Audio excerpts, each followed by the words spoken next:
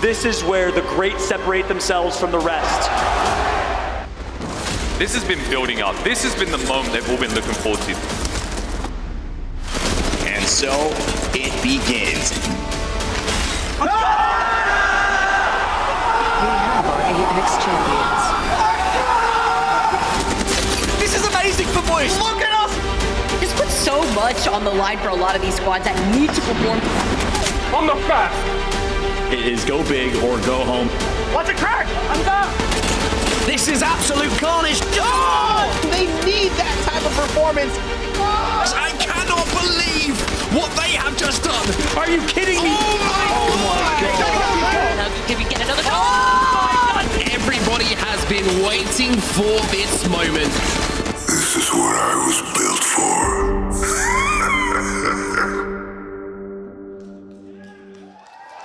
Ladies and gentlemen, the Apex Legends Global Series has arrived in London.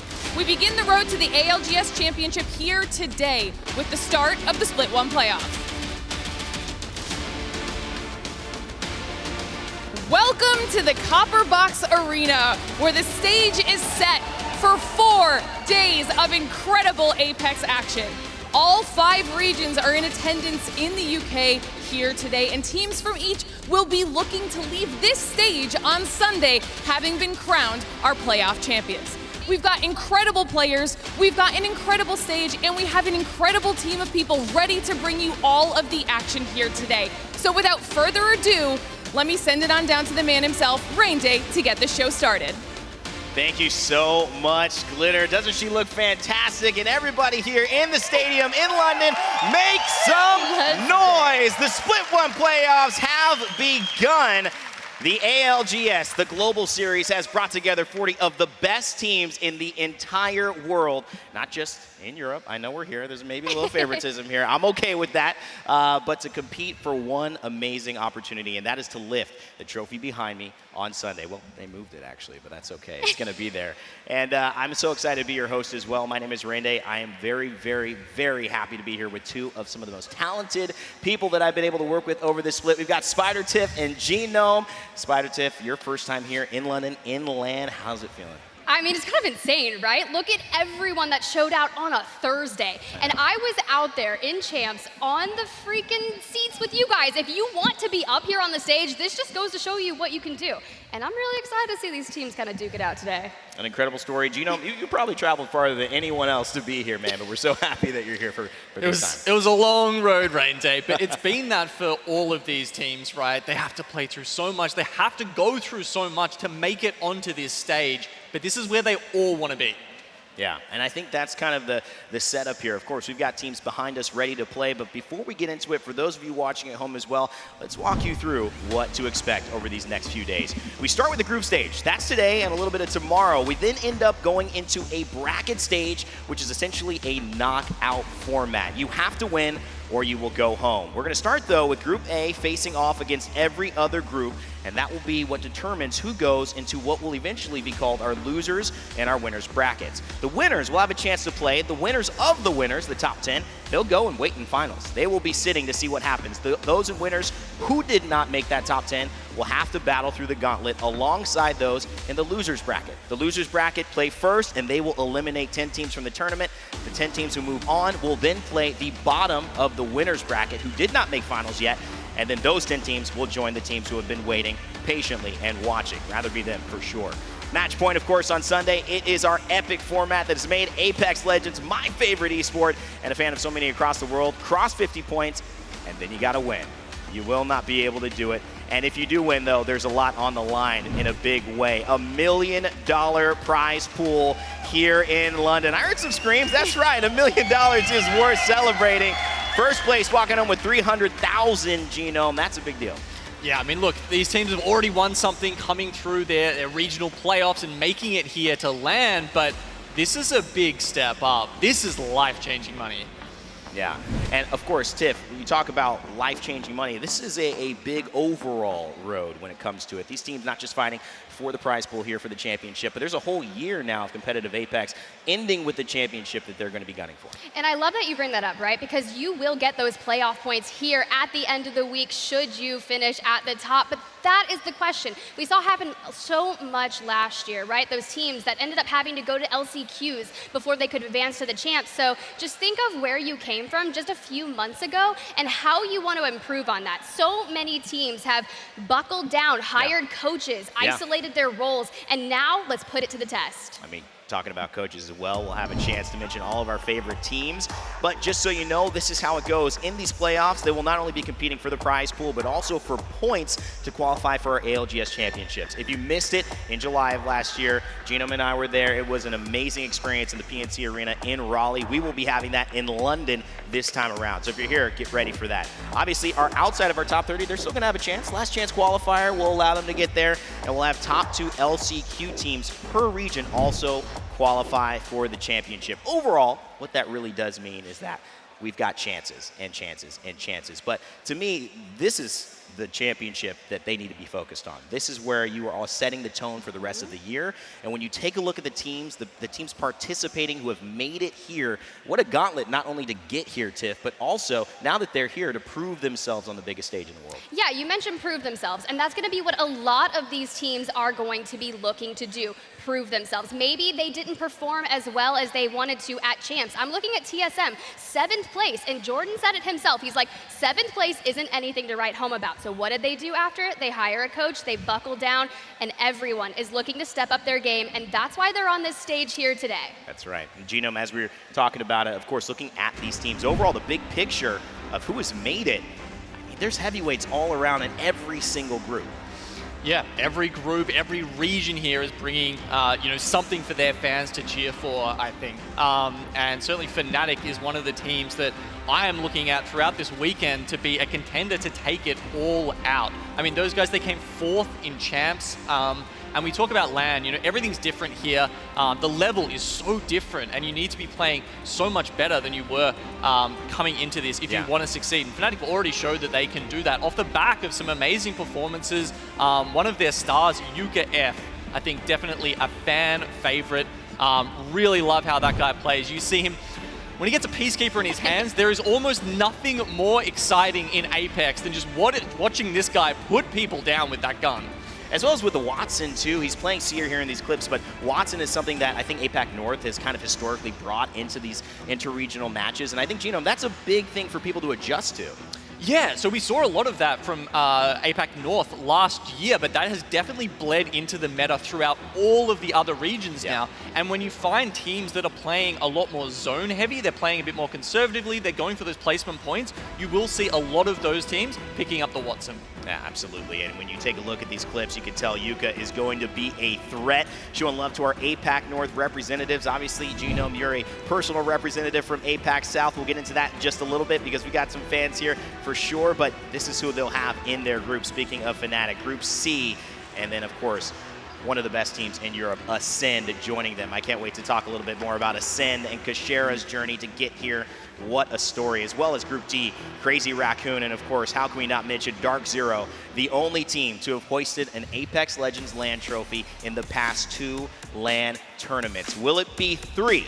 That's what we'll find out in just a bit. Let's take a look at our schedule, though, as we head into the start of today, because I think this is really going to set the tone. Day 1 starts off a little slower, Tiff. You have a chance to work it in. 6 games only. Both teams playing, all 4 groups playing, C&D on another stream. Then we will go into Day 2. That will give us 2 sets of 6 games each, 2 series, as we like to call it in Apex Legends. And of course, we'll head into our losers rounds in Day 3, our winners, and we will set up for our finals on Day 4, which will simply be match point. It is going to be extremely exciting, guys.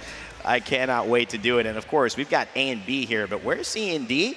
Well, we've actually got somebody covering that. It's his specialty. It has been for the last couple of LANs, and he's got something to say to you. What's up, guys? Nice week. Hey, everybody. It's Greek, and we are going to be your official B stream casters here in London. We'll be hosting the games over at Wig's Twitch channel at twitch.tv/nicewig. Yeah, you can go check that stream out on my channel. We're going to be hosting C versus D on day number 1. Those are the groups we're going to be playing. We'll be covering all 3 days, but day number 1, it's going to be groups C versus D. I'll see you all over there. See you there. Gotta love Nicewig. In fact, I gotta shout out my man right in front of us. He's wearing a Nicewig cosplay right here. Stand up for you, man. Stand up so people can see. Nicewig right there. You can see it. The muscles are perfect. I mean, it's completely to proportion. I love that as well. He's gonna be covering C&D. Make sure to check out Nicewig streams. He'll have some guests, and gotta give love to the homie on that one. Okay, heading into today though, and what we've got behind us, it's Group A and it's Group B.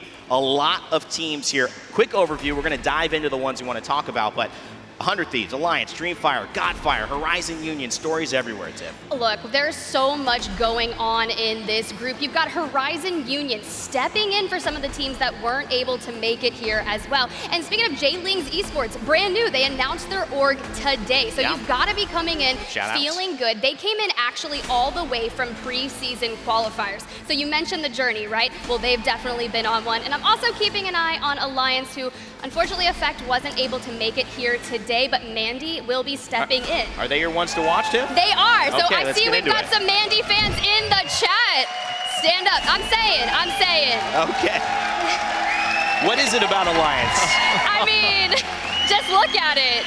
That is what I'm talking about. That is the support. They have the hype right now. Hack is on screen smiling. Look at him. He is the IGL of this team, ready to show out. 8th in ALGS champs, but they're looking to start the year off strong. You know, Yuki looking as good as ever, you know, making me jealous as always. What a handsome lad. Hockey's leading them as he likes to do. Gino, over to you. Who's your team to watch here heading into A and B? I think I'm going to have to look at XSET, obviously a team from North America. These guys have done fantastically well at LANs before. It was a second in Sweden from them.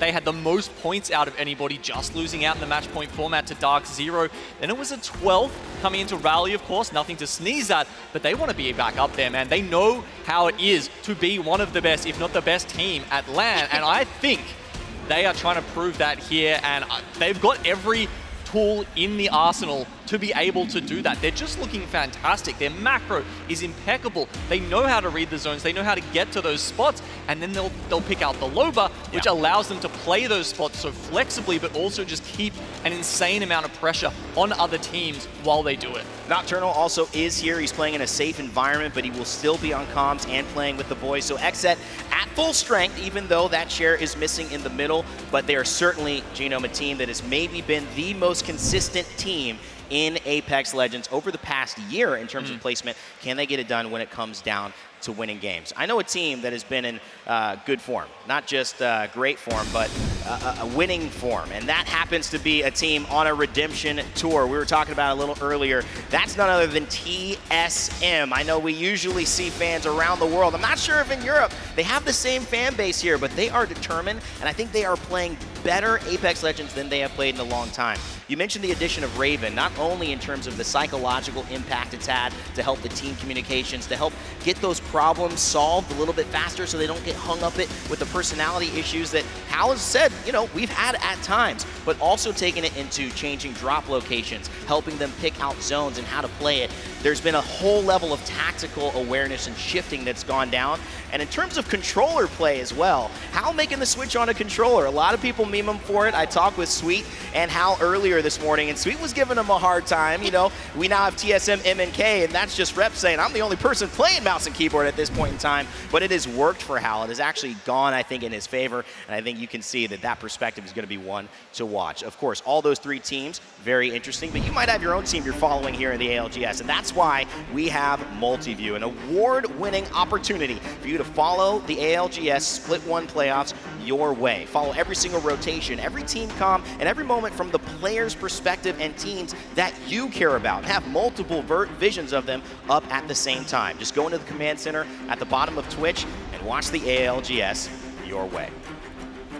Of course, we will start today off on none other than World's Edge. I know that is still showing Stormpoint for you, but we will be on World's Edge to start. Stormpoint is how we will end the day. So just letting you know, World's Edge will start, Stormpoint will end. And that's going to be, you know, for certain teams who like to get going, Tiff, there is a significant difference in how they do on a lot of different maps. And, you that's something you have to pay attention to. That is something I'm definitely looking into, and granted, this is just the group stages, so I watched a lot of the scrims that's been leading up to today, and I don't take those very lightly, right? That's where you're going to be fighting for those drop spots. You want to challenge and learn how a lot of these teams that might not be in your region fight, but it's not going to mimic what we're going to see here on the stage. These players, I'd imagine, are primed and ready, and who knows, maybe we'll see something kind of get pulled out that we weren't even expecting. And in a way, we just found out actually that there was a last-minute switch. We will be playing on Storm Point first. So Mark and Dan will actually be very happy. They're notoriously never able to cast Storm Point. Now, World's Edge, excuse me, now they will be able to. Genome, just last thoughts here before we get in the game as well. Just heading into today, this is a time to set the tone, I think, if you're a team here joining us in London. Yeah, so much. I mean, you were talking about scrims, right? We've seen teams try a lot of different compositions, but this is when it matters, right? Have they found something in that practice that they're able to bring to LAN and change here, or do they just go with the tried and true that they were playing throughout the season? We saw a lot of meta shift, a lot more Bangalore coming in towards the end. Newcastle fell off a lot, even Seer a little bit, making way for Bloodhounds. So there's going to be a lot of questions that we'll get the answers to very soon here.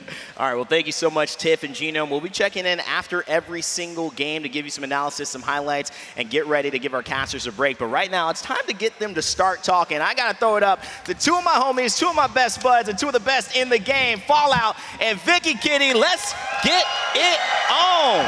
Thank you so much, Rain Day, Genome, and Vicky. And more importantly, thank you to the London crowd for making noise all weekend long. Fallout here alongside Vicky Kitty as we get ready to bring you right into the action for day number 1. Vicky, how you feeling? I'm feeling great. I'm so glad to be in front of a crowd once again. We got so much action in store for you guys all weekend long, so I'm so excited to just jump into day number 1 already. That's an absolute fact. This is the Apex Legends Global Series, and guess what?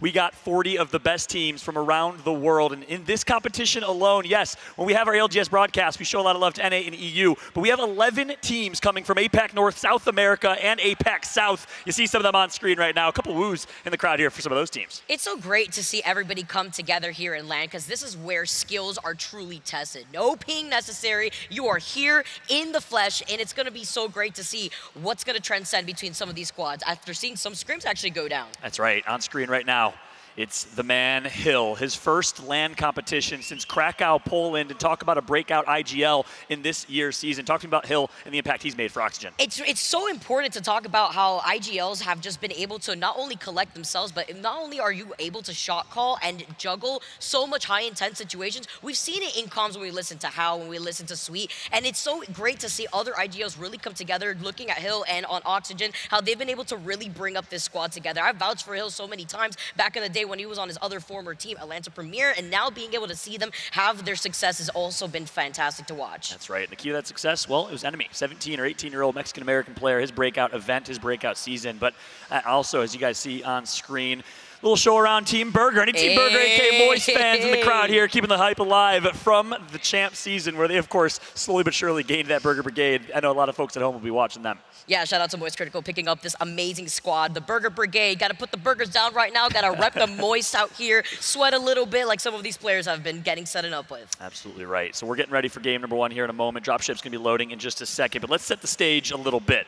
Let's talk about what we're about to see on screen. If you are a fan of hyper-aggressive, in-your-face, entertaining Apex Legends, you're going to love this event. Why? Because the meta right now, Vicky, has never been more aggressive. Talk to me about it. Absolutely. We actually talked to Six a little bit, the coach from 100 Thieves, just kind of figuring out what's been going on with the meta between the different regions as they collide now. All the worlds colliding all at once. Lots of crypto coming out. Aggressive crypto play. We've been seeing the Newcastle out here, the Bangalore, and it's exciting since we are jumping into Storm Point first. What is the verticality going to mean for some of these teams? Are we going to see some Valkyrie-less compositions? Are we going to see much more Horizon out here? What is the option between the Seer and the Bloodhound? So many different compositions that we've been exposed to across so many different regions. Yeah, speaking of Six and 100 Thieves, you see Six right behind this squad. Former pro player for Ghost Gaming.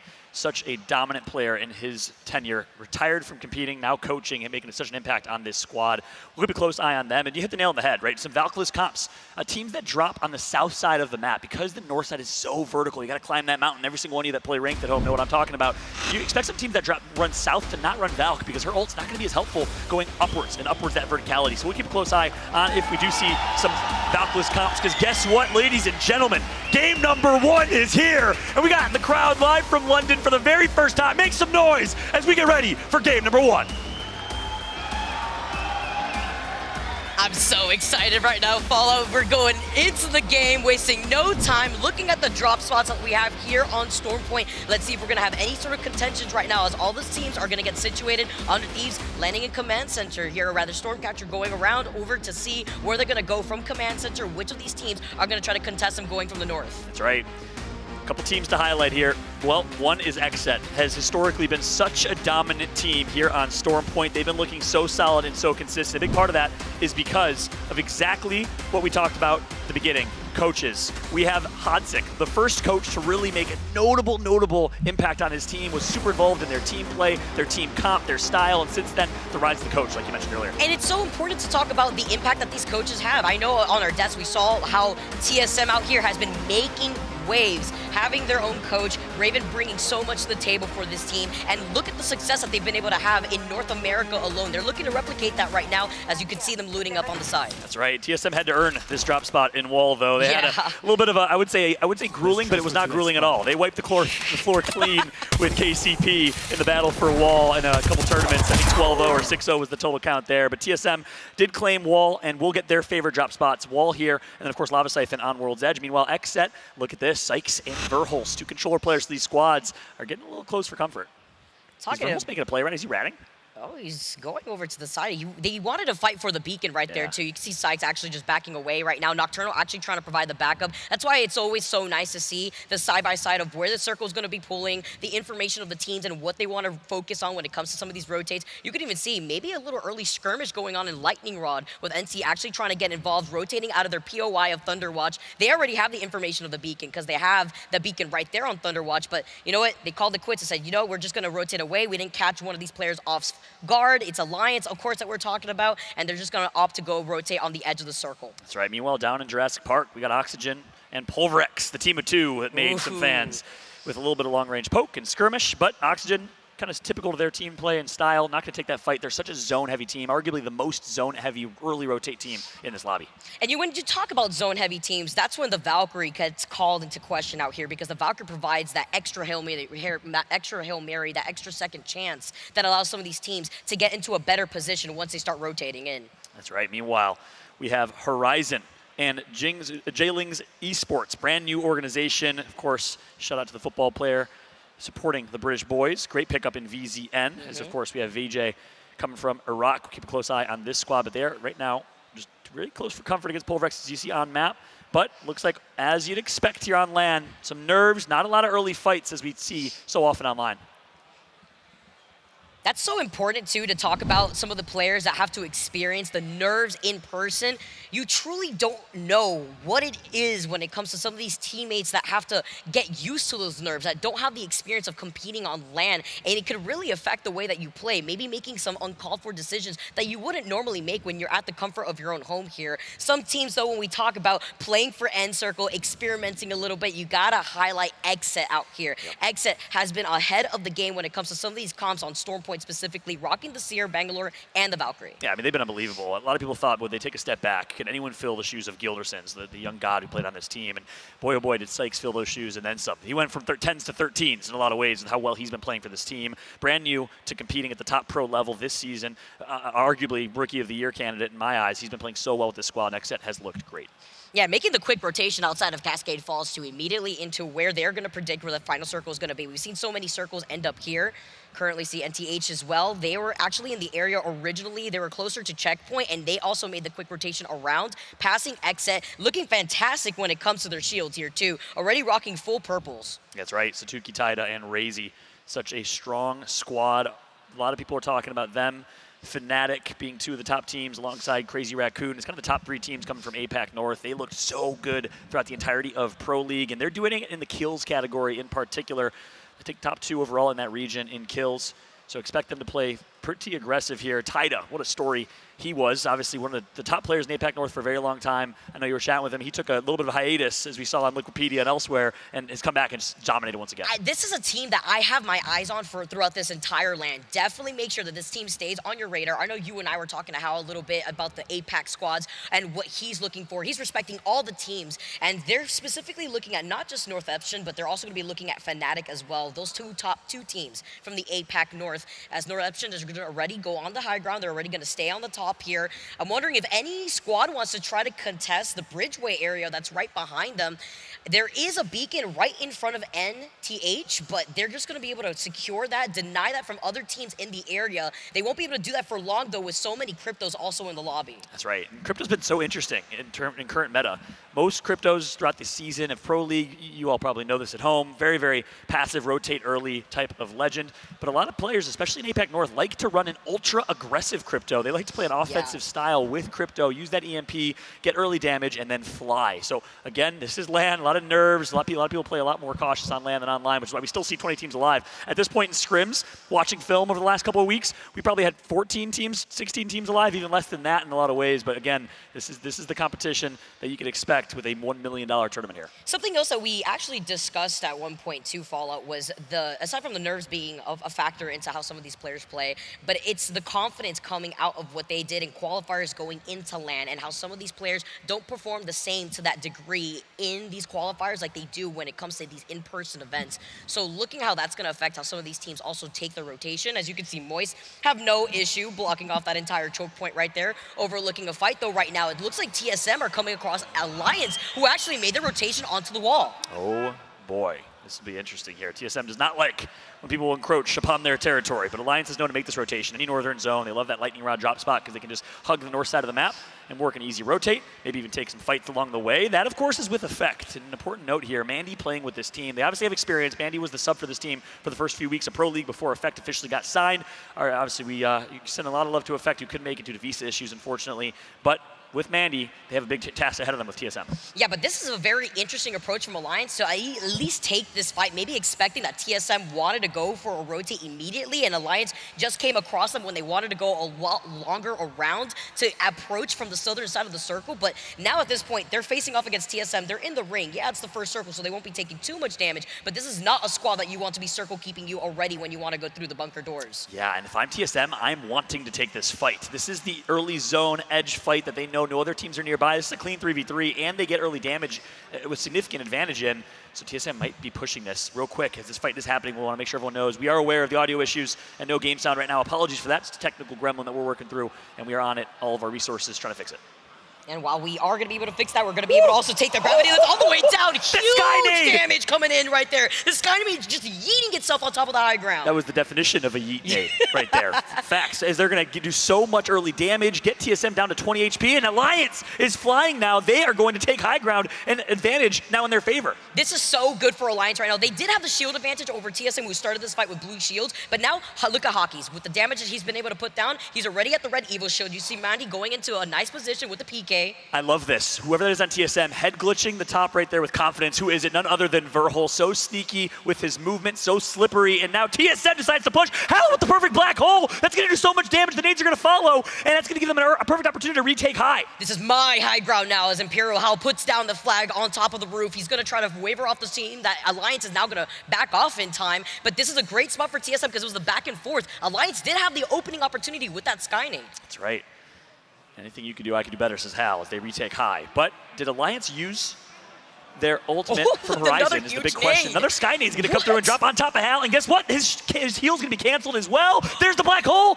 No, not going to connect, but that will give them high ground again. A little bit of back and forth here. Swinging of the pendulum for both teams. Verholz with the head glitch again. Not going to connect for any damage, though. Do you smell that, Fallout? Do you smell it? I smell a third party coming up right behind TSM. They got to start watching out, or else this fight is just taking way too long. They're getting the trade. After those two cracks, though, they need to be able to finally fully send it in. And Verholz is going to call it. He beams one. Verholz single-handedly knocks one. Can he get the double? Yes, he does. Verholz going for the triple kill to kick off the ALGS playoffs in London. Welcome to the GG7 out here. Verholz with a hipfire shot. He's looking to take out Alliance, and Alliance is the first squad to go down. But in perfect timing, there's the third party party that we were worried about. Reps gets taken out. And immediately, TSM's going to retreat. Wise decision. They didn't get the shield swaps quickly that they wanted, so here comes the push. Here comes the fight. One knock's going to come through. It's going to be Flora, and guess what? Hal says no. No way, Hal. Wavering off the third party, moving in. Flora falling incredibly low. They need to take advantage of this. This is a 2 versus 3, Vicky, and guess what?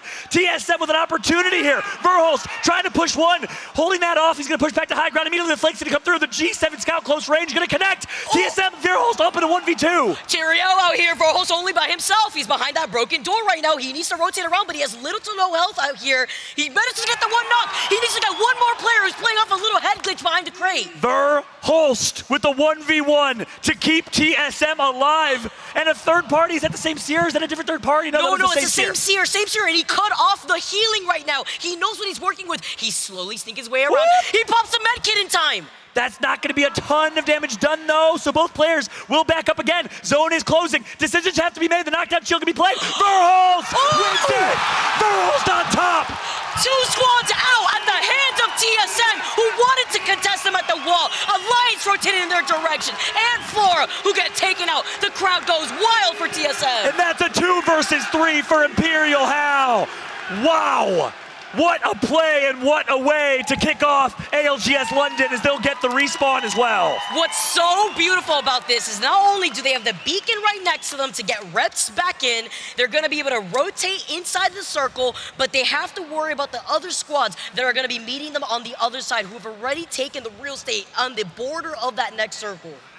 For the first time on LAN, I could say, don't mess with the controller boys here on TSM. Imperial Hal switching over. Reps is going to be rezzed, and just like that, TSM back to full force with 6 kill points to kick things off. That's a great start for the black and white. I know a lot of TSM fans are happy, but guess what? Game Ward going to find themselves in a fight here. The French, Le Cite France former squad with the 2 rookies in YOLO and Aimbot. Here comes the push. There was a calm before the storm out here, Fallout. There was a lot of no action going on in the first few seconds, and now Game Ward are looking to get involved in a fight themselves right here. Playing behind the tree, you can see the scan coming up from the Bloodhound. The Beast of the Hunt has been activated. Yeah, Bloodhound scans are going to be crucial here. Here comes a big push from Aimbot. He's going to knock one. Hammer Drill goes down. FC, or Fascination Color Destroy, known to take fights basically brainlessly, is what players will say. But here comes the push. Game Ward says, don't you dare fight us, as they take out FC Destroy. So far, APAC North falling. Listen, I don't know about you, Follow, but when I hear that Devo rear up and you know that the turbo's on that gun, that's it. Back away right now. We're also seeing some other knocks in the feed. Exit having their own pop-off moments. Insert jokes from the chat. Vicky, we didn't hear the Devo. We get again, apologies, y'all, for some of the audio delays here. Again, working to get that fixed immediately for y'all. But more importantly, Northampton, another APAC North team. Again, this region's been very aggressive. Let's see if they can find some luck that their peers did not. With the Bangalore smoke, so they have some cover just to try to reset real quick before Northampton is actually going to be able to close in the gap right now. They're going to be able to also conceal where they're going to be rotating off to the side. While trying to cut them off, they're going to try to throw out those nades. Great nades to predict where they're going to be rotating because they have no other choice but to take cover inside of the bunker. If Satuki gets that arc star just a little bit further, that completely cuts off the push, slows them, and gives them an opportunity, but a missed nade, missed opportunity. Meanwhile, they're going to still try and take this fight. Another Bangalore ult going to come here from Game Ward. So they're counter Bangalore ult with one of their own. Here comes the fight. Nice shot with the PK right to the chest there is going to open things up. 2 members of Game Ward go down. Razy is frying right now. And it's a 2 or 3 versus 1. Last member of Game Ward is going to run with his tail between his legs. The comms coming in from Northampton is beautiful right there. You saw that Satuki actually took a lot of damage, had to back up real quick, and they got the trade between the damage to clean up Game Ward. The other squad to go down in this lobby, leaving 15 squads left.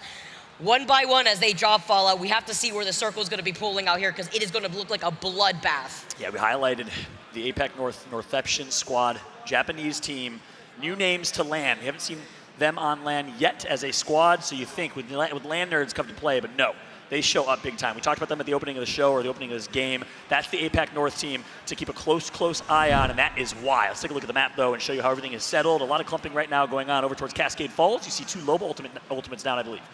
What's so great to note is the rotation that we saw after those 2 fights going down against TSM, the way that they were able to now get the beacon to the south of wall for free. Nobody to contest them there with so much fights happening in the congestion points in the south right now. Northampton in another fight. That's right. Northampton trying to get 3 more and jump right back into that action here. Taida down to no HP, basically. Going to connect with the shield. Bat, no, through the wall is going to be Leave No Witness, the Argentinian and Chilean squad. So talk about global competition here. We've seen APAC North, South America, and North America and EU already face off in these early fights. And talk about the composition that we're seeing too. You mentioned the black markets that were out on the field already. Panic, rocking the Loba. We've seen the Loba, the Crypto, and the Valkyrie, something that we've been seeing very commonly now at the very end of the qualifiers, has now made its way to bleed into playoffs currently right now. Leave No Witness getting those knocks though, just trying to confirm that, playing on the edge of the circle right now with another squad to their north. That's right.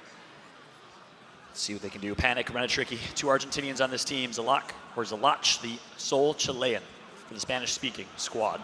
Their substitute is from Mexico, Jao, as we're currently watching right now. Leave No Witness with 2 kill points to their name. Good start for them. And Northampton, of course, is basically all of them. We'll see if they can find a way to stay alive in this situation. Satuki's going to be our lone rat. With NMW just playing on the other side of the building from Space Station, who have taken up the building over to their right, it's going to be tricky because if this circle does continuously pull north, they're going to basically be out on an open field unless they want to rotate on the outside of the circle. But if they do decide to do that, they have now less than a minute to make that decision. They have the Valkyrie, they have the Skyward Dive available to them, but remember what happens to these Valkyries in the late game.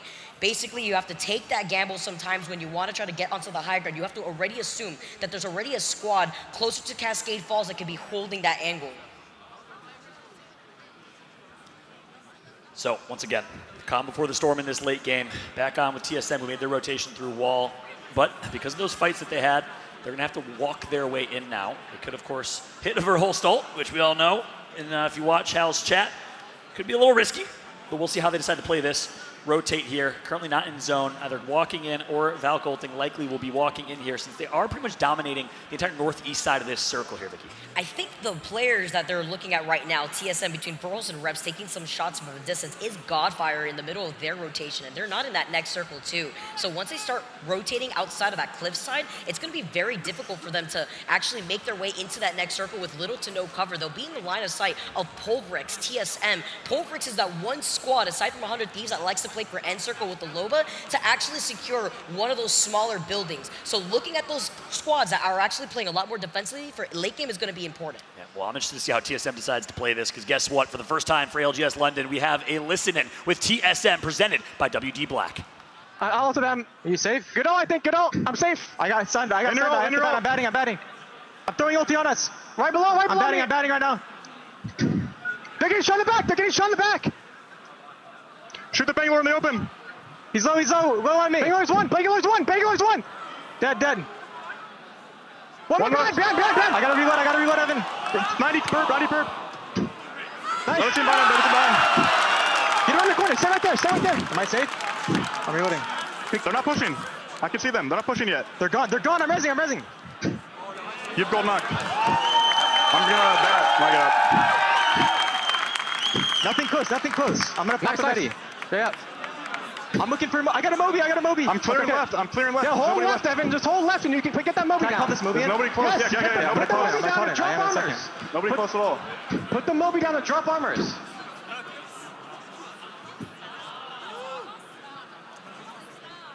There's a team on the roof over here that might be able to kill. No, you're good. I can't. I'm gonna lose ammo. I'm really low on ammo. All right. They're trying to angle us. Okay. I'm sticking right now. Can you push? Can you please? Like, hold. They can't kill you. They cannot kill you. They cannot kill you unless they ran back a little bit. Nice. Good job. Listen, I'm popping ulti cell. 30 seconds. You can have ult. Evan. I'm not scanning right now. Evan, you can have ult. Yes, I have ult. Okay.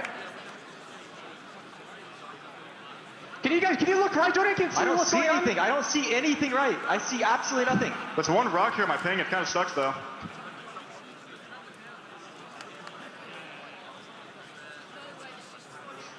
You want to rip alcohol this one, or you want to walk forward? I don't know. I feel like... Is someone right here? I think we alcohol. We alcohol here. Yeah, we have a lot of trees. Are we able to pop it now? Ready? Yeah. I have zero T. Listen, there's only 7 teams alive, so no one's really going to fight. I think we might land on the roof. Wait, can we land on this roof? We land on this roof. Yeah. It's open.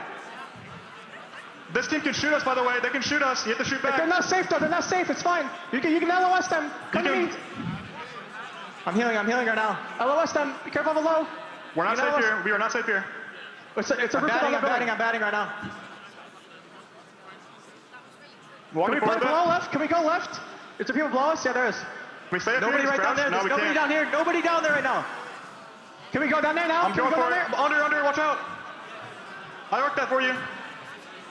And we're back with TSM. 8 kills to their name, almost 2K damage for Verhulst. What a series from them. What a start, too. They immediately were calling out, but immediately getting also bombed was Verhulst now having to back away. He popped the shield back just in time, lost a lot of health in the process, only playing between a nook and cranny with Pulverex, pulling the trigger on the EMP on the Crypto. Yeah, but that's one hell of a nook and cranny. That's the best nook and cranny I think I've seen in the lobby before. They have complete control of that side of the map here up north with every other team just vying for these buildings and positions. TSM, depending on which zone's pulling, which is fairly central, in a good spot to just head glitch that wall.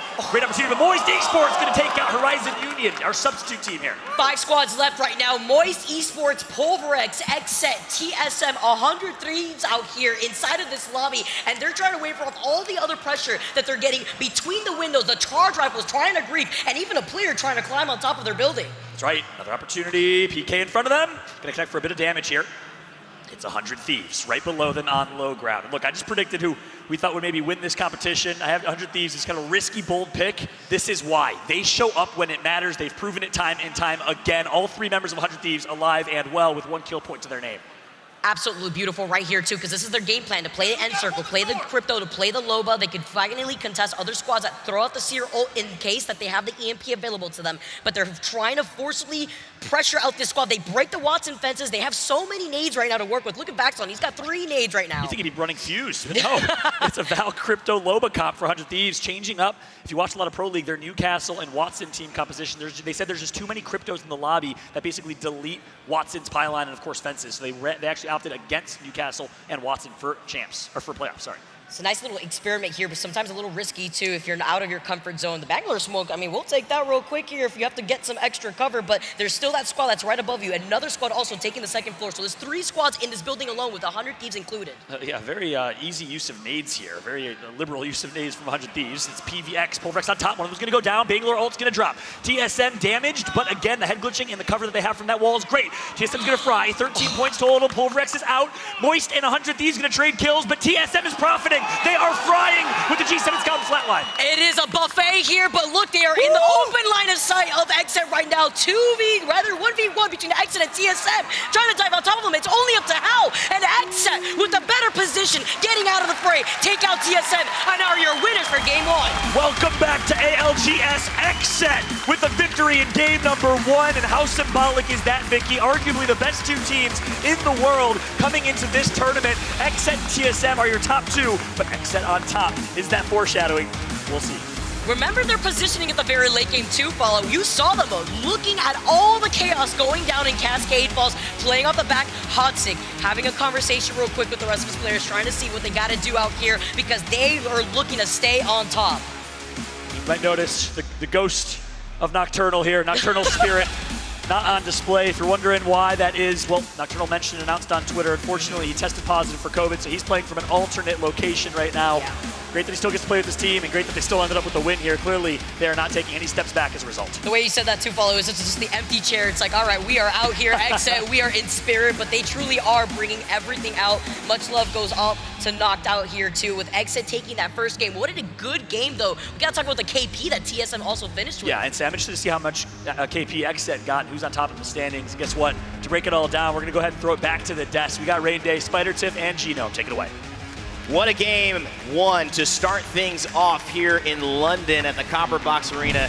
That is how you kick off your Split 1 playoffs. Rain Day, Spider Tiff, Genome here on the desk to break it down and talk about those highlights. Tiff, it was a game of many, many moments that took our breath away. Noticeably as well, a lot of hype from the TSM supporters here in the crowd when Verhulst went off. What a game from him. 6 kills, I believe, in game 1. Look, as soon as I saw Alliance rotating towards the wall with TSM there, I was like, bro, this is their playground. TSM knows this area like the back of their hand. It's their drop spot POI. They're comfortable there. And the moment that Big E, Verhulst, decides to clutch that up, I'm screaming backstage. Everyone is like, this is insane. But those are the moments that Raven instilled so much confidence in them. Yeah. They are not afraid to take any fight. So they have done the work, and it shows. Well, they've taken so many contests there in scrims recently that they have like a very polished 3v3 in that exact location, and it shows. They dominate that fight, and then they go on to dominate so many others. The amount of resets that TSM got in that game is just unfathomable, all until the very last moment. And they couldn't do too much with that. I also want to point out, just because of the fact that that was such a difficult fight and TSM are so good at it, how well Alliance was playing to counter TSM. It was 51-49, 49-51 for about a minute and a half until TSM finally got that first knock. An incredible moment too as well, but how can we not talk about the team that took over late game? They kind of snuck in there. They're playing with the ghost of Nocturnal, it looks like. He's not in the chair, but they know about it. XSET, a huge performance. Fun, 8 kills on the day. Nock had 6. I mean, Gino, XSET are coming to play. Yeah, I was expecting to turn up, and they proved me right pretty damn quickly. It was an incredible game from them as well. You know, we were talking about the macro teams, those teams that really love to play for that end game, and you saw why there. I mean, to be fair, very favorable circle pull for them, right? Saw them, Moist Esports, who also drop at the ski lift, that mid-map area. They had very quick rotates in there, so they both managed to read that zone perfectly and get and pull up position there very quickly. That means even though TSM are pulling in there with all of this you know, loot that they got from running through a bunch of other teams on the way there, XSET unfortunately had too much space, and you know, it was just one team too many for TSM to pull through for right at that end. Look, I mean, they did exactly what they needed to do. During the Pro League Split 1, we were always like, hey, Hodzik, are you impressed with the team that is doing this? But he's not going to be impressed until they get that first place finish on a LAN. And when you open up Split 1 playoffs here and you get that first map win, you start getting the confidence. You're like, hey, I know that what I have done is working. Yeah, I mean, to me, the truth is sometimes a dire situation brings you together, right? Sometimes when things go a little bit wrong, you have some adversity, you feel like, it's like, all right, we got to pull together. That actually creates maybe the little boost that XSET needed to finally push themselves into not just a consistent team, but a winning team. 28 points from XSET to start the day. I mean, massive. Again, Fun with 8 kills, Nock with 6, and I believe it was, oh, excuse me, that was Sykes with 8 kills. My goodness, Sykes. He needs to be getting that credit. TSM, though, 100 Thieves rounding that out. Tiff, this is a strong start to the day.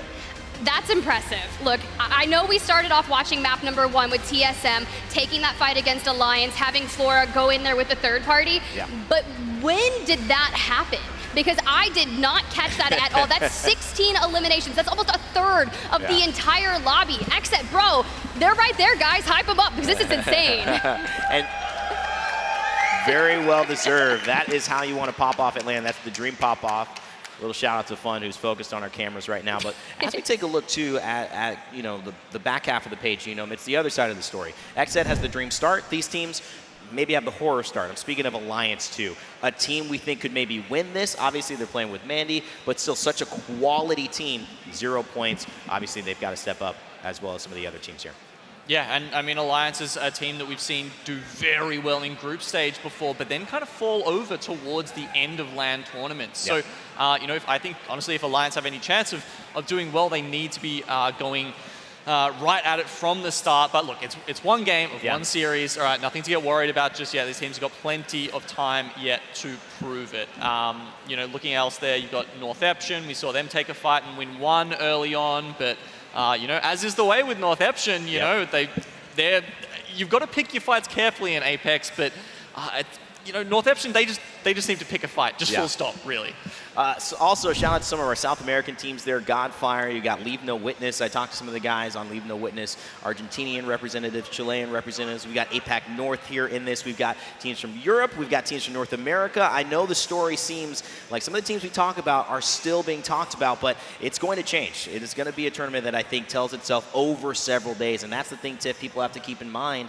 You have to run this like a marathon, not like a sprint. Yes, that's a really valid point. Consistency is key, and that's going to be the story throughout the entirety of this, because you need to make it to that match point finals. Yes, XSET won the first game here, and notoriously that's a little different for them. It's exciting, right? But we want to get to that match point Sunday where they can hit that 50-point threshold. That's right. And get that win there. Strong starts for TSM, good looks for other teams hanging in there. Horizon Union, Moist Esports, will have a chance to talk with you about that as well, but also, of course, XSET, a 28-point start That's about as good as it can get. It's just game one here. We're still in London. Split one playoffs underway. We'll be back in just a moment with game two.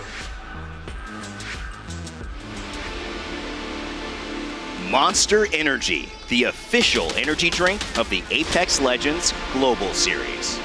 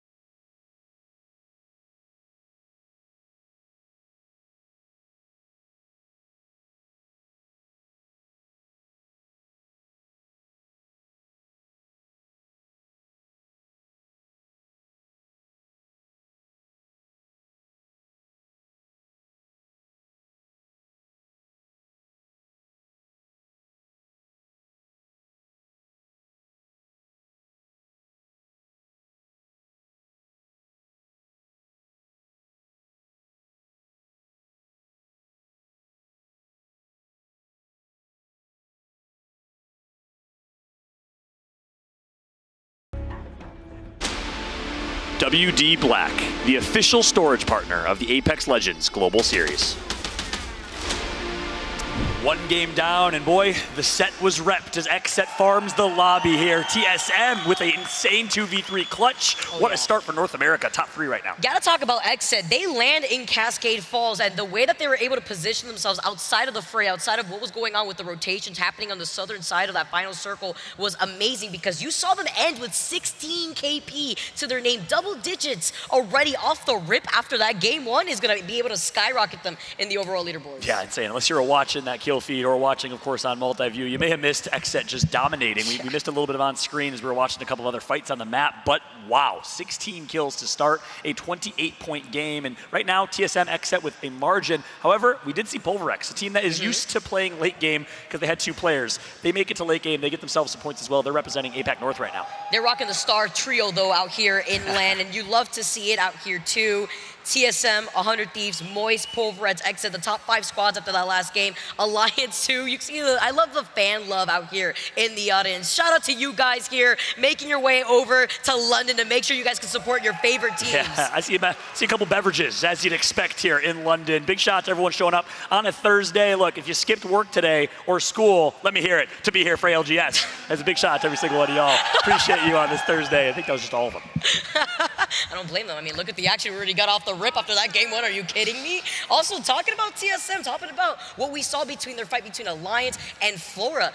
They had no reason to quickly rotate out of the wall. You saw that already off the rip. Verhos got the scan on the beacon to their south. We saw that maybe a potential 50-50. You saw Nock try to back him up real quick before XSET just backed away in time. But there was a lot to digest with why TSM stayed there. Alliance trying to rotate behind them, seeing that TSM was still there, and then the third-party opportunity failing for a team like Flora. Yeah, that's right. We just saw SSG on screen. Space Station did find themselves with 9 kills, so we didn't see much of it on screen or in the leaderboards, but they, of course, are going to sit within the top 7 as well as a result of their performance. South America, though. Didn't see a whole lot of them in the overall kill feed. We'll see if they can step up. Godfire is one team I'm keeping a close eye on. We were talking to a few players. I was talking to IG, and they mentioned that Bin on this team might be the most underrated and slept-on player in the world. He is so mechanically talented. They were watching him, spectating him in a scrim, and we're just mind-blown at how just truly gifted he is. I'm excited to see what Bin can do. Also, you think about all the hidden bosses out here, you know, that don't get as much love as they need. Being able to represent their squad in LAN, this is their moment to shine.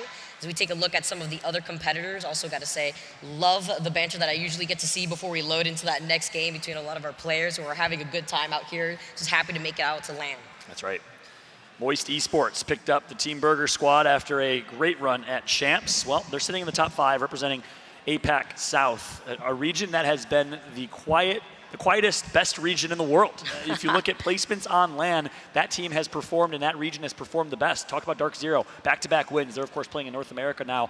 But with that said, here's one thing that's important to understand is based on performance at this tournament, there's a weight that will carry over to Split 2 playoffs and champs in terms of how many teams are invited per region. Right now, APAC North gets 10 teams. APAC South gets 5. Should that be flipped? Should that be different? If APAC North does not perform and APAC South does, they'll be awarded more spots and more invites for future tournaments, which is amazing. So keep in mind, you're not only representing your team, you're representing your entire region. Yes, it's a lot on the line. It's not just money that we got to talk about here, although, of course, money is really nice and all, but it's about the points to make it into the other lands that are going to be happening, so that way your team has more of an opportunity to not only showcase their own skills, but to also take home some extra money in their pocket. As we get to see the 100 Thieves boys out here, another one of the squads that made it into the top 5 in that final game. I believe they got third with 3KP playing a lot more passively. That's right. You know, I know 100 Thieves is like basically an apparel company, but you got to switch your jerseys every event. I swear to God, they have new swag, new jerseys every single event. Last year, of course, it was the kit. This year, all reds for 100 Thieves. Big shout out to this squad that just continues to be slept on every single event. Because they don't have that controller player, they're not like a super aggressive and fancy style of play. We don't talk about them a lot. People don't put respect on their name, but you have to remember, they are the champions of the ALGS in North America in year 1. 3rd place in year 2. Let's see what 100 Thieves can do here in year 3. Gotta put some respect on their name, as they're also one of the teams rocking the Loba, Crypto, and Valkyrie. I love the composition diversity that we're seeing between so many of our teams. Exit, of course, one that with the Seer, Bangalore, and Valkyrie themselves. As we get ready for game number 2, I don't want to waste any more time, Follow. Let's dive right into it. That's right, Vicky. Game number 2 is here. The dropship is flying across Storm Point, baby. Let's get ready to jump right back into the action. Game 1 found Exit dominating with a first place win. TSM farming on edge against Alliance and against Flora from APAC North. We'll see what game 2 has in store. What's so important to note too, because there was so much action happening between mid to late game, was the importance of the replicator there. You heard it in the comms with TSM. They had the mobile respawn beacon that they were able to craft up in the replicator. They took their time. You saw the fight with Burholz with the G7. So with a lot of other teams utilizing the replicator, taking their time, either boosting up their Evo shield and making the rotate, that's definitely something to note, because as you can see right here, we got the mobile respawn, the purple knockdown shield, and the purple extended heavy mag, and the 2x scope right now in the replicator before it changes. Yeah, that's a great point. That's why you saw them kind of just chilling in wall. Yeah. You saw Hal and Verholz with the G7 Scout, which they crafted. But here's the thing. They don't got a replicator this time around. They are going to get a hot zone, though, so they'll get some great loot, some great purple and gold items. No G7s to their name. And, of course, Syke's going to scan beacon. They get a beacon as well. Verholz is going to rotate south, scan that beacon. They'll get that intel as well. Look at the patient play, though, between Sykes and Verholz once again for this game, too, just kind of eyeing each other down. Sykes is going to get that information first, but another similar circle. I could predict the circle going probably way more south than what we saw before, but this is going to be really interesting to see how other teams replicate what they approached when it came to the rotation from the last game. You know what, Vicky? The competitive integrity gods are certainly blessing us right now, because we have some very fair and central circles to kick off London. Another one is going to be here. The last one ended Cascade Falls, which is why you really saw TSM and XSET be able to dominate, right? They're able to be in zone, they have early rotates, they have good positioning. Obviously, they earned it with a lot of fights won and a lot of kills as well. But this time, we're going to kick off with XSET here. Longbow in the hands of the controller player in Sykes. Yeah, Sykes just making his way right back to his squad after scanning that beacon. Exit coming out of a huge game number 1 win. Look at this, already starting off with 28 points. They are feeling themselves, of course, now just trying to force their way into seeing what they want to do next when it comes to those rotations. Making his way downtown, back to his teammates. Sykes going to find himself with an R99. Decently kitted longbow, does have a purple extended sniper mag, so won't have to reload that baby. And XSET, well positioned. Early scan's going to show. Take a look at the top left of your screen, and if we can showcase the map here in a second as well, that'd be great for where this zone is pulling, which is going to be fairly south and west of where it pulled last game. As we do see a potential antenna finish. Those finishes are grueling, Vicky, but likely instead going to be right within the bunker by Jurassic Park. Of course, the zone cannot finish in Jurassic Park based on the AI, the prowlers that are there, so it's going to be likely either north or just southeast of that. You know, if this circle does continuously, though, pull towards the east side, I'm wondering how that's going to fare for the squads that are going to be rotating from high to low ground. There's a little bit of cover in that beacon no-name area that's to the north of Launchpad. So with so many squads trying to play for final circle positioning, rocking the Crypto, the Watson, playing a lot more passively, or even the Loba, of course, like we've seen some variations of the Loba, teams like Pulverex, who like to play for final circle positioning, are going to be running into teams that already beat them there first. As you can see, Saku already taking some shots by the triple take. Yeah, Ooh, F-Chat? Yeah, Pulverex early rotate team that did not get nearly enough kills in Pro League. They were outside of the top 8 in kills. They qualified from placement. That's their play style. Take a look at the map here. You'll see a lot of teams starting to clump already just north of Jurassic Park, right through the bunker tunnel. And that's where most teams are predicting the zone to pull. Of course, most teams already got the first zone info. Apologies, it's not showing the first zone or second zone right now, but we do know from looking at the POV from XSET earlier, it will be just southeast of Cascade Falls. This is the area I was wondering how it was going to get contested, because if you rotate here, especially if you're Pulverex right now with not the best shields, you are in a very tough position. You only really have the natural land formation of the rocks to just try to get some extra cover, but if another squad is going to try to contest you from the left or right and then pinch you in that situation, you basically have nowhere to run other than in the line of sight of Moist. As you can see, they are to their north right now. Moist have no issue taking control over this building, looking at their team comp. This is one of those other squads that like to play for final circle positioning, making sure they can bunker down with the Watson fences. They have the crypto drone here too, so if another squad tries to boot them out of this location alone, they're going to be able to also answer back with an EMP. That's right. On the flip side, we do have quite a few teams playing Edge. Look at North Emption all the way at the northwest side of the map, still at North Pad, where they drop. They actually drop southeast of North Pad and rotate and loot late at North Pad, which is a good decision. It means they can clean up all the extra loot that maybe teams might try and steal or take. Meanwhile, big fight going on here. TSM likes to be aggressive in this building here.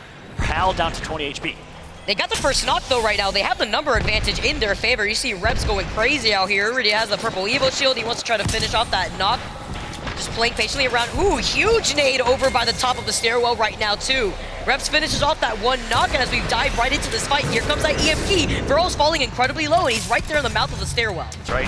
We're playing against Leave No Witness, South American team. As Verhol's down to 5 HP, going to be scanned as well, so they'll get the intel here. This is their opportunity for Leave No Witness. And the risky thing about this fight is it's so third-partyable. Expect some teams to come in and try to join the fun. This would be insane, especially from the squads that are going to rotate outside of Cascade right now. You can hear the res coming in, playing right outside the doors. Reps doesn't have a shield back. He's only got 5 more shield cells to work with after he pops that one. Hal also having to forcibly play with slow heals. It looks like all of TSM are working off of slow heals. Yeah, that's a great point. Reason being, well, they didn't have the replicator, so they're not going to be able to craft themselves early shield bats and med kits. They're going to be down to just cells. Looks like Reps is the last one with the bat. Passion is going to get taken out, one of our substitute teams. That's an all-Finnish squad playing with Urban from the UK. They're going to get taken out. So does Crook from Oxygen. So another slow start here for Oxygen. And it's XSET on top of this roof, actually looking at the squads that are in the middle of rotating through the southern side, playing on the outside of that building that we just saw TSM in. There's another team right to their north. Like you mentioned before, Paulo, this is a very third-partyable location to be in, but with XSET, they are rocking the Bangalore, so they are going to be able to at least make up some cover with fun actually out here on this year to reveal the other teams that could be coming in from their 6. Yeah, I love the fact that Bangalore's stock has risen as a day one Bangalore main. I was just waiting for that day. Shiv was holding it down, was trying to tell everybody, look, Bangalore's viable. Little did we know, Bangalore would be one of the most played legends in today's current meta. TSM still just toying with their food here. It's Leave No Witnesses on high ground, waiting for that perfect opportunity to push. Maybe that's it. Hal's gonna break ice, but says I didn't do enough. That got reset, let me heal up. It's very interesting. The drone acted like a little shield almost real quick, and the player thinking that he has a shot, holding different angles as Reps, but then he gets pinged from the outside of the building. Yeah, Reps has another battery here, and the reason they want to take this fight, and they want to take it quick, is because they need the loot. Yeah. They can use these shield bats, they can use this loot, they're gonna get it. Shield swaps on the ground for them available as well. Leave No Witness from South America eliminated. TSM also able to thwart off any third party. 100 Thieves wanted it. Now, there are no more witnesses out here, minus 100 Thieves. Maybe thinking that they have a shot right now. Scurry Taste taking one shot with that longbow for backing up. He got pinged, probably by Exit, that's to their south. That's right. I mean, technically 100 Thieves was a witness though, so there's one more witness. One more witness still out there. It's 100 Thieves. As we're gonna see Loba Ultimate come through. You saw the team that really started the Loba trend in a lot of ways on this map especially. Well, it was Exet, not running Loba though. It's Nocturnal on Bangalore instead. But a lot of Loba comps here for late game, which works, but there's not a lot of other Loba comps on the map because you don't get your loot stolen.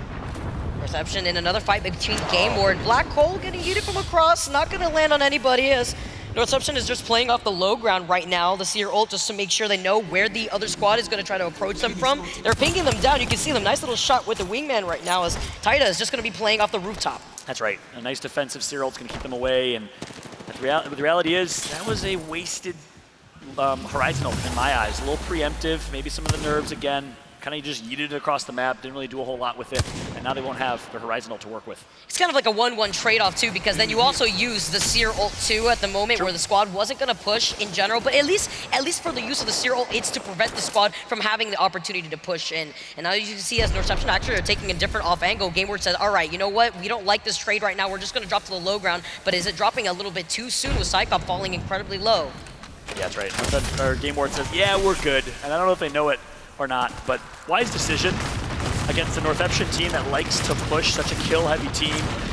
Top 1 or top 2 teams in all of APAC North, a very aggressive region in kills, and that's how they qualified. The vast majority of their points did come from kills, so GameWord is going to back out and reset here. If you're not familiar with GameWord, well, they are a team that dominated the second half of Pro League in EMEA. Started really, really slow, and again, you wonder if it was because Aimbot and YOLO were competing for the first time, but Psychop, one of the longest-lasting competitors, a veteran in our scene, former Le Site de France champion. He won multiple online tournaments and multiple events with Le Site de France, took a big risk, picked up these 2 rookies, 18 and 19 years old, and it's paid off. Wow, the young legends out here, so much young talent just being able to showcase their skills right now and land. And GameWord with the rotate, opting to call it early because they wanted to actually wrap around this landform so that way they don't have the trouble getting into that next circle. If we could see where that next circle is going to be pulling, because it is going to be insane to see the squads exiting out of Cascade Falls. It is in that middle area that we saw Pulverex originally in earlier. That's right. Again, the calm before the storm, 18 squads left. You saw 2 teams kind of eliminated. One was center map by TSM, and one was on edge, as we got J-Lings Esports. Again, big shout out to J-Lings picking up this squad, a great pickup. 2 dominant British players with VJ also on controller. The 3 roller boys have looked so good throughout Pro League, especially in the second half. They were on fire. The big question with this team is, though, Vicky, they're young.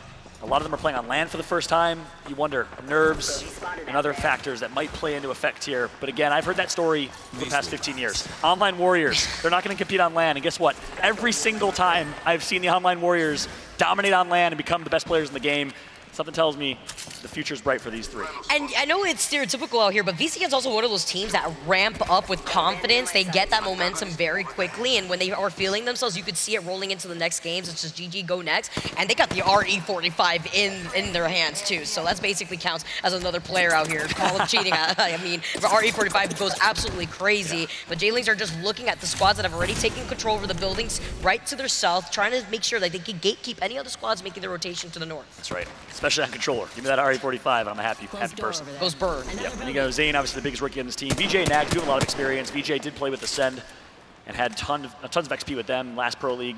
And of course, Nags as well, played at Element 6 for a while and played with a few teams before then. So we know this team has some experience, has what it takes. We'll see how they will perform, how they'll translate to LAN, though, as a team of 3. Meanwhile, TSM with 21 points to their name. They picked up 3 kills already, still in the same exact building, same position. They like their spot, they earned that building, and they are going to now continue to use that, though, but we're not exactly sure. They don't have a beacon, they don't have the intel as to where the zone's going to pull. I was looking to see what their weapon loadout is looking like here. Usually you see reps with a sniper in his hand, but that's not the case right now. Hal either, too. So they're just looking at the squads to their north.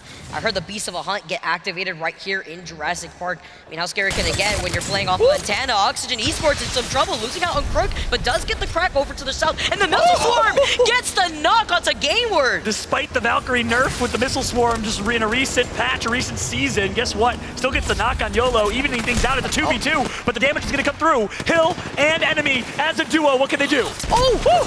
He tried to play again, it's Smancy with the fence, but it's not going to be enough. There's also another squad trying to grief him with a charge rifle to their south. It's a 1v1 play right now before the other third party comes in to wipe up the Oxygen Esports. Enemy! He's going to do it! A 2 versus 3! But for now, FC Destroy will come through and farm and clean up.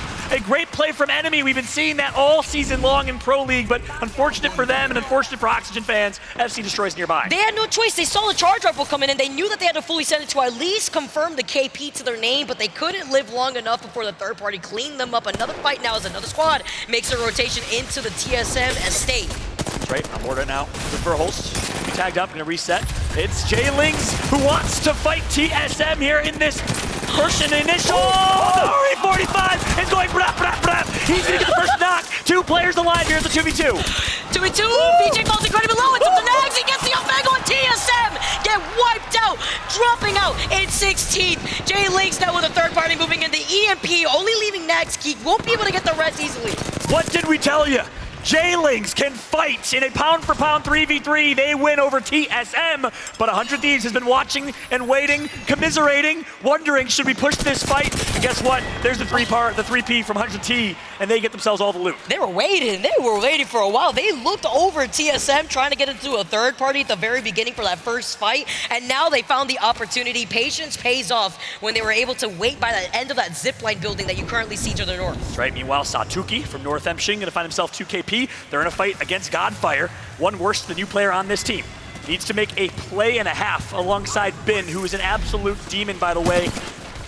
And Godfire's going to clean up for now. First elimination on Razy alongside FC Destroy. All 3 members of Godfire alive. Keep in mind, big story of Bin, he was a Dota 2 player. Didn't touch an FPS until Season 6 of Apex Legends. Became an online warrior, a ranked demon. They found him online. They said, hey, you ever thought about competing? You ever heard of ALGS? And wow, he's one of the best players in South America now. That is so crazy to have that backstory too, to show that you could be good at multiple games out here. You're flexible, literally a professional ditto. As we look at some of the other players now coming in, Moist Esports playing up the high ground. They have not let go of this building as they should. They've been holding it down the entire time because with the crypto drone, they've been able to get the beacons information this entire time. They know that Pulverex has been playing underneath them too, and I believe that Space Station that's playing right below them. So in this vicinity, you got Pulverex looking at Moist with Space Station playing right underneath them. That's right. Moist Esports on high ground. And just one quick note on that Bin play and the Jailings play. We wrote the script here. We were foreshadowing. We hyped up Bin a while ago. He shows up big time in that fight. And of course, we hyped up Jailings. They won the fight against TSM, off to a good start. Perhaps the opposite of the Caster's Curse. Death to the Caster's Curse here as Horizon gets the final elimination on Satuki. North Epshin out again, so another slower start for APEC North. 2 teams eliminated. Godfire making their way actually right here over to the south side too, getting involved in a lot of these fights now as Eggset are still inside of that building. A lot of action happening as Horizon are looking to clean up the last 2 members of Godfire. Oh my god, the best placed ultimate from Bangalore. It's gonna be Eggset, they want some of the knocks. Can they get it? Here comes the explosion. No way. And it's the last member alive, Genji of Horizon. Oh, they took He's it. the substitute for this team, he's gonna get taken out. Everyone focuses them, and they are eliminated. Eggset gets a few. Dreamfire, substitute for Dua Esports, also nearby. Dreamfire splacked that last kill there too. It looked like at the very end that player was one shot. Eggset still on the rooftop, still looking at the action happening right to their side. They have to start making moves though to see where they wanted to rotate. They want to rotate long because they got a minute and 20 seconds, some time, but they got to make that decision soon here if other squads are in their way. That's right.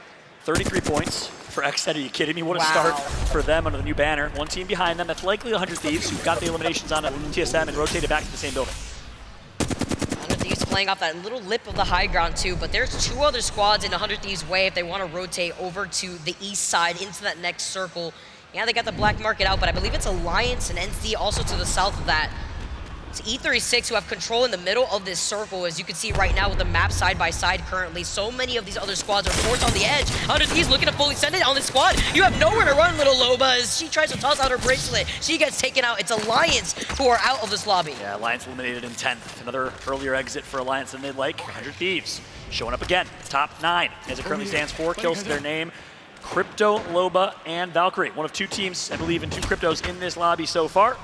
Great start for them. They got to now get through NC. If you're wondering who NC is, well, it's NorCal Esports. Picked up the South American team of Frogs, Visser, and Azazel. Now, 100 Thieves wants this one as well. The Crypto Ultimate is going to come through. Early damage done. Beautiful actually right there too. Just going to be able to continuously put in some of that extra pressure. NC off to the side as well, actually in a really nice off angle. That EMP completely negated when Amu really wanted to try to push it.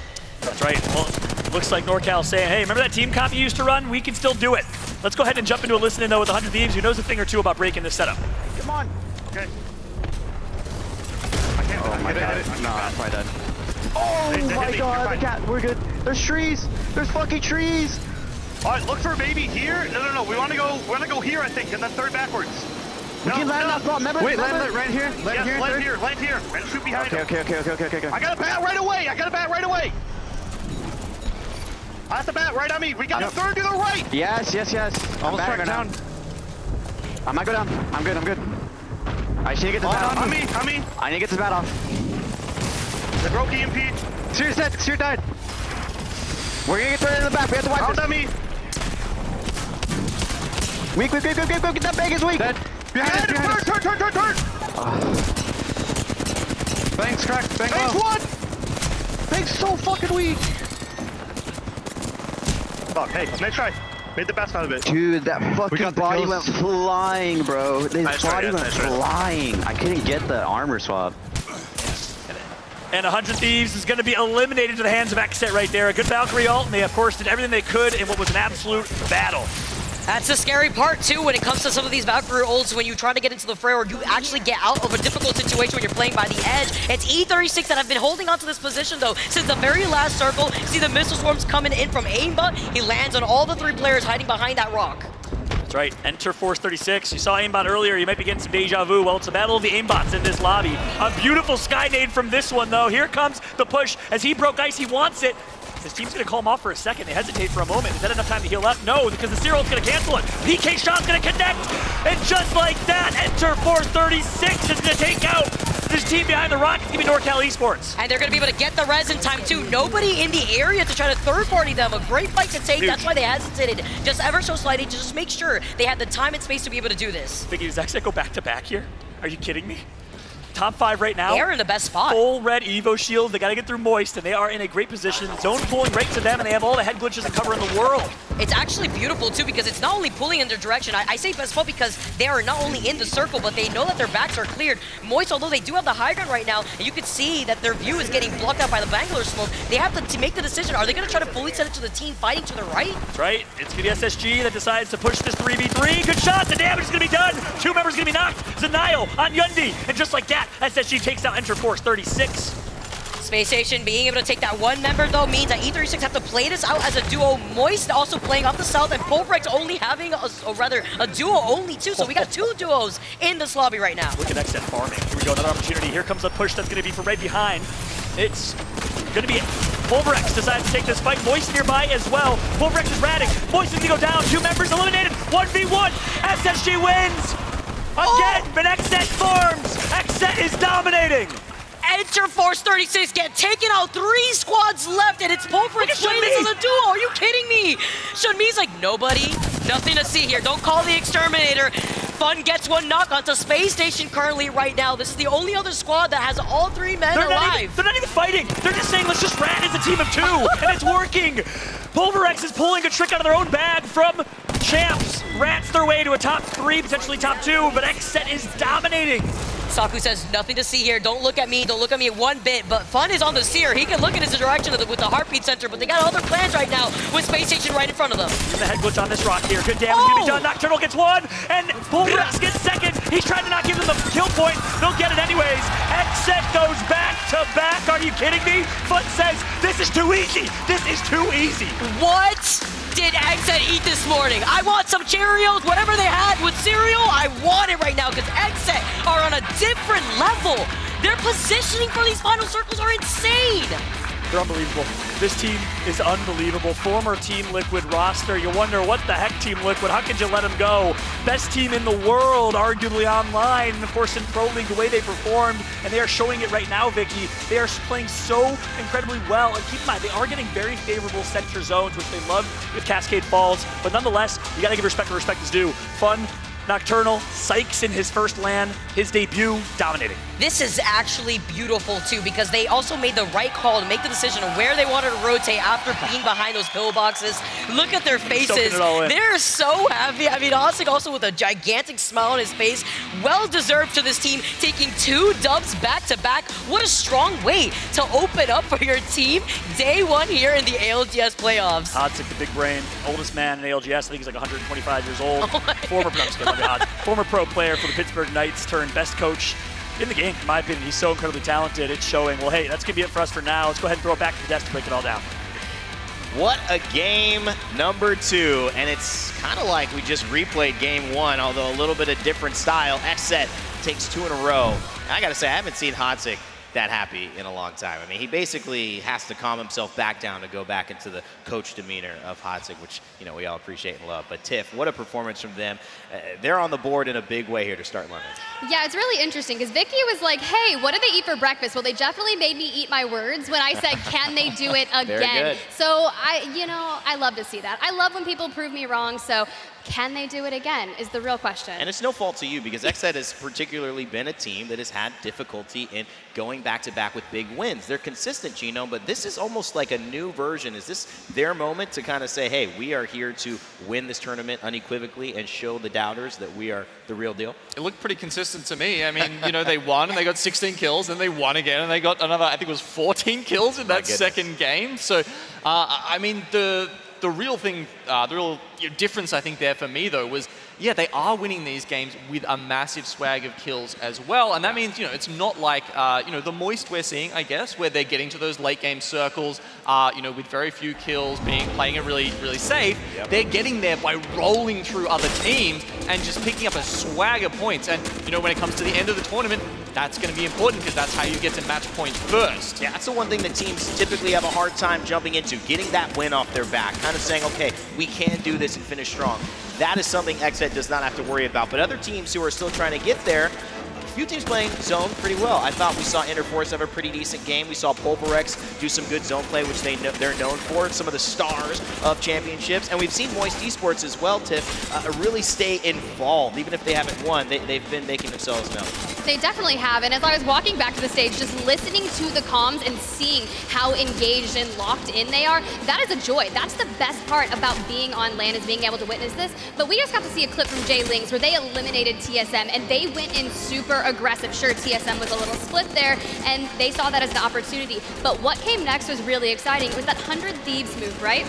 They lurked outside that building TSM was in for a good duration of the time, waiting for the perfect moment. It did seem like 100 Thieves and TSM mirroring each other a little bit, though, Gino. What was the tale of Game 2? There was a lot of up kind of points in terms of XZ dominating, taking a lot of the kills. Is it just the zones going well for them, or do other teams need to be a little bit more aggressive? I mean, there's certainly some aggressive teams in there. We're seeing a lot of them. They're definitely running into each other early on, right? North Eption going out pretty early, as well as a couple of others. I think Leave No Witness come to mind as well. But yeah, those zone teams really are playing it very well. But as you mentioned, we have had two fairly central zones, you know, to start off with. And when you play zone and it comes towards you, like, generally that works out pretty well. It's the more interesting one is almost like, you know, when you get the zone and you're an edge team and you have to think about, do you sit there or do you actually rotate out and try and start gatekeeping people and playing a little bit differently? Are you flexible as a team to be able to do that? Like I mentioned, here is the top 10 for Game 2. XZ again top the leaderboard with 26 more points, 14 kills. Pulverex right behind them, 9 points in terms of placements. No kills for some of our fan favorite teams here in Pulverex. Space Station, though, getting 6 kills, 7 placement points. That's a solid performance from them. It's got to give them a little bit of confidence. Talked to Frex and Nile a little earlier today, as well as Drop. They're feeling good and ready to go. And Interforce, a team representing APAC North, I think has a chance here to start making some move. 5 kills is promising, but again, Tiff, the story is XZ. We can't not talk about it. 2 back-to-back. Now the question is, can they win 3 in a row and head into World's Edge, essentially almost guaranteeing that they're going to come first place today? Exactly, and that is a great start, right? You want to get all the points, and too bad this is at like Sunday, right? Yeah. They'd already be on match point after 2 games, so that's where things are going to get wild. So they just need to carry that in. Now, granted, that lobby is going to be totally different on Sunday, but we want to see a different zone and for them to run it back. But they have to be feeling confident when you go into those engagements, because they're not just winning with minimal eliminations, right? They are farming a third of the lobby every single time. So let's shake it up. You know, this is LAN, though. I mean, it's a different environment. Yes, you do well, and you get the hype of the crowd, but the same way, if you don't do well, you get the absence of the hype, and you're like, hey, this is the real deal. Let's talk about 11 through 20, Gino. What's standing out from you from these teams right here? Well, obviously, we saw TSM get eliminated early on this time. Sure, they got the 1 squad wipe in the meantime, but, you know, that's it's not the best for them. Looking around, you've got other teams there who, you know, most of them picking up some points, actually. This one was a little more spread out than the first one, with only a couple of teams down the bottom posting a donut. But yeah, there's a couple of them that have been on the bottom 10 both games in a row now, and they really need to start picking it up. Well, let's take a look at the series results. After 2, XZ. Man, if this was Sunday, as you mentioned, Tiff, they would be on match point after 2 games. Looking like pulling an ESA in North America. I'm sure the rest of the world would not be happy about that. Everything else, though, pretty central. Space Station 22, bottom 10, Dreamfire with 8, Tiff. So anybody's ball game in that second half. That definitely is. You can start strong, right? Yeah, maybe you get some good wins in the first half, but maybe you're stronger on that fan favorite World's Edge, and you just know it. It's so tried and true. It's been in competitive for a very long time, so maybe you'll find some more comfort in that knowing. So the back half of the set might be better for you. Let's take a look at that final circle one more time. The way XSET managed it, you thought, okay, this looks like an opportunity. Pulverex doing what they like to do, which is kind of hide out and make sure they play smart. But Gino, walk us through this last moment. I mean, Sykes, he's been playing phenomenally and such a great addition to XSET. After losing Gildersons earlier on in the split, and it almost seeming like it spelled trouble for them, they've adapted so well with Sykes. Yeah, interesting. You know, Gildersons was such a strong player, but you know, to come out ahead of that roster change and still be, you know, doing this well is honestly pretty amazing. But yeah, this was honestly one of the easier final circles you'll see to play. The other two teams didn't really seem to have a beat on them at all. You can see here they've got high ground. You know, once space station goes down, we've got Pulverex just wall jumping around. You know, APAC North, they're known for their amazing movement. Those guys. That is true. Ross? On the M&K, oh yeah. My God. But watch like out. honestly, as a region, just are like next level with that kind of stuff. And you know, they didn't get any kills, right? I don't know. Maybe they just like, you know, had their weapons stowed away and they were just like wall bouncing around. Just that's how they made it into second place. Who knows? But you know, I like a plan. I like a plan. Even though they didn't get kills, they wanted that placement points. They got 9 placement points, and that's better than a lot of other teams have to do it. Game 2 has just finished. We've got one more game coming up on World's Edge, and it is a doozy. Can XSET go back to back to back? We'll find out in just a minute. Fallout, Vicky, what do you think? I think yes, personally. They have what it takes. Listen, Rain Day, they've been playing out of their minds, man. It's been fun to watch. Vicky's losing her mind. I'm losing my mind. Vicky, it's day one. We got to control our voices and can't lose them this early. This is a problem. It's so difficult, though, when you have teams like XSET just out here winning not only back-to-back, but with double-digit KP. Like, are you kidding me right now? Like, it's actually insane to see how successful they've not only been on their rotations, but it's kind of what you mentioned, too, before. They really like those central circles. Yep. We were kind of wondering if it was going to pull more towards a launch pad area, maybe in that direction, towards the east side, but it ended up still pulling more to the west in that rock formation where, you know, if you're forced to transcend through that river, you're basically out in the open, and XSET made sure that there was no competition in their way. We had 2 duos also playing at the very end, minus Space Station Gaming and XSET, so they knew that they had a nice clear path before cleaning up the remaining duos that was left. Can we take a moment to talk about the Chicago Bulls jersey, though? You know, right? Chicago Bulls, Chicago represented, even though this guy probably has never been to Chicago. I still love to see it, but no, yeah, you're spot on. Here's one thing that's interesting. Despite all the meta changes, despite all of the years that have passed, the new characters added, the one thing that's been a staple since the very beginning in competitive Apex meta, well, it's center map drop spots tend to do well. I mean, you look at TSM early on and Kings Canyon, they dropped Cage, they dominated. They won the first 3 LAN tournaments. You look at them dropping Fragment East originally, they dominated. The reality is, XSET's doing the same thing, dropping Cascade Falls and finding success. But guess what? It's one more game here on Storm Point. The drop ship is flying. We're loading in. One more game on Storm Point. Can XSET go back to back to back? Or will we see the likes of TSM? Maybe even Alliance. They need a big game here. Will they show up? Will they perform? So we got to see that consistency, Follow. We got to see it happen. And this is the final game on Storm Point before we make the transition into World's Edge right now. You want to be able to start off strong, and that's exactly what XSET has done. Like we talked about before, they land in Cascade Falls, and what do you know? There's a beacon right to their north. So they're going to have that information immediately, too. Okay, where's the beacon? I don't see a beacon. All the way to the side of the Cascade Falls. Yeah. Yeah, you see northeast. All right. Because guess what? The wall beacon that they've been scanning is not going to be there. I see it. There it is. It's hiding. The wall beacon that they've been scanning is not going to be there. So here we go. Hot zone again. Going to be in wall and a crafter this time, but no beacon for TSM early. Meanwhile, we're looking at teams that are at the bottom of the leaderboards that need a really, really big performance. You're looking at teams like FC Destroy. Oxygen has had a slow start. Flora in North America, APAC North, Alliance with a very, very slow start. And of course, all the way in dead last is going to be Passion, the Finnish squad. They need a huge game here. This is kind of the middle point where you either stay with the top or fall way behind. And it also puts things into perspective on the squads that just do better on World's Edge too. Maybe they had a slow start here on Storm Point, but can that transition to World's Edge benefit those squads that are on the end half of the overall leaderboards? As we tune into Moist Esports, they're going to be able to loot up here. Another one of the consistent squads. I mean, we got to talk about it too. Moist has been in the top 5 for both Game 1 and Game 2. Yeah, they've been able to get some KP, and it hasn't been as loud as we've been able to see from XSET out here, but this is another team that has been pretty quick on their rotations. Of course, since they have the crypto, they can get those beacon scans without having to overextend themselves. Yeah, Moist, another team that does well through early rotates and positioning. kind of like the guard of Apex South, if you will. You know, obviously you have IBG, Iron Blood Gaming, former Chicken Sandwich. That's the exact opposite. They like to fly at everything they see, play ultra aggressive in that region. Well, Moist does it the good old-fashioned way. Rotate early, and look how fast they just rotated those 3 buildings. Obviously, it's not a named POI.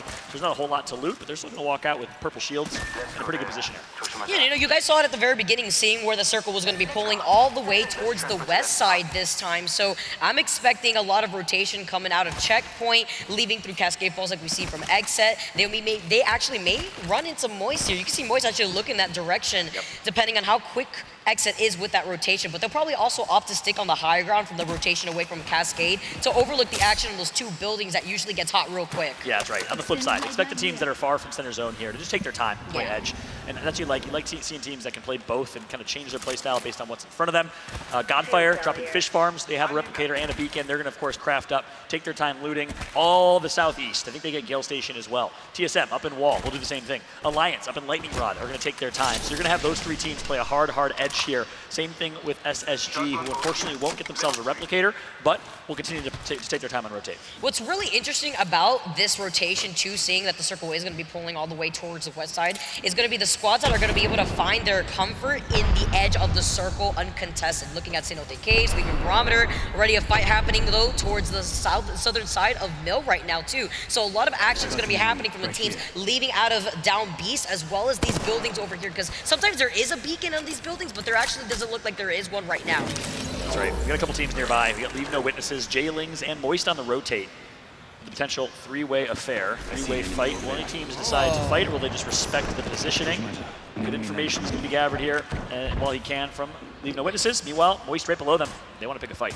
And they thought this would be clear already off the rip because they were so quick on the rotate, like you mentioned earlier before, but Leave No Witness right now have been inside of this building. The EMP has been unleashed, and they want to take advantage right now, getting the crack already off of one of the Moist boys. Yeah, and I'm surprised Moist got away with murder right there. I'm surprised they're able to escape and survive. Despite every team being able to focus them, they get away with no knocks and no downs, just a broken shield for Valkyrie.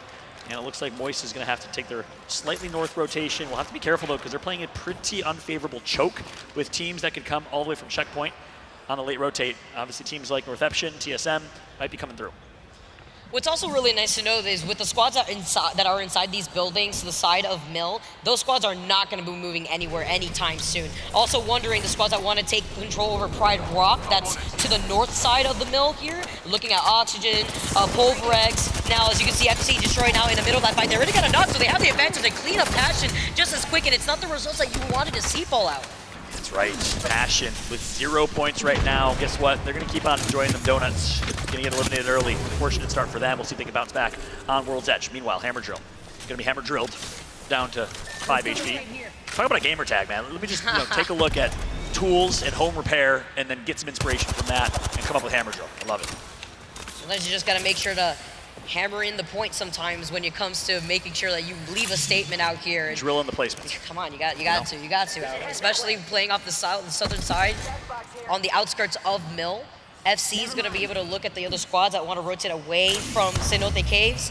Moist just landed on the southern side away from Mill, which is why we saw them with a quick rotate when they landed on top of those buildings. But now they're kind of forced out of that vicinity as the farming has continued with these charge rifles. That's right. They'll keep leveling up that Evo shield. Meanwhile, I'll keep contemplating changing my gamer tag to Wrench Nail to maybe start a clan with my boy Hammer Drill on board with Yuka and the rest of FC Color Destroy. Meanwhile, Moist finds himself in a good position. They go from being in a really rough spot at that unfavorable choke where exactly where TSM came. So that's what we mentioned. TSM Northeption might come through. TSM is now there. Moist, though, was able to make it under bridge. And as weird of a position as this is, we've probably all been there and ranked, and you're like, this is awkward. It's actually a favorable spot. You have a lot of cover and a really beautifully designed bridge. I will say it's some good civil engineering from the Apex Legends level design team because those ramps that lead underground give you a lot of cover, a lot of ability to head glitch, which, by the way, for those that are maybe new to Apex, head glitch is not a glitch, it's not a bug in the game. It basically refers to using cover for line of sight where only your head is showing, and you can see basically their entire body. They can only see your head, which makes it very hard to hit you. So yeah, hiding your hurt box, it's absolutely huge out here. We saw it actually a little bit during that first game we were talking about in that final fight. TSM with a quick rotate away from that choke point is a smart decision, as you can see the gold knockdown in the hands of Reps right now, just making the swap with the gold helmet to give that quick lead of Verhols, maybe wanting to get the skyward dive just in case out here. But playing off this choke point, they made the rotation quickly because there is a beacon in checkpoint, so you can expect other teams to maybe try to get that information if they failed to get it on the way there. Interesting rotate from TSM, though. I mean, it's the right decision, but now they're going to have to face a couple teams. Game Ward right in front of them, and the long-range poke from Northeption is going to give them the intel. I don't know if they know that Game Ward is there, and it looks like they will find out. I think they did get the Seer scan, Seer ping. That's the benefit of Seer right now. And out TSM, going to take some good positioning, but need to be cautious because the third party will come. This is like the Pro League match where we saw Designful and G2 ape them, and then they ended up all getting third party and getting taken out. You don't want to get in a fight right now because the third party will certainly come from Northeption. Saw how quick Aimbot was running real quick to the rest of his squad. They saw that there was another team taking shots at TSM with the 30-30, but now they have the high ground, they have the positional advantage, and it's difficult to be in this position if you're TSM because you're playing up the low ground with Game Ward right on top of you. They also have to get moving soon, but this is going to be a lot of noise to let the other teams that already made their way towards Mill, that are already inside those buildings on the outside of Mill, that you could see Psychop actually ping, kind of getting a whiff of that fight, maybe trying to circle keep them too. Yeah, right now it's Note Cave. We got Dreamfire and Enterforce 36 nearby. So a lot of APAC action. APAC North versus APAC South. Dreamfire, of course, the substitute squad. Again, Dua United Esports not able to make the competition, unfortunately. So Dreamfire takes their spot. A talented team, though. We've seen what Roy can do. One of the most underrated players in the APAC South region. We'll see how they will fare right now with E36. Our only Korean squad in this lobby aiming down sights. The Missile Swarm, maybe trying to find a hit on the Seer ult tier 2. They get the hit on some blue Evos, so that's some nice information. Nice Arc Star toss there too. Getting another hit. They have no idea as I'm playing outside the circle. These nades from Aimbot have been on point, and here comes the push and the damage. This is going to be Enterforce 36 playing this fight so incredibly well. Not getting a knock though, but they're going to get a break. Oh my god, the A of 8's going to go brap brap, take out Roe real quickly. You've inspired me, by the way, with the gun noises. I got it. It's like speaking a different language out here. And when you got the purple shotgun bolt too, you know that EVA 8's gonna go crazy getting those 2 knocks. Dreamfire getting taken out. How does the EVA 8 go though? Yeah, bop, bop, bop. Oh, it's more of a bop than a bop. Gotta get the shotgun shots going, and it has to feel powerful. You gotta feel the bass when it comes to the shotguns. bop is the bass. Exactly. I get it. And Exit want to join in on this party. They want to join in with some of their shots, forcing Enterforce to actually just go around playing on the outside of the circle. That's right. Now, it looks like Exet's gonna potentially do the same thing to E36 that they just did to the unfortunate Dreamfire squad. I mean, they're going to be gate kept in zone right now. Exet is right outside watching, keeping a close eye on them and not letting them re-enter. So they'll have to do 2 decisions. They either fight Exet or they will try and rotate far, far west. And it looks like they'll take option number 2. Rotate's going to be called. We'll take a look at the map here and show you guys exactly how the action's going down. And guess what? TSM with a fight against Flora. Ooh, I also like this rotation too from E36 just because they opted to take the KP that they already got and wanted to go for the safe rotate instead of putting themselves at risk of getting third party. I mean, Godfire did hear the fight going down, but they didn't want to overextend just yet. It looks like they actually may come across Space Station right now off to the right side. We're going to see how that's going to go down as TSM are also looking to rotate away from those 2 squads that were shooting at them. That's right, yeah, TSM's going to back out. Reset, good decision here. Flora. Japanese squad featuring Pinator, who was a kind of big story going into the champs, but unfortunately wasn't able to compete due to testing positive for COVID in that event. So I'm excited for him here in this competition. He literally told me, I sent a survey out to all the players to get some information about them. He told me he's a Martian from another universe. So expect him to do some otherworldly things here. And okay, I thought he went down right there, but it wasn't him. Someone else went down, and now TSM is going to farm that first kill, take this 3v2. Well played from TSM. Flora also constantly running into TSM in these rotations. I mean, coming out of the north side, that's going to happen here. Now you're going to see Flora just trying to take some shots with the charge rifle, only landing a 3, brushing against this leg as he's going to be able to rotate off to the side. Yeah, it's going to be a tough situation now for Flora. Northeption is nearby as well. We saw on the map. They're in checkpoint. Might take an opportunity to third party this, but TSM with a very favorable push right now. Taking a 3v2, and Game Ward is creeping up on them. Right behind them is Game Ward right now. So you got to be cautious right now if you're TSM. You might think you have a 3v2, you might think it's clean on edge, but you know there's teams nearby, and there's the Game Ward beam. The 3-2-1 comes through, and Aimbot uses that potential aimbot for success. Gets first limb on Furhost. On some Furhost of all players here too. They're pinched. This is a terrible situation for TSM. Yep. They get cleaned up in this lobby going down in 17th. And one of our higher end squads out here, 100 Thieves also went down earlier right now too in this game. So it's nice to know with Game Ward now making their move, they can try to clean the floor if they have that opportunity, or is another third party going to come in? That's right, and that's exactly what I kind of mentioned. TSM got 2 tunnel vision on those final 2. They knew they had numbers. They felt confident about the edge fight and didn't know that Game Ward was just creeping up on them. Maybe no head in a swivel there. Not sure exactly what happened, but I think it was a surprise attack here, a 3-2-1 from Aimbot. TSM is out in 17th. No placement points for them. Only 1 kill point. Pinator now. Long range damage. Eating sub-zone here, and needs this knock and needs it bad. Missed a couple shots though. All right, but the Bangalore smoke gives them the insurance that they need to try to get away in time. Flora is unable to get the banner for their fallen teammate, so they're just going to call it quits, going to start rotating around because they know that with so much noise that they made, not only is that team already out-rotating them, but there could be another squad waiting for them as Alliance also trying to take this fight right now. Hockey's falling low. That's right. It's going to be a lot of damage done off the rip here. NorCal Esports going to get knocked by Pulverex Shun Me as well, the new member of this team. Hockey's going to push up. Great angle, great flank from Hockey. He's beaming with the flatline, does the initial damage. Can he get the knock though is the question. Just trying to burst right through this Newcastle wall. Oh, so won literally right now. Alliance knows they have the advantage. NorCal get taken out, and currently 15 squads left in this lobby. And this is where Alliance shines. They love these fights where they can take up a lot of space. They're the best team in the game at doing exactly that. Playing big, playing wide, taking angles. When they're given the opportunity to do that and kind of farm around the lobby freely, they dominate the game.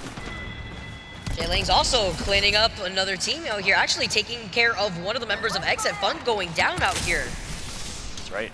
That only leaves Nocturnal, I believe. I did see another member of Exit go down. I believe that was Syke, so Noct being the only one alive. Noct currently alone in a building, alone from his team. See what he can do right now, as he's going to be ratting his way to a top finish if he possibly can. Here he is, getting focused by the lobby. Not looking good for Nocturnal. Does have some Bangalore smokes to try and keep him alive here, but nice job right there from J-Lings to take that fight, get some knocks. No pun intended, as they have Pulverex and Horizon right in front of them, and Noct will just continue to rat his way to a hopeful top finish. 3 times not the charm, it looks like, out here for Exet, though, just leaving Nocturnal up and alive. And little to no cover, just playing on the other side of the rock. A lot of other teams still coming in from the north could see him in their line of sight after the Bangalore smoke runs out. Just wondering, where do they want to rotate here too? Because Alliance have control over this high ground right here by the hill, and the circle is going to be closing into their back in less than 5 seconds. Yeah, this is a really important game for Alliance. I actually would go far enough to say a must-perform game. 4 points to their name total, in a favorable position right now, but they're going to actually, I thought they just walk this in and kind of play their space. Instead, they're going to Valgulf. So, interesting decision here. Instead, they decided to roll the dice a little bit, and they just go to the other side of the rock. Okay, well, they are not making their way downtown, all right? Not this time around. Playing on the other side, though, is going to be that squad that was inside that building from the very beginning, I believe. It was the Crypto squad that we saw that tried to get landed on its northception now, making their way to try to take this fight. It's like flying from London to Glasgow. You know, you could have easily just drive there, but instead you're going to fly. Why'd you do it? You could have saved money on the airline tickets. Instead, simple little rotation there from Alliance, switching over to Northception. 10 points to their name, 11th place overall. They've been able to pick up some kill points throughout the first 2 games. And right now, find themselves with an opportunity to make it in the top 10 if they possibly can. Let's take a look at the map, though, and see exactly how things are shaking up. Ooh, this is very interesting because you got to think about the rock and then the mill obviously being in the middle of that circle and where it's going to be pulling. Now you got 3 squads. It looks like actually 4 squads with Pulverex making their way inside the mill, trying to share that same building. Oxygen, Alliance, FC over on the other side, looking to now get involved in a potential fight that's going to allow Space Station to actually poke at them from the inside of the building. Yeah, look how many teams are clumped up right by Pulverex, Space Station. So many teams you can't even see. A Godfire and then one other. So many teams you can't even read the names on screen right now. That will be an interesting fight on the east building of Mill. Meanwhile, J-Lings has done such a good job just bullying and maintaining control. They're currently the only team sitting on the west. And the zone's pulling towards them. J-Lings is in a very good spot. Let's talk about the edge of the building that Moist is also holding. It's an amazing spot that Moist is going to be able to hold on to. Especially since I believe they are running that Crypto squad here too, as Alliance still on the high ground. Oxygen get taken out thanks to a nice little shot out here from Yuki. That's right, and this is exactly what I mentioned. This is a favorable game for Alliance. They're able to play big, they're able to occupy the entire south side of this ring, and they're doing it very, very well so far. Sentinel in the hands of Yuki. A lot of players have been opting for the Sentinel over the Charge Rifle since the update with 1 cell required, which means, well, you can easily just stack cells and have a charged up Charge Rifle quickly. Yuki's one player in particular that has opted for the Sentinel instead. Love the way that the Sentinel sounds too once you let it rip out there with the charge shot. Alliance now dropping down from the high ground. They got to make their next move with less than 30 seconds on the clock. They have to start rotating into that next circle, but they know that there is another squad in their way in the direction of the rotation that they want to go in. Yeah, meanwhile, in the kill feed, Godfire decides to pick a fight with J-Lings, who I mentioned was bullying and maintaining the west side of the mill. Well, guess what? They're going to be the big boys, as they're going to be able to get that first kill. J-Lings, a dominant all-controller team from EU, VJ, representing the Middle East. The only player, I believe, from the Middle East in this competition from Iraq, holding it down right now. Pulverex takes high ground right above them. And remember, Pulverux was on the other side of the building that's not inside this next circle of milk here too. So them taking control of the rooftop is going to allow them to see where the other teams are when they're forced to make their rotation outside of the circle. Jailing's in the safety of his house though. They got the RE45 in the hands of Sane, and we know how crazy the RE45 goes here for the former squad BZ, and Jailing's out here. Yeah, they're going to swap our helmets right there to help with abilities, putting instead in their teammates' hands. And you're right, RE45 is exactly what we saw in their hands last game. They've been prioritizing supply bins and using them to their advantage. Meanwhile, Alliance rotates here, decides to fight against E36. One of them goes down already, E36 below them. Moist right in front of them. This is a tough fight for Alliance. With Yuki down though, they're going to play off of the side of the knockdown, see if they can get the res. You can see Mandy's going to be able to try to take some of those hits, try to actually allow them to just get that res, and it looks like they are going to be able to pull it off with the grenade. Huge here as they not only put Mandy incredibly low, Hockey's too, and then re-knock Yuki. Yeah, they have a minute and 18 seconds though. Crypto Drone's going to fly through and try and continue to damage them or get some that's intel smart. from Moist. I like that Cyril's decision. going to go down. They called in the mobile respawn to make up some extra makeshift cover right here, playing on the edge of this building to at least, if they can, play behind it if another grenade gets tossed in their direction. That's right. Good decision here. Will allow them to use some additional cover, maybe a little head glitch if they can. You see a lot of teams obviously do that with the Moby. Wise decision from Alliance. Yeah, because they have time to be able to get back to full. So Alliance will reset, and I think they're in zone there on that high ground, so that's actually a great Valk rotate for them. And a good job to staying calm under pressure there. Moist is not going to push that, because if they do, E36 beams them. So E36 was Alliance's best friend right there. Playing this as a duo and playing on the edge of this building. They, again, know that there's already a team that's right above them, but it's about where they want to go to next. Especially since it looks like their exit routes are cut off right behind them here, too. That's right, Waltzy, MT, Pricey. Waltzy, one of the few controller players in APAC South. For whatever reason, that region, more than any other, a significant amount of mouse and keyboard players. Waltzy's a rare breed in that vicinity. You wonder why? I know Xbox, PlayStation, really popular in Australia. I wonder why that kind of happened, and that was the case. The EU, one of the most, also second most mouse and keyboard heavy region. Okay, for now, y'all loved him at Champs. Let's go ahead and jump into a listen in as Waltzy, speaking of the lone controller player, is going to beam, but let's jump into a listen in with Moist Esports. Can you jump my armor, maybe press you? 1 sec. Yeah, just swap with me, Waltzy. Just swap with me. Just swap with them. I'm gonna climb roof, maybe. They're underneath us. Be careful of somebody landing us. Be careful of somebody I'm on roof right now. They're landing on me. One man roof. 72 on B. Yeah, on roof. Two teams. One done. Nice. They're dropping. I need a heal. I got the kills. Watch bottom. Look here. They're in on the drop. I'm healing. I'm chilling. Okay, there's a team on the backside. The team on the backside of their building. Get a fence bottom door, Pricey. Pricey, get a fence bottom. Get a fence on bottom door, Pricey. Pricey, can you hear me? Yeah, done. Yeah, get a fence. Wait, they shoot that roof. I need heal. Careful. One team dead. We're still top 5. Got knocked, didn't they? I think so. My drone's broken at the moment. There's a team on the roof. I don't know how many. There's a bank team. Full team bottom.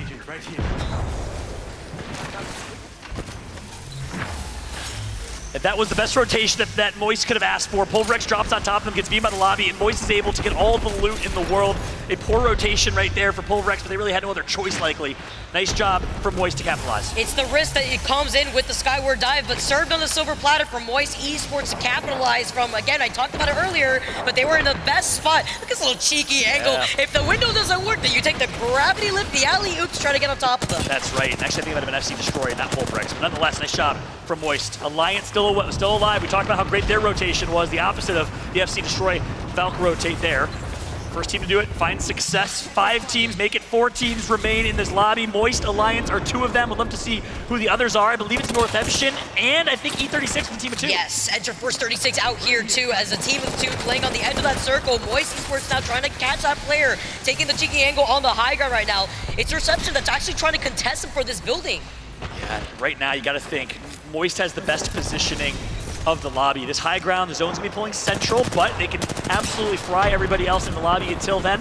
And there's another Nox gonna come through. E36 out. Alliance only have this fence to work with, and they're gonna get beamed with nades. The missile swarm gonna connect as well. And oh my goodness, the damage! Ticks, and Tox! Oh, welcome to the whole circus. Juggling these arcs, they're taking care of what was left of Alliance. It's actually Mandy is still alive, playing off the fence line. The reception can actually help them out if he can manage to pull this res. He's gonna get the res off. I don't think he has a gold knockdown shield. No, he does not. So they have to heal, and they have to heal fast. Alliance, that was brilliant. They pushed early enough to eat the grenades and get heals, but Moist is gonna fry them, Vicky. They're done for. Oh my, but okay, they still got the tick. I was gonna say the Gen could have eaten up those missile swarm right now. Still playing off the edge of the fence line, but they're gonna be forced to drop down before they can recuperate. Yeah, Alliance in trouble. Moist now looking to clean up the rest of the lobby. Yeah, Alliances are gonna use that lift from Horizon. Norception gonna get some damage on MT. It's a 2v2 for the bread. Voice drops. Waltzy's alive. Trying to go around the wide left is all up to Waltzy in a 1v1, but Norception does it instead. Japan on top in game number 3. It was Moist that had their sights on Alliance for so long, and Norception was like, please drop on us. Don't look at us. We're gonna clean up the rest of this game. What a finish for APAC North. You didn't see a single North American team in the top 4. It was APAC South, APAC North, and a lone member of EU. Alliance did everything they possibly could, but in the end, Northception plays low ground so well. Moist takes second with quite a bit of KP as well. And Moist still continuously staying consistent. The last 3 games, they've been top 5. Game 3, I mean, you gotta see, you gotta give up the hype out here. You like the energy? The double thumbs up move. Yeah. I like the double thumbs up move. I'm a big fan of that. I want to see some more flexing, from Pulverex. Gotta give it to the pop-ups. Until then, pop-ups. double thumbs up will be okay. Nice job. As you see, Japan, such a controller-dominant region. Ooh. Yeah, nice little skin there. I like that controller. Me too. I'm a fan. Well done, well played from Northception. Again, they were in 10th, 11th place, maybe 12th place. They needed a performance. Talk about showing up in game number 3. That'll help them significantly. But look, that's gonna be it for Vicky and I. Of course, Onset and Gaston will be taking over in game number 4. But before then, let's go ahead and throw it over to Rain Day, Tiffany, and Genome at the desk to break down Stormpoint. London Copper Box Arena. Make some noise for Fallout and Vicky Kitty. Great cast, great set. We'll see you a little bit later. Always got to show some love to the friends and the co-workers. Not too hard of work. I mean, it's hard, but we love being here. Northception very, very happy as well. 2 thumbs up. Japan making some noise, representing in the house. You'd love to see it. Northception, a team that in APAC North actually took 2nd place overall in their finals before they came here in terms of points. And it was a great performance from them. It was one that went 14 games long, but you can see that they know what it takes to win, Tiff, and that's something they proved today, even over a very well-performing Moist Esports. Look, I'm so excited. I was asked earlier what my teams to watch were on Twitter, and it is NTH, straight up through and through. Fire Beavers tweeted out as well that they are in support of Northception, and I could not be more excited to see them show out on top. Now, I know Genome has been waiting to roll me on my POV of this. Look, I believe in Northception as well, right? If they're taking a team fight, I think this is going to be one of the times, one of the rarer times actually, where they'll make it to endgame like that and be looking that good. Because I swear to God, this team is allergic to the zone, right? They run in the opposite direction to it as often as they can, because they always want to be fighting someone. They would prefer it to be in a nice isolated spot at the edge of the zone. And as a result, they just seem to take fight after fight, and it's rare that you'll see them, in the endgame like that. But we can see that if they do get there, they can play it smart. They were underneath Moist there, and you saw Moist were just waiting, hoping that those grenades would finally finish off Alliance so that they could worry about the team underneath them. But unfortunately, they just managed to hold on just long enough, and then Northception kind of had the cleanup from there. Waltzy so close in finishing it off. It was Northception with a win in game 3. But overall, we thought it might be XSET going back to back to back. Not this time around. No TSM either. Alliance, though, woke up. And again, I kind of want to go back to you, Genome. I've been talking about Moist Esports. They didn't win there, but this is a team now. I think they've almost put themselves in a position to be 4th, 3rd place heading into the final 3 games. That is a strong performance from a team that had a lot of fan favorites back in Championship, formerly Team Burger, now representing Moist Esports very well. If I'm not wrong, I think they got top 5 in every single game so far, and that just shows how good a zone team they are, right? Their comp is tailored from that. They switched over to the crypto partway through split one just to really solidify that play style that they have, which is really that hard zone play style. They are, I mean, if you put all 40 teams at the LAN on a spectrum, right, from the most hardcore edge teams to the most safe zone teams, Moist would probably be in, I'd say, the top 5 teams who really like to just bank it straight for that end zone and then sit there for as long as they can to capitalize in a game exactly like this.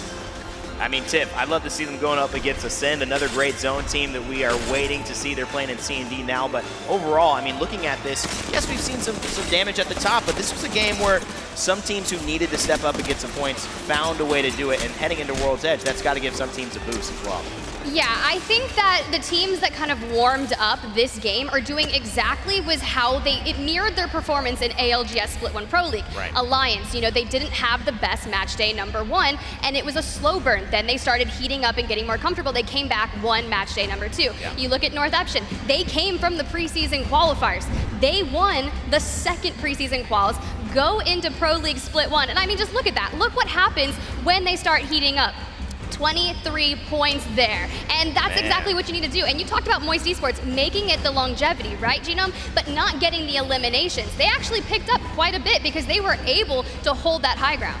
Yeah, I'd say 6 for a second place team is like, it's okay, right? But you don't often see them pick up those big bags of kills. I mean, seeing an Xset come out on top and getting a 14 kill or a 16 kill, that is a lot rarer for a Moist Esports. And that's the issue too, I think you're bringing up as we head into some of the teams on the back half of this board, 11 to 20. Some of the problems are if you do play so zone heavy, Genome, and when you win, you only win with 16 points instead of the 28, instead of the 32, match point, it's still going to be difficult for you to break into that threshold. Yeah, I mean, if it's a group stage you're talking about, winning is probably enough to get you through anyway, if you're looking at that on average, right? But yeah, as you say, when it comes to match point, you need to get there quickly, and those kills become a lot more important when you're capitalizing and just trying to bank those 50 before you go for gold. So, yeah, the teams in the bottom 10 here, obviously, not right on that pace right now. Tiff, I want to talk a little bit about TSM. They started off really strong. I think they were almost ramping up. XZ then took over the Thunder, and it feels like since then TSM have had a couple of difficult fights. 1 point there leading out in Game 3. World's Edge, will they be able to pick it up? I know a lot of people talking about them being #1 in the world, but now they've got to prove it here in these last 3 games. Well, let's just talk about Lava Siphon. That's their drop spot on World's Edge. They feel incredibly confident there. They've been chowed all throughout scrims, and they have defended Lava Siphon. And teams like IG, which are, you'll see them competing against them later, tried to split Lava Siphon with them, and they eventually just kind of held strong. That is their POI. But you're right. They were in the bottom half of match number 3, and I feel as if they make kind of some small mistakes, or they go the distance and pick up everything. It's like something simple that they're like, oh, that was a misstep, and then they go out on their first fight. And I honestly think that Lava Siphon is the most overpowered POI, single POI on either of the competitive maps that we have here in competitive play. So yeah, I think the change from going, from Storm Point over to World's Edge is going to be a massive boon for TSM, because you walk out of there with like 3 purples, like gold attachments. You've got you get the hot zone half the time. This place is just insane. You walk out there just looted, ready to go. Let's take a look though at the final circle after the loot was done, and it was just about hitting your shots, which, as we do have to remind you, sometimes it's just deciding who wins the game. It's not always all the tactics and all the great play and where you land. Somebody who just hits those prowler shots might end up winning. It was a little bit more complicated here because Alliance was threatening the other side of the circle, but they were also low. And it forced Moist Esports to actually pay a lot of attention to Alliance when Northeption ended up being the big threat. Yeah, so Moist were playing on the second floor. They did well because there were a lot of teams in this building to actually get that high ground towards the end of this game. And then with Alliance continually peeking their heads out there, they had to pay attention to them. But unfortunately, they just couldn't finish off. We saw them get that one res towards the end, which just unfortunately made Moist pay a little bit too much attention to that and just left it completely free for Northeption on the bottom floor. I think Alliance, though, actually Moist end up taking a better trade there because they get the 2 kills of the knocks that they had for Alliance, and they get the extra 2 points from going from 7 points you would have gotten in third to 9 points that you'll get taking second place. So I think it was a good call versus taking on a full Northeption team, but ultimately it is something that you have to make decisions in those moments. I think Moist will be happy with their performance through 3. Heading into World's Edge, though, guys, I want to start talking about this because the map's changed significantly. Will we continue to see, well, let me ask this to you. What will we see here in this transition? Oh my gosh, this is the first time we're going to see World's Edge on land, so literally anything can happen. But when I think about World's Edge, this has been in competition for so long. The POIs themselves are closer together. You don't have those big, long, open rotations where if you're running a charge rifle or a sentinel, you can kind of get some farming damage. You may be able to look and get a good chunk of information because you're going to see further, but you have smaller rotations. So I think that's going to be favored. So maybe the people that play zone are going to just hit it quick. Certain teams like Pulverex as well. I'll get your thoughts in just a little bit, but Pulverex actually having a 60%, 57% to be accurate, win percentage in certain areas on World's Edge. So hopefully that improves, as well as some of the teams that desperately need the points. We're coming back and we're taking a trip, not from London, we'll still be here, but to World's Edge in game. So don't go anywhere. We'll be right back with more ALGS Split 1 playoffs.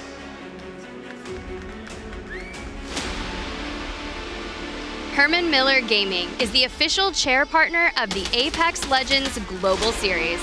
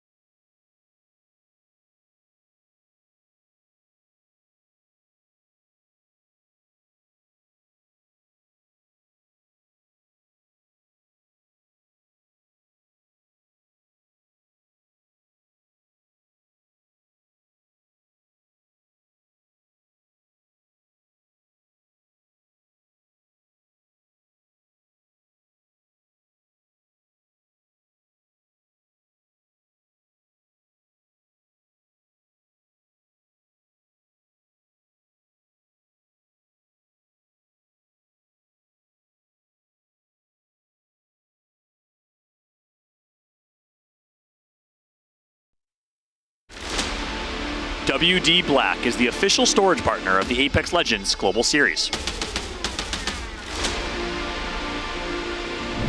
Well, welcome back, everybody, to the ALGS Split 1 playoffs. And as you can tell, the accents are a little bit more local. You've got Onset and you've got Gaskin in the booth. London, you are sounding beautiful, by the way, and it's our turn now to take you through what is going to be the final 3 games of today. Dan, let's talk about what we've seen, though. Storm Point, done and dusted. It's time for us to move over to World's Edge. It is, and that means it's far more comfortable for a lot of these teams. Actually, 14 of the 20 teams in this lobby statistically were far better throughout regular season when it comes to World's Edge. So we're going to start to see maybe more traditional rotations, more traditional setups, a lot of late game fights that are going to come right down to the wire, and a few teams that might be able to pick up points in those big moments to try and progress in this table. And I mean, starting off the day, we were on Storm Point, obviously, and we were a little bit worried it was going to be NA all day, with Exit going back-to-back, TSM having that big game 1 as well. But we saw a little bit of international flavor come back to the fore with Norception with the win, and of course, Moisture's in behind them in second place. Dan, great to see the universal kind of Apex community coming together there and seeing a little bit of those different regions popping up when they need to. And I think we needed it in this group. We couldn't allow one team to just start running away with it. Otherwise, then teams are looking at, maybe we can pick up points at second place. Maybe we have to go over to World's Edge and hope that something's going to happen to Exit. Bad news is that Exit actually very good at World's Edge as well. They had so many points in the regular season, so it's not like they're going to drop off suddenly getting into World's Edge here. But I think the bad news for Exit is everyone else should now be getting far better, and maybe those land jitters are going to be starting to fade away as well. 100%, that's a big thing, right? We always talk about that, the land jitters, you get those out of the way. Game number 1, it seemed like TSM really didn't have any with those big fights that they won, but everyone's starting to grow into this lobby a little bit. Like I mentioned, you saw Norception with that win in the last game, a lot of KP to go alongside it as well, which is certainly going to boost them up, those overall standards. But like a pair of comfy old slippers, you don't want to get rid of, we do go to World's Edge now. And like you say, a lot of these end zones, you have more places to coexist. We know these teams know their rotations a little bit more. We see everyone's a little bit more comfortable on the stage. I think this is where we're going to see the best Apex Legends that we're going to see today. Yeah, I'm very interested about drops, right? Where are people going to be landing? We've had changes, teams were dropped out, so now we have teams replacing them. They could throw a little bit of a spanner in the works here.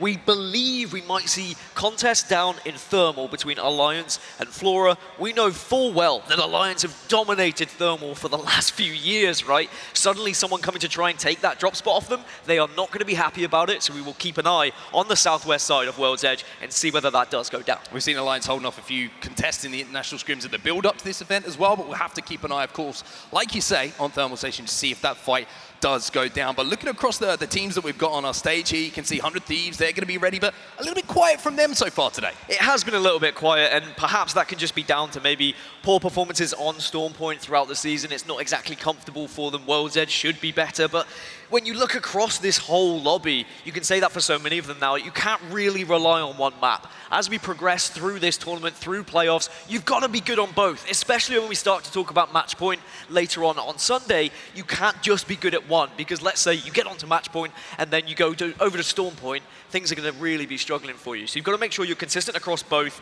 and it is certainly a good way to start the tournament if you can find said consistency during the groups. And we have seen that consistency start to come to the fore for a lot of the teams who are at the top of those leaderboards across their respective pro leagues across the world, because we have just played more games on Storm Point to more competitive lobbies. And as you see those strategies develop, you see the teams who want to hit certain rotations, what spots they want to hold, whatever it might be, and even to a point where teams giving up early zone saying, wait, we can't get hit to this zone. If you're dropping down on the south, we know how hard it is to rotate to the north, and going, this is going to be a KP game for us. We can't expect to win it. We've got to play for points and see if we can get out of this situation. And you speak about playing for points, and we can look at, how people achieved points. Was it via kills? Was it via placement? Two teams I want to point out in this lobby that I think are going to be a big factor on how the lobby actually plays out is TSM and J-Lings. And the reason being is they are two of our highest kill percentage teams in this lobby when it comes to World's Edge. And traditionally, we wouldn't necessarily think of TSM as a kill-heavy team, but we know now, as a kind of flex edge team, they like to take these fights now. Ever since kind of Raven came into the mix and they've completely changed how things have gone, they are destroying these World's Edge lobbies when it comes to kills. And that's going to make things a little bit more difficult for people on their rotations, right? If you've suddenly got TSM and J-Lings running around just trying to kind of collapse on you, that rotation's not going to be comfortable. That's very, very true. And of course, they've managed to completely and utterly own their POI as well that they drop at. Now TSM, Lava Siphon, we saw a couple of maybe teams having a look at it. We saw Dark Zero have a little pop. They backed off of it in the international scrims. We saw a couple of other teams. IG had a little bit of pop. They're not going to be there anymore. So they can have complete dominance over one of the strongest POIs on the map, which is why we are seeing such a big point return from them across these lobbies. But there's a couple of other teams that I want to keep an eye on here as well. And SSG are one. SSG we kind of never really talk about at the forefront, but after one game they were at the top of the leaderboards, a little bit quiet in the next two, but I still feel like there's something to be proven here for SSG. Even if you're kind of hearing the mumblings and the rumors, this team is here on LAN. 3 players sat next to each other that played together for such a long time. I want to see him prove a point here. Yeah, I mean, you can go into mumblings, you can go into rumors, but at the end of the day, everyone is still competitive and will focus on the task at hand, and that is getting a victory. Because regardless of what might happen afterwards, as long as you can actually get something done here and now, you could walk away as champions. And then, maybe those mumblings and rumors might suddenly dissipate and won't actually happen. I will say for SSG, when it comes to their landing spot as well, I feel like they should have a pretty comfortable rotation into the center of the map. Mainly because when you look at teams that are around them, they're going to be rotating quite quickly as well. As will a lot of this lobby, it has to be said. And back to TSM and their Lava Siphon drop, they also have quite a comfortable rotation when it's in the middle of the map as well, because they'll be next to Pulverex. And we know Pulverex are such a zone-based team. You even saw it in some of the games on Storm Point. Yeah. They wouldn't even get kills. They were just getting to that final 3. They want points, they want to get into the finals, and they want to make sure they are there on the last day. And speaking of Pulverex, God, it's good to see them with 3 players on stage, isn't it? I've got to say, they were the heart. I mean, there was some amazing teams at the ALGS Championships that we had in Raleigh earlier in the year, but earlier last year, I should say. We were in a new year, Dan Gaskin. But it was, I mean, there was one of the biggest stories coming out of it, wasn't it? It was the Pulverex heart. They were the heart of the tournament. They were the duo. They almost got to that finals lobby as well. Just came up short. But now they have that 3-player lineup. They're going to be here looking to cause some problems. And speaking of problems, this man's caused a few so far today. Sykes on your screen. I mean, he has been beaming as we take a look at some of the highlights that we've seen from XZ so far. Yeah, considering the hardships that XZ had to face so far this tournament, it doesn't seem to have phased them whatsoever. In fact, some might say they look even a little bit better. They look even more comfortable. But honestly, incredible the first 2 games that we saw on Storm Point. Okay, it was quite favorable for them in terms of where the circle was going. It was a very central location. They dropped very central at Cascade Falls as well. But you look at the team fights, you look at how they achieved some of these games. It is not an easy victory that was presented to them. They had to fight hard to make sure they won these games. They did, and they put up a huge amount of kills alongside it as well. And that man on your screen, fun is fun to watch today. And one thing that I saw him, I'm not very good at lip reading, but this one was pretty simple. After game number 2, saw him turn to his right and just go, too easy. Too easy. That's how he's feeling right now. And to be honest with you, my question to you, Dan Gaskin, is that seat in the middle is empty. Nox seems to be playing pretty well, calling some pretty good zones, you know, marshalling the troops in the way you want an IGL to. Do you think they're just going to keep him in isolation for the next couple of days while they're playing? I mean, if they keep winning, keep him there. That's all I'll say. Don't change what is actually working. If it ain't broke, don't fix it. I will say, though, in terms of like saying, you know, it's so easy, we're getting back-to-backs, confidence, everything. We talk about it so much in Apex Legends, whether it's going into a fight, whether it's calling a rotation, whether it's making sure that you have the right zone locations. You always need to be confident in every decision you make. And if you are going into those fights thinking, yes, we can win every single engagement, people are going to run away from you.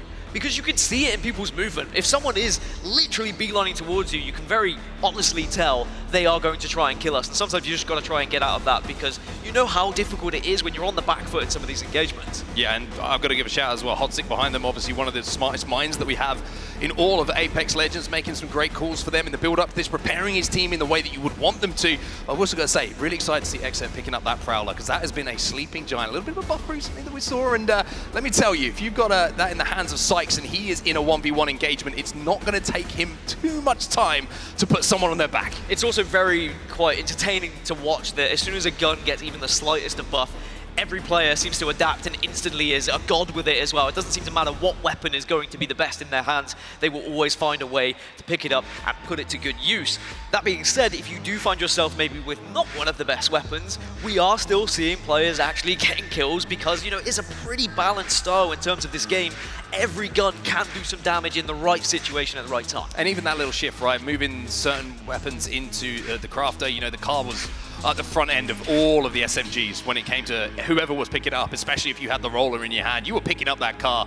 Now that that's put in there alongside this scout, it means there's a little bit of a change up in some of the longer distance weapons that we're seeing. Some of the chip damage, the Evo shield, kind of boosting weapons, if you want to call it that. We're seeing the 30-30 come to the fore a little bit more. Of course, the charge rifle is still going to be big in those long-range battles and engagements, but it's interesting to see the Volt coming back into the fore as well, Dan, as that lead SMG for a lot of these players. Yeah, it is, because otherwise, you know, if you get too stuck and hell-bent on playing one particular style with one particular gun, you are going to get to a point when as soon as these changes happen, you don't really know where to go. So that's why these players are always making sure they are picking up every single weapon. They are at the very best with anything that may be in their hands. And it's incredible to see the consistency from players regardless of what they're using. Well, it looks like we've got a little bit of an issue on stage at the moment, a technical issue. We're going to try and get that sorted as quickly as we can. But in the meantime, we'll take a quick look at the wonderful faces here in the Copper Box in London. But we're going to take a break in the meantime. When we get back, we'll have that game ready for you. We'll see you in just a moment. Monster Energy, the official energy drink of the Apex Legends Global Series.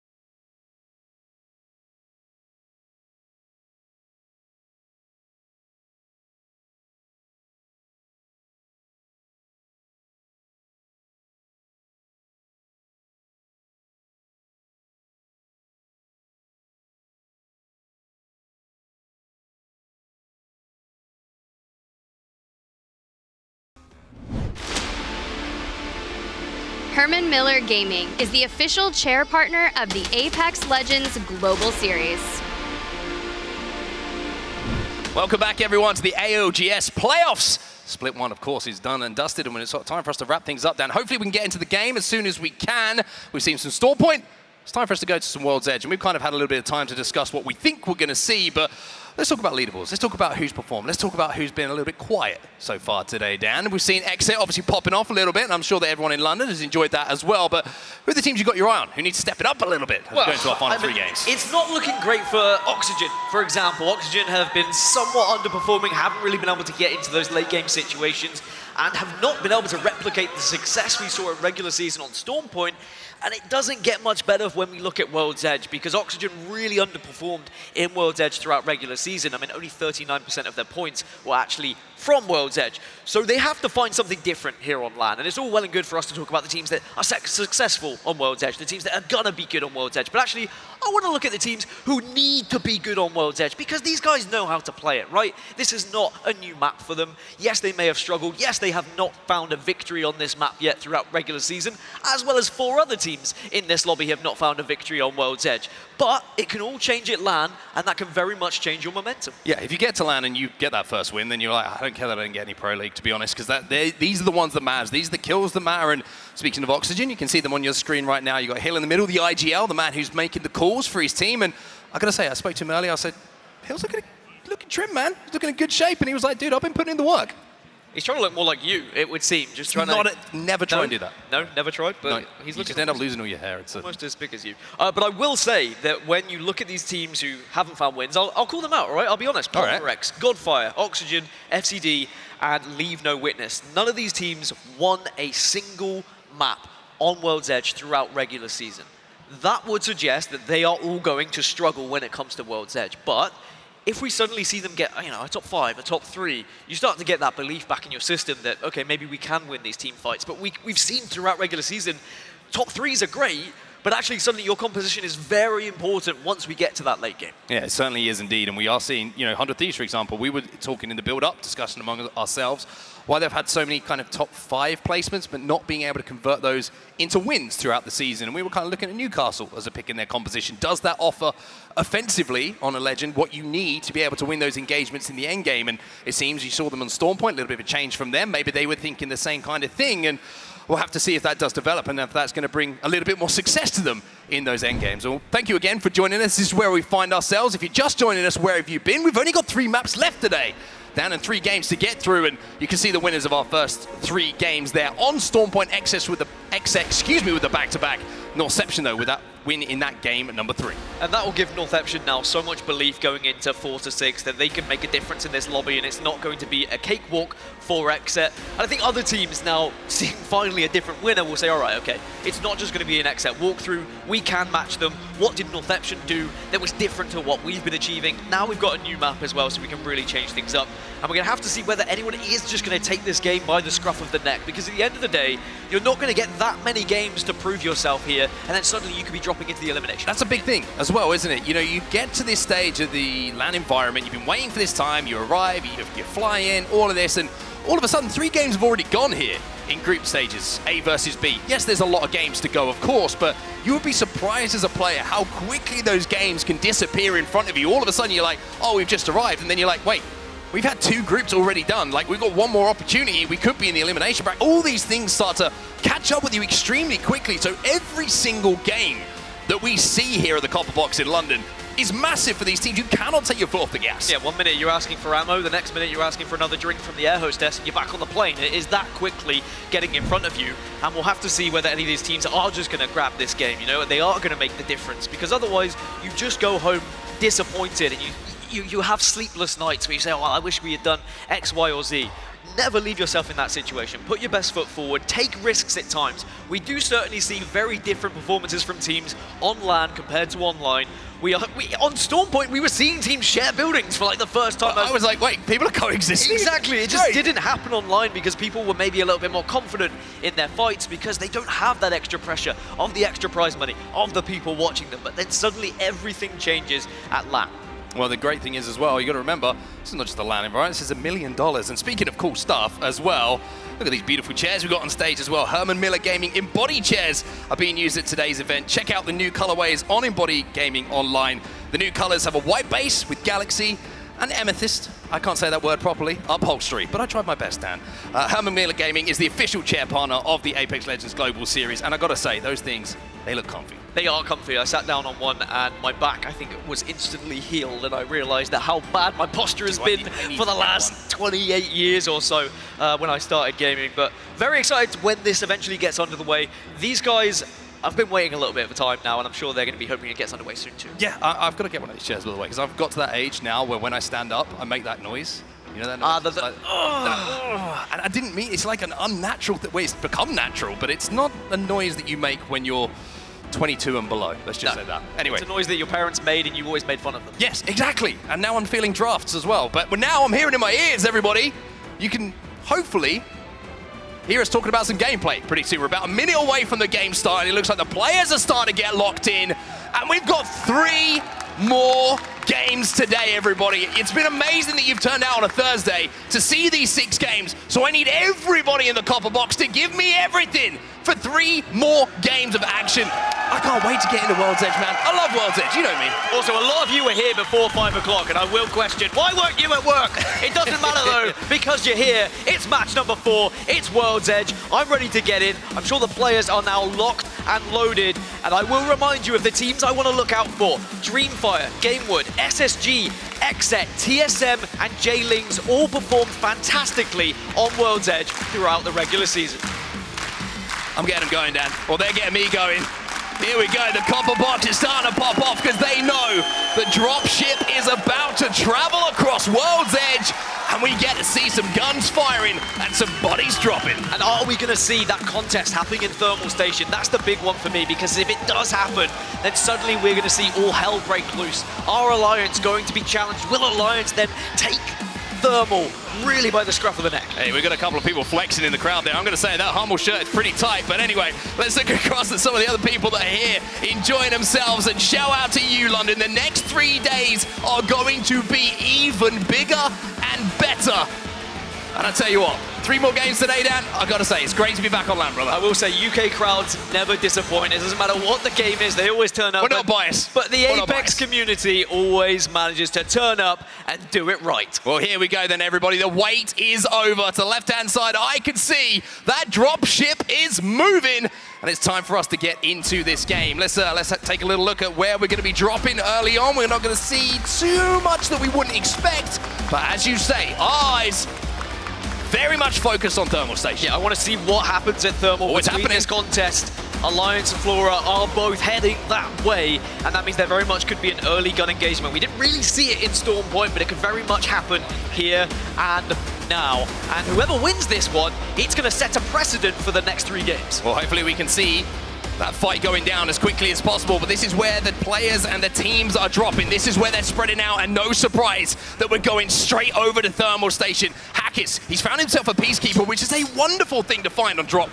It's a very brave thing to walk into Alliance's territory and to challenge them. And I tell you what, they've already got 1 blue shield to work with, and you can see they are just going to spread out the loot here to make sure they can fight against Flora here. But in terms of weapons, what have they been able to achieve on the other side would be my big question, because Alliance look good enough. I mean, an alternator can do a lot of damage in the early stages of this game. Like they're trying to juggle a couple of armors outside as well, and this could be big. Looks like the plan might be to queue up all together, take this fight, get some damage down, and then if they have to fall, there's an armor swap waiting there for them to try and stabilize for a few moments. But this is a big moment for both of these teams. Like we said, every game, massive hit. Arcstar on one side, and then the lift comes up the other side, and this is the engagement they want.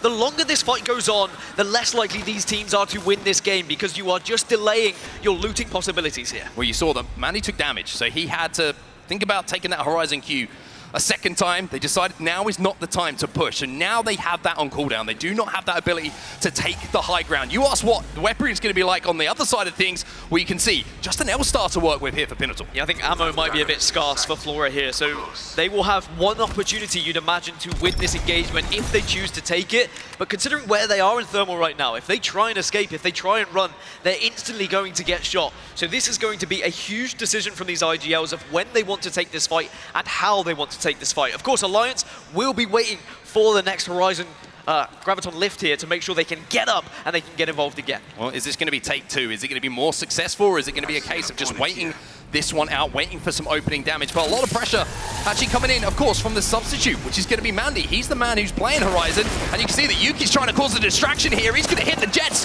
and try and get up high. Now the fight comes in. Flora trying to hold. Flora trying to hold and will slightly push them back, but I don't think they can get up again, and now Flora will get the opportunity to reset once more. Did they do enough damage? It doesn't look like they feel they have done, because if they had, they would instantly be dropping here, Flora. Question is here, what are the meds like on either side as well? Because this might be a smarter game plan than we're giving them credit for. Doing damage, knowing how many meds are going to be at the top of that central structure here, the drill structure inside a thermal station. If they can burn through the meds, chip away at the damage, it means that Flora at some point on that high ground will be sitting ducks or forced to fight, and that looks like what Flora are trying to do here. Yeah, they have dropped, they want to get involved, they have a lift of their own. Mahakis is going to go down here, and suddenly Flora have taken the advantage. Now you see the pressure, headshot going to come in with that wingman. Yuki and Mandy got it all to do. There's one. It's a 2v1 now in the favor of Alliance. Mandy on his own, hardly any armor to work with, no swaps here. It's a 1v1 with barely any HP on each side. Both of them are so low. Mandy, though, gets some cells off. That could be massive. He has the advantage in terms of health right now. Mozambique here. Also got the ultimate, but no, he bounces off the back of a player's head. Big moments here.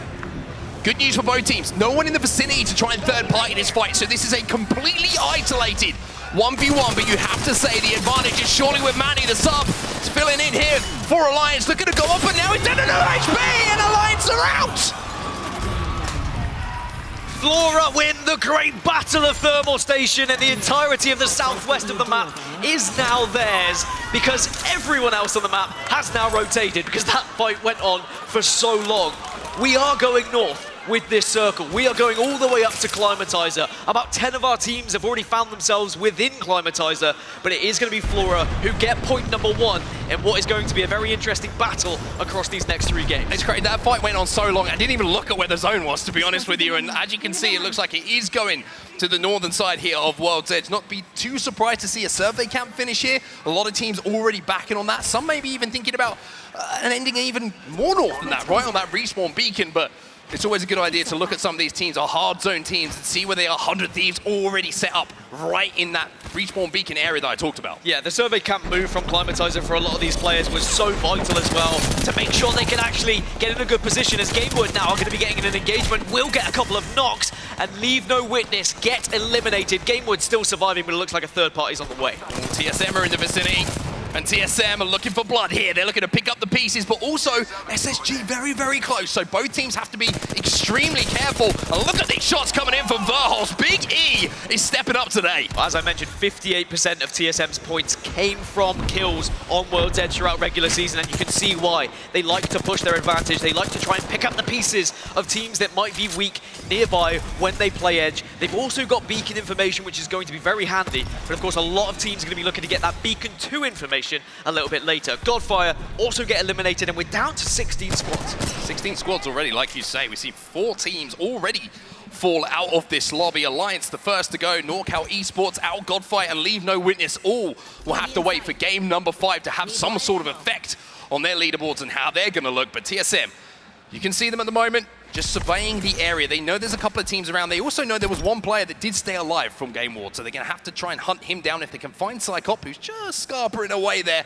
towards Climatizer, there might be a little bit of KP on offer for them. But for now, it's about finishing the downs, grabbing the extra loot, and continuing on that merry, merry path. And we've seen TSM play a circle very similar to this throughout regular season, where they do Valkyrie in late, try and find one of the priority positions, and they've already got the kills as well. They've already got that KP.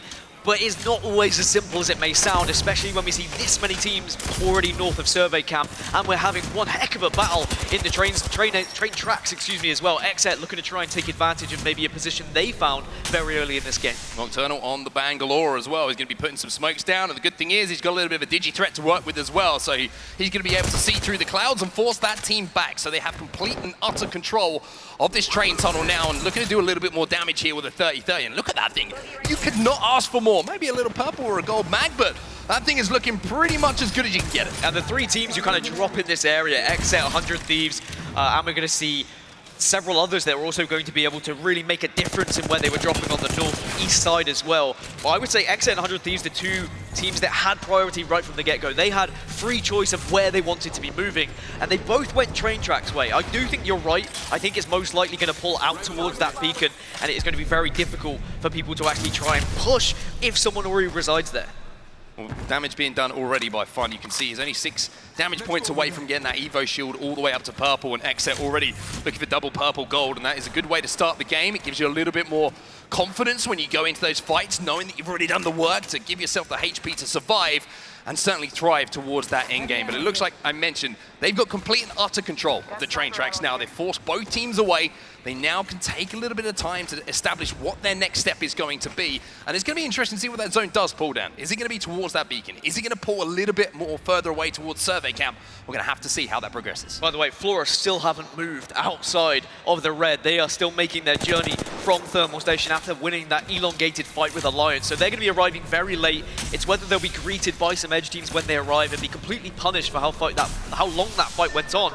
But it does seem like they were able to loot for a long time without any sort of contest because people move so quickly to the northern side of this map up towards Survey Camp. It is a circle that people can heavily bank on the north, and that's why we saw so much movement. TSM still just holding down the ridge, overlooking Fragment at the moment, trying to pick off any teams that are going to be late rotating behind them. Making sure their backs are clear is such an important thing to do, as that zone, of course, starts to close in a little bit. J-Lings Esports, they're in a great position. This is one of the priority positions, I would say, for either of these zones. You can get up on this high ground, and you can control these big rocks that, like you see here, they can control any team who's making a northern rotation towards them. That's 100 Thieves who are going to be down in this compound, but also towards that end game. You have such good lines of sight of the teams who might be stacked up inside of Epicenter or, of course, Survey Camp. Yeah, you can pick off a lot of free kills as well, and for a team like J-Lings who are so kill heavy when it comes to regular season, they'll be looking to try and replicate that now here on land, and I'm very excited to see it because when they were VZN, now J-Lings, they love getting involved in a scrap. They were a fantastic 3v3 fighting team, but sometimes would be a little bit too aggressive and would find themselves getting third-partied. But it seemed like as the season went on, they matured, they started to learn, they started to adapt, and it seems like the perfect time for them to find fall. I mean, it's a great story, this team, right? J-Lings Esports, like you mentioned, started the season as a duo. Yeah. They had to work through, managed to get the thirds, managed to find their way towards land, and now, of course, representing Jesse Lingard's esports team, J-Lings. So a great story, and I'm sure they're looking to keep moving on that trajectory and maybe get towards that finals lobby and see what they can do. But look at Nax now, threading the needle with his charge rifle. He's only got the 2 times on it, but he's finding some bodies to play with. Yeah, those teams who are going to be arriving late are going to have to be careful because there are charge rifles in a lot of different positions. You've already seen the beams flying across the map and making noise across of World's Edge. So you've got to plan your rotates accordingly. You need to make sure that you are watching certain angles, but also have a direction of where you want to end up. What is the end goal from your movements? You can't afford to be wishy-washy with your decision-making. Well, speaking of decision-making, J-Lings Esports has been inside of this building, one of the prio buildings, I would say, potentially towards one of these end games. We've got an option to jump into a listening, so we're going to take it down. Crypto drone here. I don't see it. I'm not even going to waste ammo on that Barbie, bro. You're good, you're good. I don't see him right now on bridge. Maybe get ready to fuck out next. Get ready. Like maybe, you know? It's every the time train closing, zone, get ready to fuck out. They're coming, they're coming. Yeah, I see. They're closer, these guys want to fight. Yeah, they're coming, they're trying to come to us. They're going back, they're going back. They're not back anymore. I think they're waiting for zone. He went all the way back, I guess they thought it was free. Then, it paused. Remember the Nasky, this is fine. Yeah, this is fine. This is fine. But we just need to hold it back. Yeah. No, we're good. 43 purple on fear. I'm not picking them. They're Valco. They're Valco, that's good. They're the Valco. They're blues. The bridge team is still there, by the way, careful. This is even better, this is even better. Zane, can you watch her? I'm gonna look. We just need to watch bridge team, okay? Bridge team is looking right now. I'll just watch through the door. We need to force them to Valko. For the bridge team? Yes, the bridge team. They have a Valk? Yes, they do. Thanks, 60 on him again. Valk, then. Guys, we just play there late, like we did before. Yes. The same as Nasky, remember? Yeah. We just hold the back. I remember. They're pushing out. They're trying to push. Okay. Any angles? Yeah, they're trying to push careful. They're gonna push off of that, but that's fine. I can cheat on them. They're gonna push off of that. Yeah, they are. 60 on one. They're gonna push. Remember, 100 on him. I queued on. Missed on him. Thank you, sure. Well, it's J-Links. Try and hold off the push that's coming in. It's going to be TSM who are trying to force their way into this fight. TSM have recognized this is an isolated fight, and this is where they want to try and thrive. It's North America versus the United Kingdom. I think we'd learn a lot from this crowd during this fight, but TSM have done a plenty amount of damage where they are consistently now pushing up. They are getting closer. They want this. You also heard J-Links were considering Valking as well, but I don't think they're going to have time to. They're going to have to take this fight. Purple versus purples. No one with the HP advantage. Who can get the damage advantage? It's going to be Verholz and Hao who go in first. There's the knock coming in from Imperial Hao, and there's 109 spray as well. All TSM have to do is push in and finish this off, you would think, after Hao has done that damage. Oh, but then you're going to see the ult come through, and that is going to throw a spanner in the works ever so slightly, but TSM still with a very big advantage here. Rip through that shield. Utilize your own shield to stay alive. Hao using that knockdown shield to give his teammates a little bit of an opportunity here to heal, to reset. They know it's a 2v2. One player on either side has been knocked. With this noise that's going down, there is anyone else in the vicinity to try and cause some problems here. Hao hasn't been finished yet, so they might be able to stick the res here, Dan. Yeah, stick the res because Passion are in the vicinity. You are completely right, but Circle is going to be moving, which is very much going to speed up this fight as well. But TSM back up to 3. I think they'll be very happy with that. They forced J-Links away, and now they should be able to reset here. A successful fight.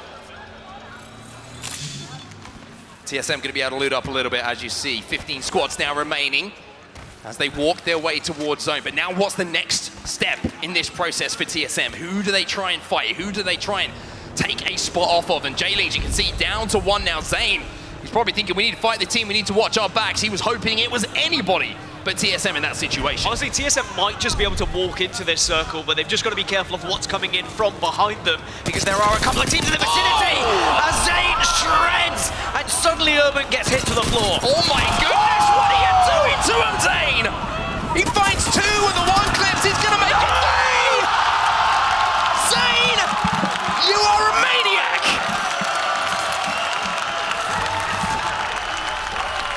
What a performance from Zane in the 1 versus 3. Catches them off guard. He avoids TSM, he rotates wide, and he completely catches Passion off guard. 3 clips, 3 kills for Zane. That's about as good as you could possibly ask for, and now you can see, not only is that extra points, but he's got a pretty good spot to overlook some of these teams rotating in with how he's shooting at the moment. Anybody who steps out from behind cover is going to get hurt. And J-Links might call it a hat-trick, but it certainly was a 3-piece that I will want to see over and over again.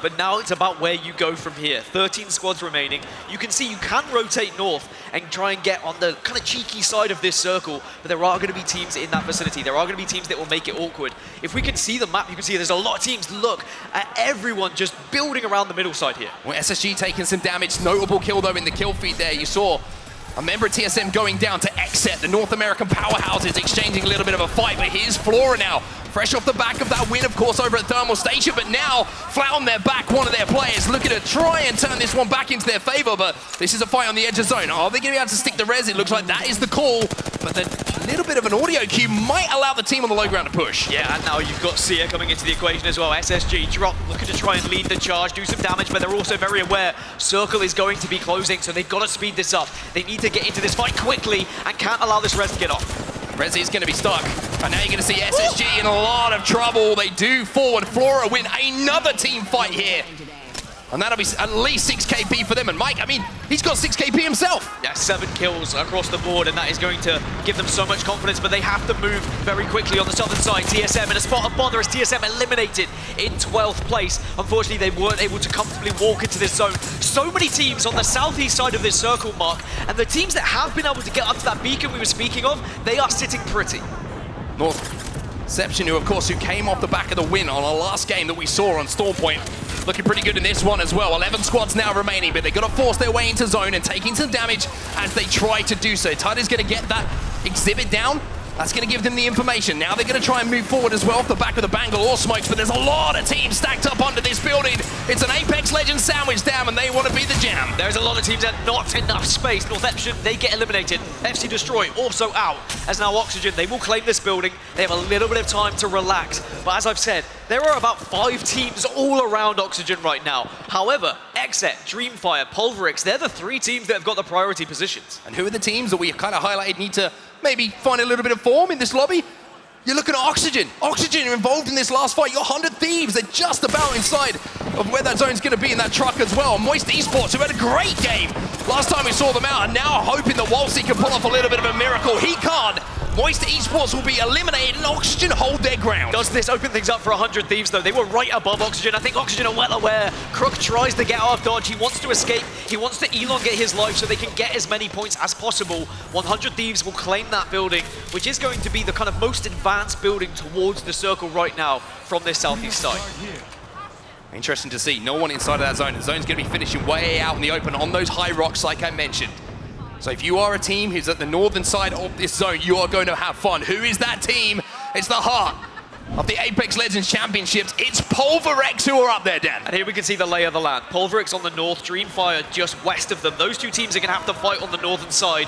And you could argue in a very good spot to win this game. It will really depend on how much they damage each other. But down south, who knows what's going to happen down there? Exet are going to try hold everyone out. If they have success, they might have free reign of that south side. Exet trying to make the move. You can see Nocturnal moving across a little bit towards where that zone is going to be pulling. He's trying to scout, and he's trying to pin these 2 teams in, which are down on that southern side. If they can find that position to do so, then maybe they will be able to hold these teams out and pick up the KP. They send them crashing back down to earth, and Exet now ahead of the pack, looking to pick up free KP. Flora eliminated. Flora, they did so well in this game, but Nocturnal managed to do so much damage as now Exet will push up to the south side. They've got the smoke for cover. Fun goes down.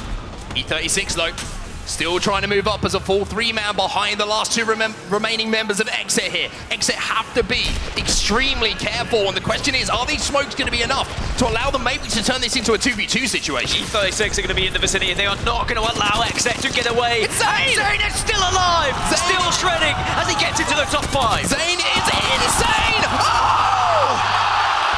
What did you have for breakfast, Zane? I want some as well. It's got to be a full English. Surely Jay Ling's into the top 4, and now Zane, the kill leader. Remember, he's been a solo for quite some time, and he's still going. Still hitting shots, but has to calm it down. He wants to try and get into the top 3 here. Still has to think about placement points. I think he just wants to kill everyone, Dan. I don't think he cares at this point. Put a body in front of him, he's going to shoot it, and he's going to make it fall. The only thing that can stop him, Dan, it's got 9 bullets. He needs to find some light ammo. But we've still got Dreamfight, we've still got Pulverix, those 2 teams I was talking about on the north side, but now E36, the team that drops kind of in this area, are going to be able to make a real threat towards this late game. Aimbot, it looks like they're going to be making a rotation round. I think they've spotted that Zane might be a solo here. Doesn't matter. Zane in a solo. Zane is a Terminator at the moment. And anyone who's going to challenge him, well, they're certainly going to take some damage. Look at this. Zane's like, do you know what? I'll take you all on. He's going to throw the black hole down. He's going to try and finish off 1 kill. It's another one here for Zane. Surely tries to get the armor swap. Not going to happen, but what a performance from Zane and J-Leagues. A valiant effort towards this endgame. And here comes the battle of the north. Dreamfire and Pulverix are going down on this northern side, are getting involved. So much damage, which will open things up for E36. Well, it looks like Pulverix have given up that northern spot, though. You can see now they find themselves down to a 2-mate. Shumi's going to go down as well. Pulverix eliminated. We're down to 2, and it's Dreamfire versus E36, the teams who are holding down the very northern and southern tips of this fight. Dreamfire are going to get the first knock, and now surely they can close this one out. And I said Dreamfire, best performing team in World's Edge, and they're going to try and carry it on, but it's not done yet. It's not done yet, but now it is. Dreamfire step up in our first game on World's Edge, and I tell you what, I've missed this. A massive win for them, as we have our 3rd winner in 4 games. Throughout the regular season, Dreamfire, in this lobby, the best World's Edge team when it comes to points secured. And I tell you what, you deserve a little wave to the crowd, because what a victory it was. The way they held the northern side of that zone, the way they kept Pulverix back as well. They were both fighting for those priority positions, but Dreamfire, the damage they kept outputting made it so difficult for Pulverix. I think, yeah, the thing that you mentioned there, Pulverix, they were the team who had the option to maybe stop Dreamfire, but Dreamfire, we talk about taking risks and taking important fights towards endgame, deciding to push the team in the prior position because they had the opportunity to do so. By doing that, they control the entire end circle. They have that height, they have the opportunity to rain down the fire, but with all due respect to them, massive win, congratulations. I feel like there's one player we need to kind of highlight here, Dan. Yeah, you can't really look at that game and not talk about Zayn and what he was able to achieve from Jay Lings. They were pushed by TSM. He was left as a solo, walks around, destroys the entire team of Passion. We see him then put down more shots. We go away. We don't know what's happened. Is he still alive? We come back and he's doing it again. To be able to score that much points on your own for your team is worth its weight in gold and really could be the difference between you getting to kind of finals or not. Absolutely insane. I mean, that's game number 1 done on, of course, World's Edge, game number 4 overall, and we've given our thoughts. It's time to hear from the desk and see what they've got to say. There's only one word to say after that one, and it starts with a Z or a Z since I'm here in London, and it's Zayn, baby. The crowd got hype. I felt a tingling in my body watching some of the things that I saw Zayn do. I didn't think it was possible. I know Dreamfire won. Congrats again, another APAC North win, but Zayn stole the show, Tiff, undoubtedly. I mean, look, is that the buff of just announcing your org today, Jay Lings Esports? They had been sitting on that for a bit. They announced it, and to come out in such a dominating performance, right? Usually, if you're going to be the last member alive, you want to salvage some placement points. Bro was just sending it. He's like, oh, what? There's 3 of you? I'll take it. I don't care. I'll take this any day. And you know, like, he made it look like they were standing still. Possibly the best single-player performance that we have seen, you know, in LAN, let alone on this stage this weekend. That is going to be in highlight clips for years to come. I mean, yeah, incredible tracking. You know, taking them out all one by one. Just wow. Shout out to our producers as well. You know, I'm begging, can we see this again? Get tape, guys. Can we get this back? I need to see some more Zayn. It all started off, though, in a very interesting fight with Alliance and Flora, Tiff. Look, this contest I have been watching happening in scrims over and over, and I would say it's been about 50-50, right? Usually Mandy will get some opening kills and it'll turn the tides, but Hackus chows for that tower and usually the guns that are sitting on top. Well, this time they had Flora sitting up top, right? They didn't have a lot of resources, and I thought they were going to have the upper hand when Flora decided to flank. Now, when I got scared was when I saw Mandy with that Mozambique in his hand, because I remember at the beginning of Pro League, he once told Hackus, my beak go crazy. It did not, in fact, go crazy in that moment, but overall, we'll see how it goes on the next map.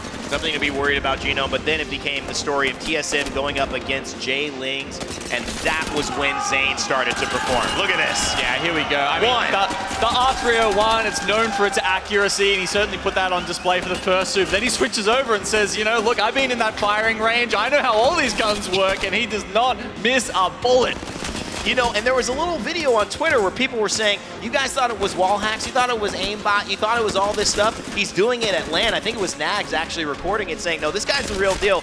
Quite possibly the best aim at LAN. Quite possibly the best aim we have seen in Apex Legends. What a moment from him. Xset making it into the top 7 as well. Zayn, a little bit of magic here to end the run there for 100 Thieves. But he couldn't do it by himself. It would ultimately be Pulverix and Dreamfire started fighting out for it, Tiff. And then Dreamfire would take the win, which is a big deal for them. Trying to get their rhythm. They found it here on World's Edge. Yeah, which is exciting for them. Right now, granted, they came into London last minute. I believe they had 29th at ALGS Champs this summer, and this has got to feel really good. I think they were here maybe for 20 hours in London, so maybe they just needed to warm up a little bit. You can see the vibes. They are on top. Let's check it out. 17 points for Dreamfire there in match 4. And look at that, though. Interforce, Gino, I'm sorry but to cut you off, but 18 points. I mean, they actually did better than Dreamfire just because of the amount of kills they got.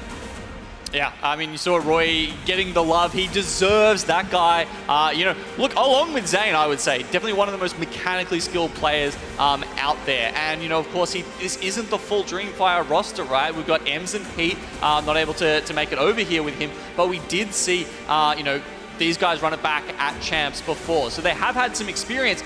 Weirdly enough, you know, pretty much only together on LAN with Bolin and Tao.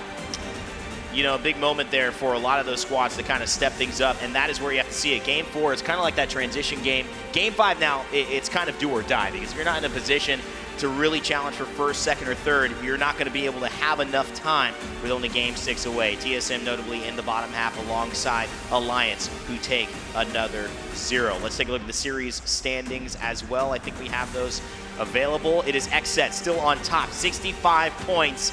They have certainly come to play to start off their tournament. Interforce, though, grabbing second because of that great game they had just last Game 4. Northeption with a win as well. Moist Esports, notably, and J-Lings, 2 teams outside of in the top 5, but without wins yet, Gino. So that's looking very good for them. Yeah, Moist incredibly consistent so far. I mean, they've been consistent in always making that final day of LAN, and if they keep this up, you know, there's no doubt in my mind that they're going to be doing that again. Yeah, and Tiff, Dreamfire sitting in 10.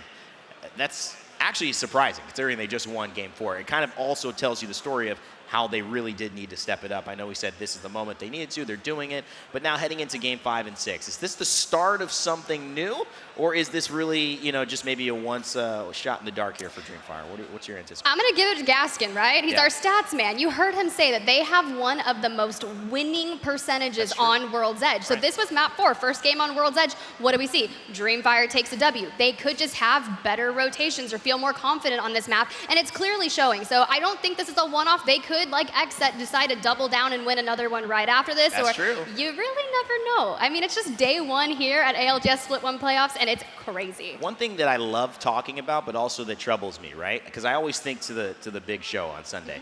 You have to be able to win not just on World's Edge, but on Stormpoint. Dreamfire, because they just won, great performance, but on Stormpoint, it was non-existent. So how do they correct that? How do teams go about looking at that and identifying it, Gino? Is it just time? But, you know, what's your take on the fact that you've got to have that consistency on both maps to really get it done?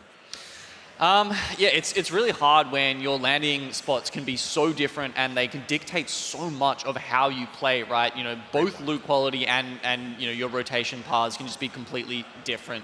So I think for Dreamfire, you know, having those differences between the 2 maps, sometimes it's a little bit hard. You know, sometimes you know, you've been playing for a spot for a lot longer, and you just have so much more experience there that when you come to LAN, you don't necessarily get the POIs that you have in your home region where you're always going to be one of the stronger teams. Right. It can be really hard to adapt.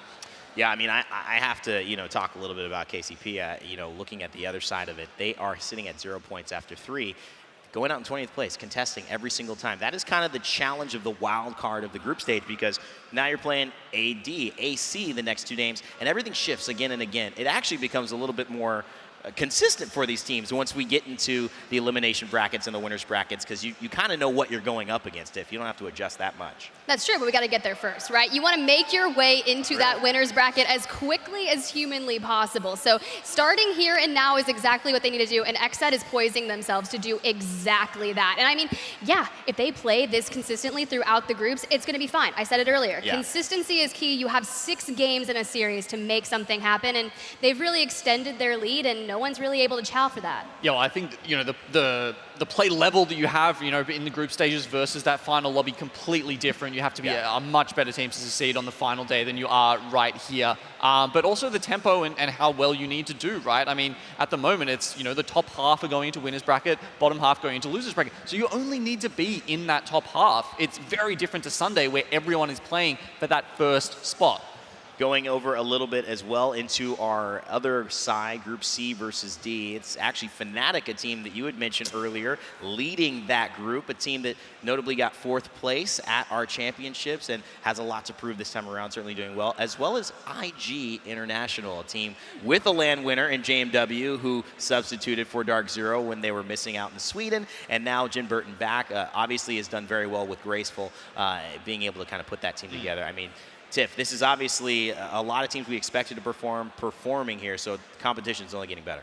Yeah, you mentioned Group D. The first thing I saw when I looked at that was there are a lot of edge teams in that group, and I was curious how it was going to start affecting it, because IG is one of the zone teams in the Group D that's stacked, and I was like, okay, if you're saying that they're performing incredibly well, it makes sense, right? They're playing their positioning, they're doing it well, but Fnatic, that is going to be exciting, and I think it's really cool. In the back of my head coming into this, I really wanted an APAC North team to win this at the end of the week. I don't know why. Look, I really did, and If my hunches are right, I'm getting a little excited. I don't know, man. I'm not sure Europe's going to be happy having something not European take home the championship. I mean, but we had it in North America. You know, we expected maybe a TSM, maybe something like that. NRG, there was a lot of talk about Optic, and then all of a sudden, you know, you look at it, it's Dark Zero yet again, which still is undethroned, has not been dethroned from winning and hoisting that trophy as well. IG are doing well, though, so I don't know, home ground advantage. It's possible for them. I like them. I mean, how about Alliance? Let's talk a little bit more about them. Obviously, that's not necessarily the most positive situation. Quick point on them. How do they turn it around? Any ideas? It's interesting that having a look at those contests that happen throughout scrims and how that's already changed that we're seeing that on LAN. I mean, that last one we saw was honestly one of the most wildest contests I have ever seen. The fact that there was ultimates coming out, the contest went how long it took? long enough that Horizon got the black hole ready. I mean, that's actually kind of crazy. I mean, these teams have been doing all of their research. I mean, we've had info come out, in the last 6 months, even specifically about where guaranteed weapon spawns are around these POIs, right? And that is something that these teams need to look at to make sure that they can win those contests. Well, great things to talk about. We still got a couple more games to play. It's day one here in our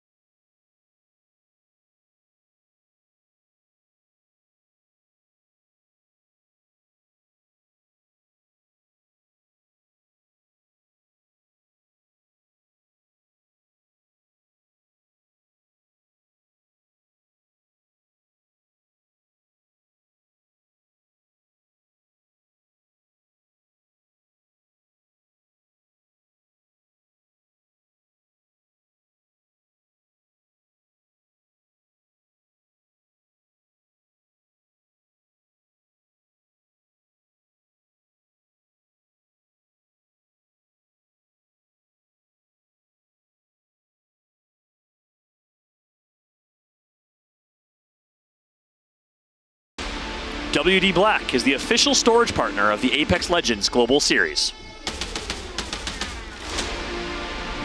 Welcome back, everybody, once again to the ALGS Split 1 playoffs, and good news for you guys, you don't have to wait too long. We're about to get straight into this game. Dan, we've only got 2 left. We've only got 2 left today. Don't worry, we've got 3 days off. That's kind of... Oh, yeah, we got 3 more days. It's absolutely fine. It's match number 5. And you know what I'm interested in? It's Thermal Station again. Are we going to see the same old battle going down between Flora and Alliance? I got an answer for you, my friend. Of course we are. Yes, we are indeed. We're going to see these 2 teams go back and forth once more. So Thermal Station is going to be the focus of attention. The question is, are Alliance going to change up their strategy a little bit? Are they going to give away that high ground? Are they going to try and play a few different angles? Because last time getting trapped on that low ground seemed to hurt them a little bit. Yeah, inevitably we're going to end up with a fight here, and Alliance have already been able to get a kill here. So this is far better for them. Being able to pick one of these players off means now they can play the game how they want to. They can dictate the pace of this fight. They can push the initiative. Well, Alliance, they are 1-0 down, we'll say, when it comes to the contest here. Can they tie it up at 1-1? And then when we go into game 3, I'm going to see a last-minute winner, Dan. See what I did? We're in the UK. A bit of a football analogy there for you. Like that? I hate it, and I hate it here, and I want to... No, I love it, and I love it! I'm sure Jay Links will like it as well. But Alliance now, it's a 3 versus 2. They should win. But sometimes that can add extra pressure, right? Sometimes you can maybe get a little bit too antsy. You can push a little bit too quickly. Flora are going to make them wait every second. They are going to try and frustrate them as much as possible, but there will also be the thought process for Flora here of, okay, how do we get Miak back on his feet, right? How do we actually get back to a full 3? Is it possible? And this is why we're seeing Sia utilize with the heartbeat sensor just to get as much information as possible. Well, the thing is as well, you got to think, if you're Flora right now, you're hoping Alliance make a mistake. If one person walks out a little bit too far, 2v focus fight, you're turning into a 2v2, and all of a sudden the pressure's back on Alliance, right? Just to keep you a little bit more abreast of what's going on in the rest of the map, because last time we completely utterly forgot that zones exist, Dan. We're going to talk about where that zone's going while this fight goes down. It looks like Landslide might be an option. Countdown, of course, is going to be there, but a few teams moving towards staging, which is interesting. Maybe an end towards there. Here comes Alliance then. They are going to make the push. They are going to make their way up. They don't want to wait any longer. They waited for the death box to be out, and they get involved in the fight, and it should be simple from here. There's a lot of damage. Hackers will get the second knock. Hackers gets the second one. One player left alive then on this high ground. Alliance looking to answer back, and Yuki looking to join the fight as well. A finish is going to come in as well, and let me tell you, that's BM, brother. He's not just looking for that armor swap. He wants to let them know that this is still Alliance's playground. It is still alive though, and is managing to get a shield swap, but it looks like it's going to be the end because there are no bullets. You've just got fists left, as it is going to be tied up. Alliance, they will win Thermal Station, and it was far quicker this time as well. So now they can start to think about moving towards the circle. It's also a far closer circle than the one before. As you said, people moving towards staging. We've got about 6 or 7 teams that have already rotated early, so this is going to be a good opportunity for those teams dropping in those areas. Big fight already breaking out as well, and it's involving Moist Esports. You can see it on your screen, and it's SSG who are trying to push them as well. SSG managing to stabilize. They haven't lost a player. Nobody is on their backs for now, and Moist Esports in a lot of trouble here. Just one player left alive. Yeah, SSG have moved pretty quickly all the way from Lava Fisher as well to make sure they can try and hold down this staging spot. It looks like with the knocks, they should be able to hold this area, but it is going to be a lot of area to try and hold.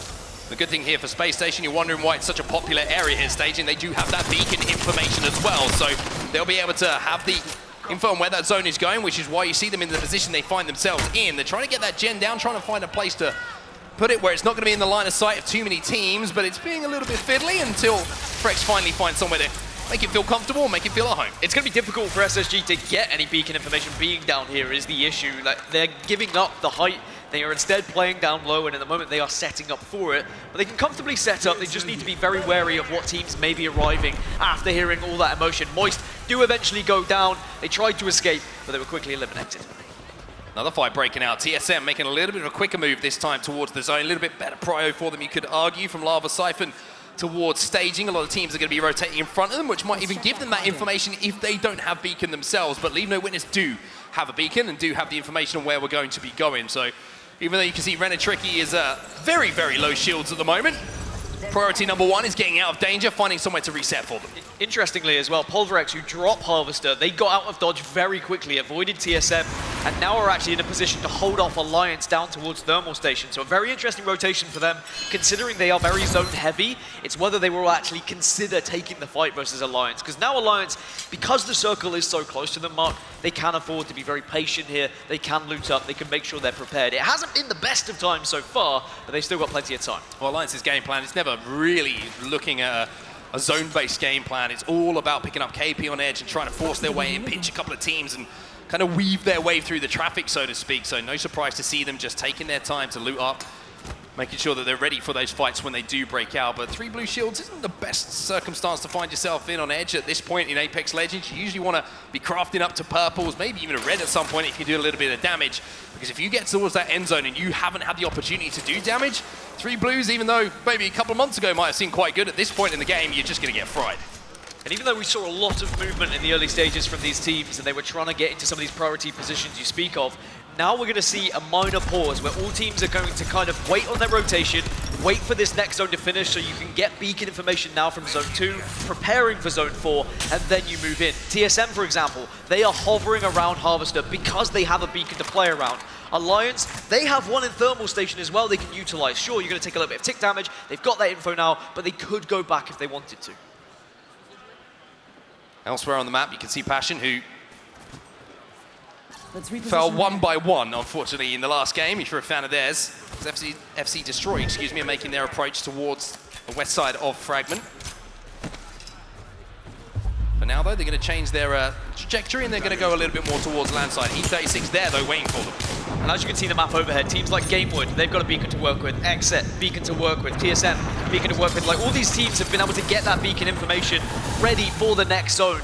There will be a few teams that are fighting over beacon information, and if they don't have the legends to actually just kind of nag it away and make sure they get it with a crypto, they are going to have to fight tooth and nail.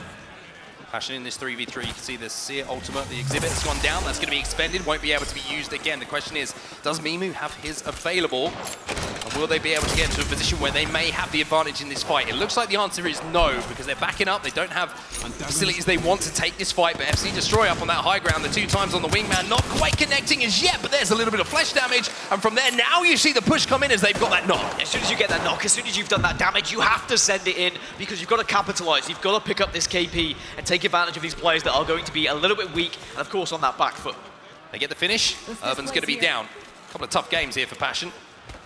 And now you can see FC Destroy looking to live up to their name and looking to take the last 2 players down to add to that KP tally like you mentioned. This fight is completely and utterly isolated as well. Although you can see Jailings maybe up on the opportunity to sneak up on this fight on the triple stack building, the construction building you can see behind FC Destroy. They have to be extremely aware, and whoever's on Seer, that's going to be Yuka Predator, is going to have to be aware and do that little bit of heartbeat scanning to make sure they don't get caught off guard. Yeah, I think Zane is trying to slide down the hill at the moment, but he keeps being reeled back by the rest of the team, and they're saying, wait for your moment, and then you can start popping off once again. Did you not just see what I did in the last game? You know what I'm capable of, let me at him. But I think if Jailings are patient here, they might be able to pick up some KP. Elsewhere, Exit have been able to make their way into staging once more. They are under a little bit of pressure here, but it looks like they found home territory. Great spot for them to play from as well.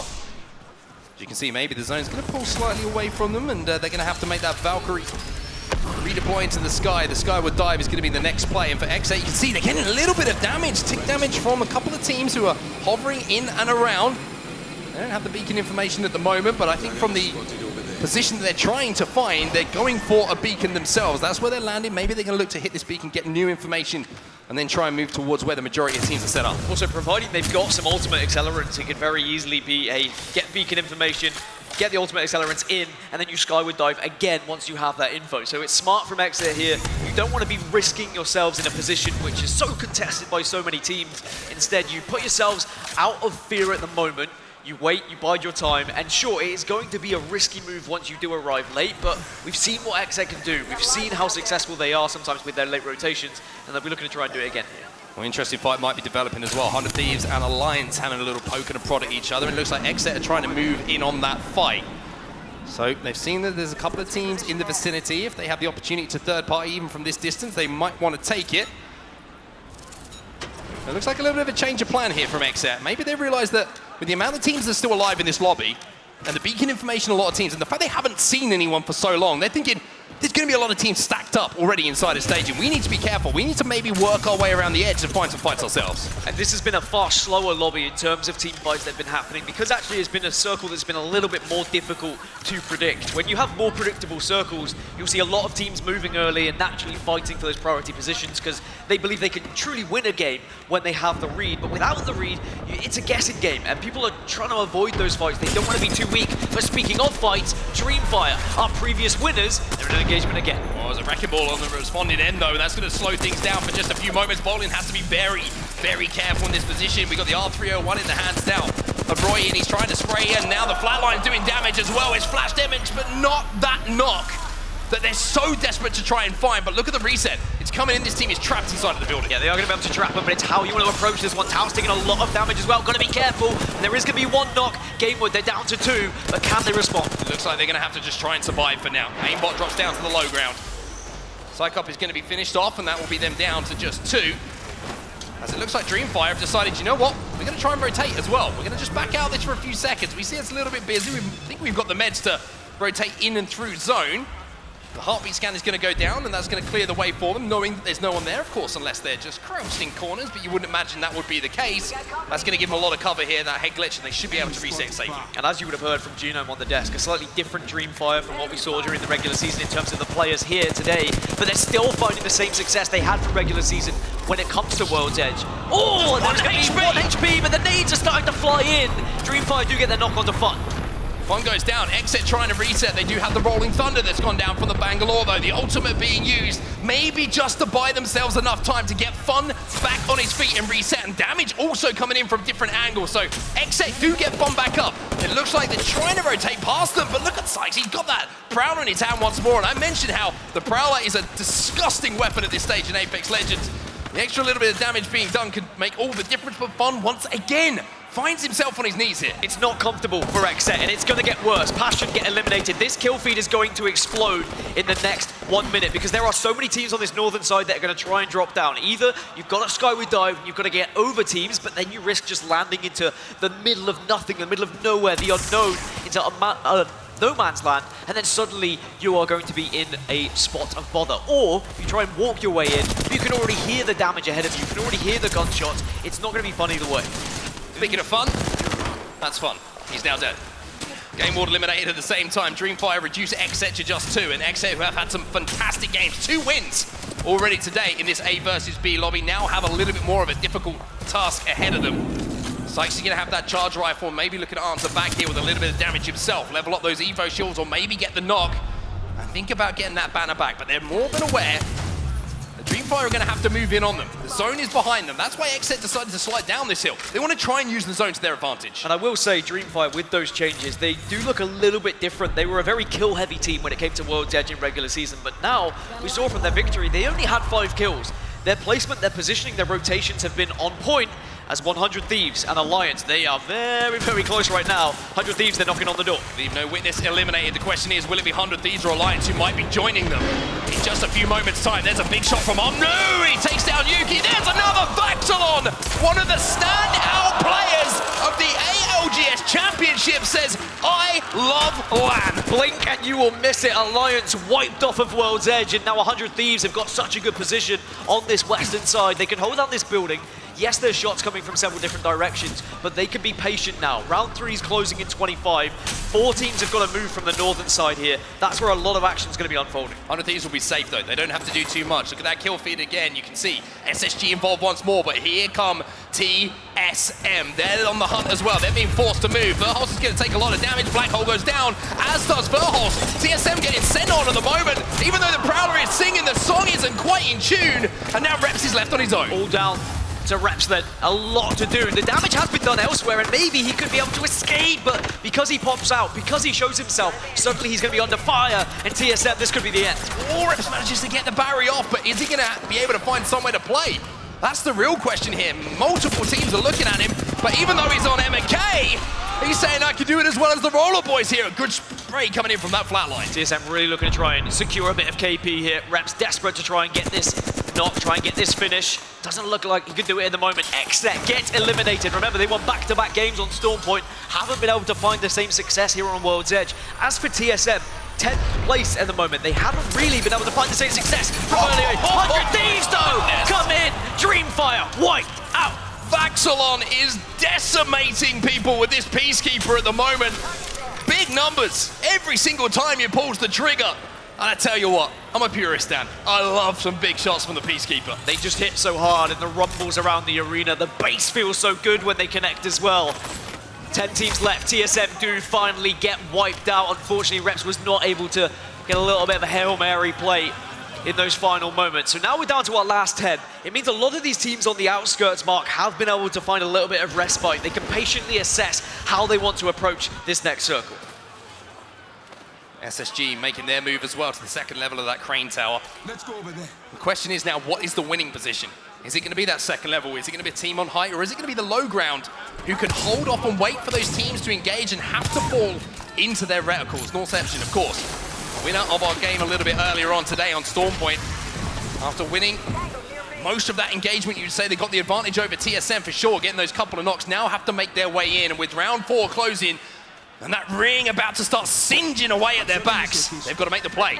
And as you can see, Godfire, one of the better positions. SSG still in an amazing spot as well, but there's so many teams moving from this western side. But look at Jay Lings and the southeast side just sneaking into the circle now as Northception with the wingman. That is heavy, heavy shots. Heavy damage coming in from Tyda.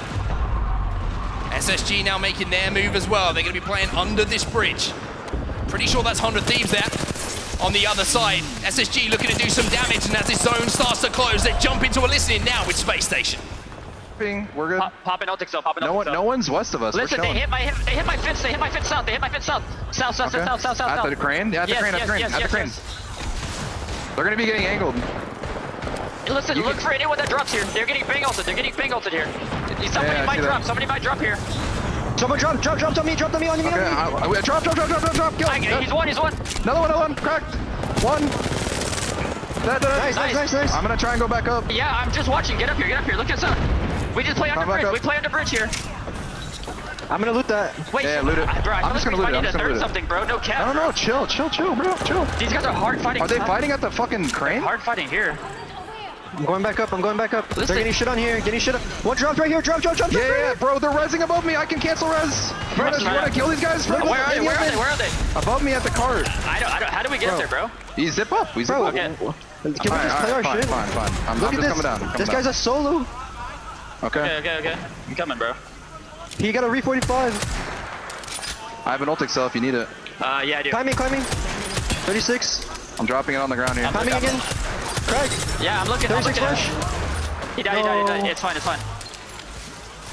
Alright, well this team above us is gonna push us. Yeah. Like I low-key think we need to play for fucking... Do we need to play for the height of the bridge or no? I don't know if we can, bro. I'm queuing this guy. This guy might... They're not even on the fucking second level. We can play second level.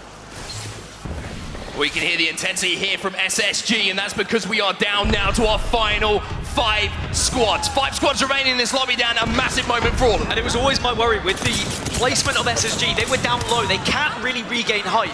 So they're going to have to try and force their way either just underneath and through, which leaves them so vulnerable to these teams on the bridge, or they have to go for that risky play of taking the bridge off of 2 teams, which would be near impossible considering they would be watched from both angles. I will say, at the moment, Godfire in the best position of this game. But on their back, guess who? It's Jailings, and Jailings look like they're about to make their move as well as Northampton now go down to the low ground. Wingman starting to hit some shots as well, coming in from Tyder. He's already hit some big damage himself, but now they're getting pushed and they're going to have one on their back.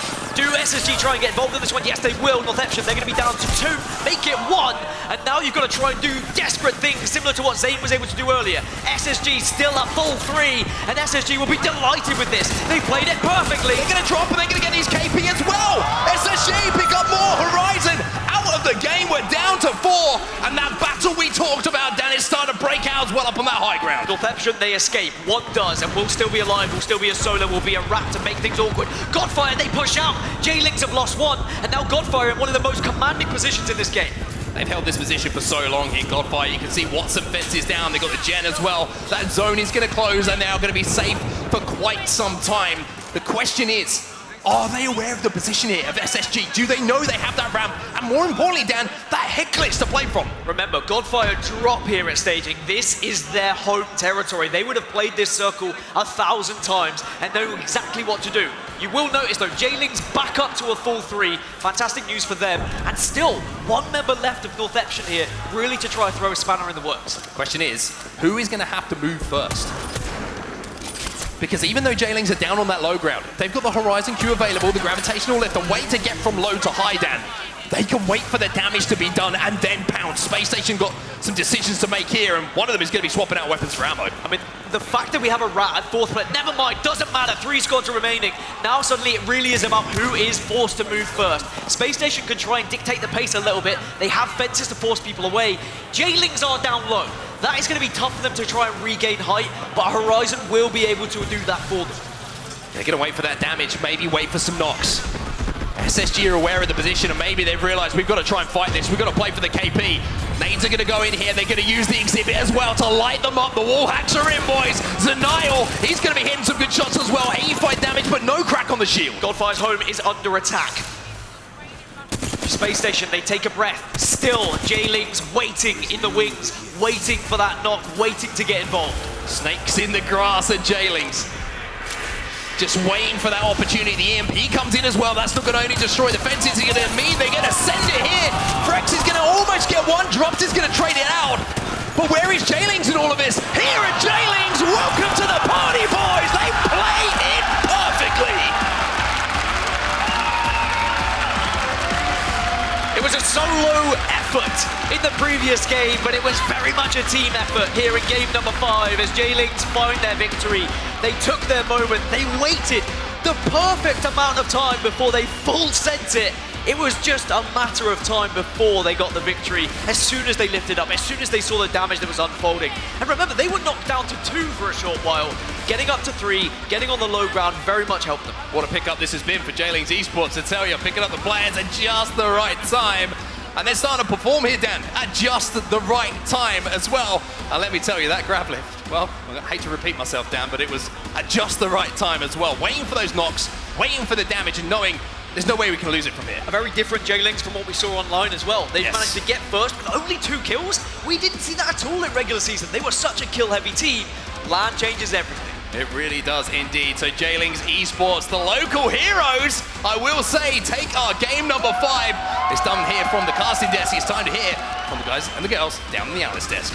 Well, it ended with Zane, an incredible performance in game 4. Game 5, they build on that. J-Lings Esports taking the W, but it was not without a valiant effort on the side of Space Station Gaming. Godfire, who landed at staging, as well as a nice contest throughout with, I think, even Horizon Union up on top. But it ultimately had to be the narrative of J-Lings continuing that push, Tiff. And this is a team that's got excitement around their play style. And that's something that's special here in a live environment. Building off the crowd feedback, it's something that J-Lings Esports is doing better than any other team right now. I mean, excitement is one way to put it. Let's just go ahead and talk about their journey, right? We're on that road to redemption, that full circle moment here. J-Lings Esports started off as VZN, actually a little bit changes there at the beginning, but they played as a duo in the first match day of Pro League Split 1. They did that, they came out swinging, they bring in Nags, they have really good dynamic as they play together. And we actually got to interview Nags on that broadcast, and just hearing the way that he talks about his teammates and just the chemistry that they have, it's clearly showing that they've been building on it and it's paying off. Yeah, formerly with E6, K-Switty and Slayers, Nags finds a home here. Genome, though, it's more than a home. I mean, this is a team that seems to be playing off momentum, playing off of confidence, and that's what you need in this type of situation. I mean, surely, yeah, after your teammates sit back and watch you take that 1v3, right. You know, they've got to be hyped up for that next game. It seems, you know, almost certain at that point. And yeah, you're seeing with that performance, they, as you know, Gaskin and Onset said there, they waited for the perfect moment. You know, when it played out in that final circle, you know, the other 2 teams, they really just couldn't look over the top and snipe them. Even though they were on the low ground, it was very tough for them to get unlocked, untangled from each other, and that just made it really easy for them to come out on top. It was a great situation for them. They could wait, and I think also SSG making the decision. We want the KP. Sometimes that happens. As we take a look at the highlights of Game 5, only one more game to go. TSM trying to get going, XZ trying to get going. They've noticeably dropped a couple of near goose eggs here in these last couple of games, Dave. Yeah, it's been really tough, right? We were talking about them after map number 2. They had 56 points, would have put them in match point contention if this was Sunday, but they had only garnered themselves 9 points throughout the rest of those 3 games. So a little bit of a falling off, still holding on to the lead, and that's only because NTH hasn't really made a jump up, but they're starting to creep and close that gap there, so it's only a matter of time. But as I watched these highlights, we saw Vaxlon go off with the PK, and I'm like, I was like, name a better duo, Vaxlon and a PK, and then Scurry also had one, so they were just rolling through that end game. But this is the positioning you were talking about, and it's really interesting, Genome, because J-Lings, they were originally rotating in on the side of Godfire when they were bunkered down in that building. They end up on the low ground and play it like a chess game and just wait patiently.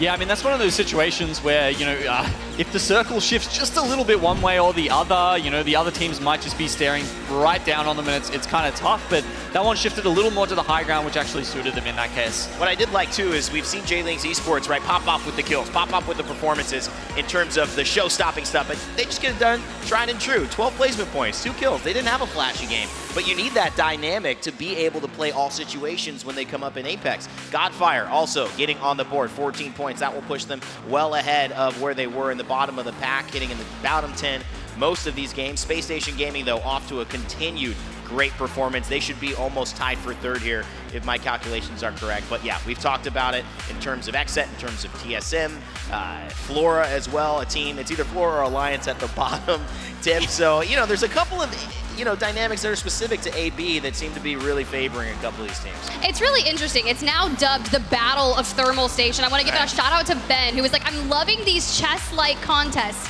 with Alliance. They're putting some thoughts behind it, right? It's moving a little more slowly, the way they approach it. And in scrims, it was really 50-50. And I know Raven is probably cringing me here saying a contest is 50-50 because there are things you can do to shift it, right? But for the most part, that contest has been back and forth. One shot can do it, one headshot. Let's take a look at the big overall series though. Genome, react to this, XN on top. We mentioned they've slowed down here, but Northeption, Space Station, J-Links, all nice movers.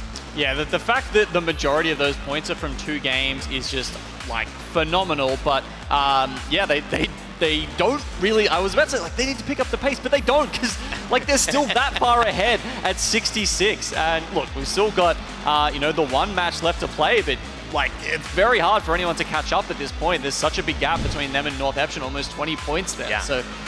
I know. One big game, though. So, I mean, let's put it into perspective as we take a close-up at Zane getting a conversation. It looks like something surprising was just said right there. Couldn't be about his aim, though, because we know he's got that locked in as well alongside VX and Nag. So I think got a haircut since the last time we saw him and interviewed him on stage in Sweden.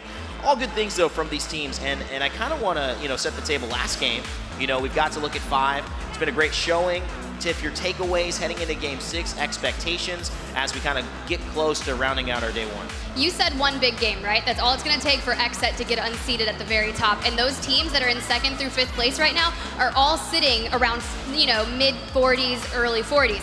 And that is a big game, a double-digit eliminations with that 12 points for placement points. So there is a very valid chance that someone is able to put that down. So if I'm XSET, I am doing everything that I can to minimize that because you want to come out with a win on your group play for the first day. Yeah, and it's also a very tight lobby as well. You have to acknowledge that, right? I mean, besides XSET, being a little bit further ahead there, but that's it. It's still only 66 points, which after a 6-game series in Apex is not like massive points, right? And I think that just shows that this is a tight lobby. We've got a lot of highly skilled teams here, and we don't have anyone just running away with it. We've got no one just rolling through the lobby, like it's a breeze or anything, because every team here is showing up.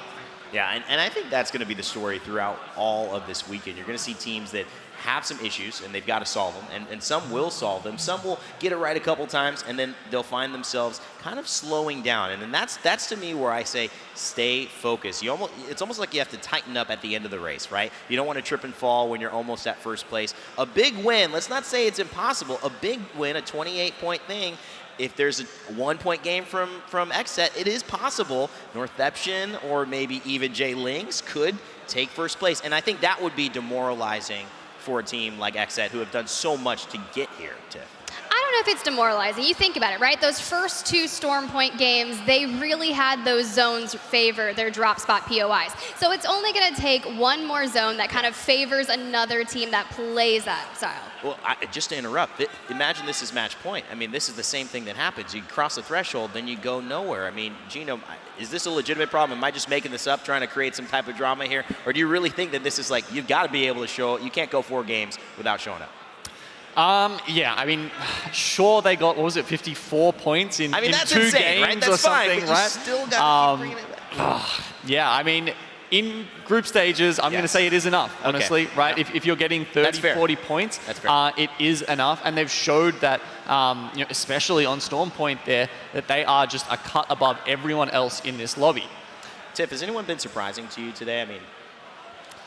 I mean, look, I've seen some teams that I thought were going to come out here and perform incredibly different in a better way that maybe are performing a little lackluster. And that could be because we are on LAN. We have a lot of young, talented players, and this is their first time on a stage. You can't even imagine what goes into the amount of pressure that you're experiencing. You are surrounded by 119 other players that are the best at what they do. So you have to be able to lock it in. And I believe Verholst, right? He's been practicing in the past week alone, just locking it in, not paying attention to chat on his streams, because you have to have that. We are in a live stage environment when the crowd starts going crazy. I mean, come on, let's go. We need to hear exactly exactly who you're cheering for today. We want to know because it's just a different dynamic.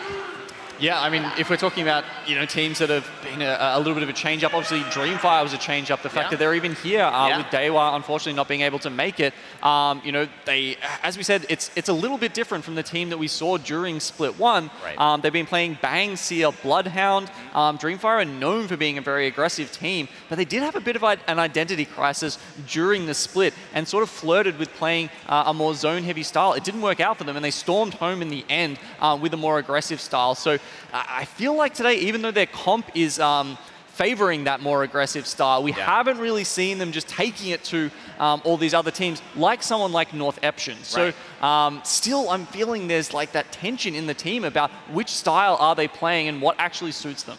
Yeah, it shouldn't be surprised. I think North Eption, you mentioned that would be the team that I kind of have the biggest takeaway on. How aggressive that they're being, how confident that they're being, even getting into these top 4 situations. But the way they're doing it with the kills, to be able to say that, they're in contention, they're second, third place overall in this lobby, that is an incredible achievement heading into a lobby with what feels like people who could be hoisting up this championship no problem. And so representing APAC North, being able to do that and show, with Fnatic also representing on the other side. It's a strong day for APAC North. We've seen good APAC South performances, good EMEA performances, and of course North America is on top here in AB. So for me, does this make our job easier or harder, Tiff, to figure out what's actually going to happen? I mean, we're getting such good representation from all regions, right? Yeah. This is a global series, and they are all showing up. So I don't think it makes it harder. It's just more fun, right? Because it could be literally anyone that comes out on top. We said it best. There are some amazing teams behind us from all of the regions, and it's really cool to see a lot of the teams, such as Dreamfire, that came in last second to find success as well already. Yeah, I think Dreamfire is a great story.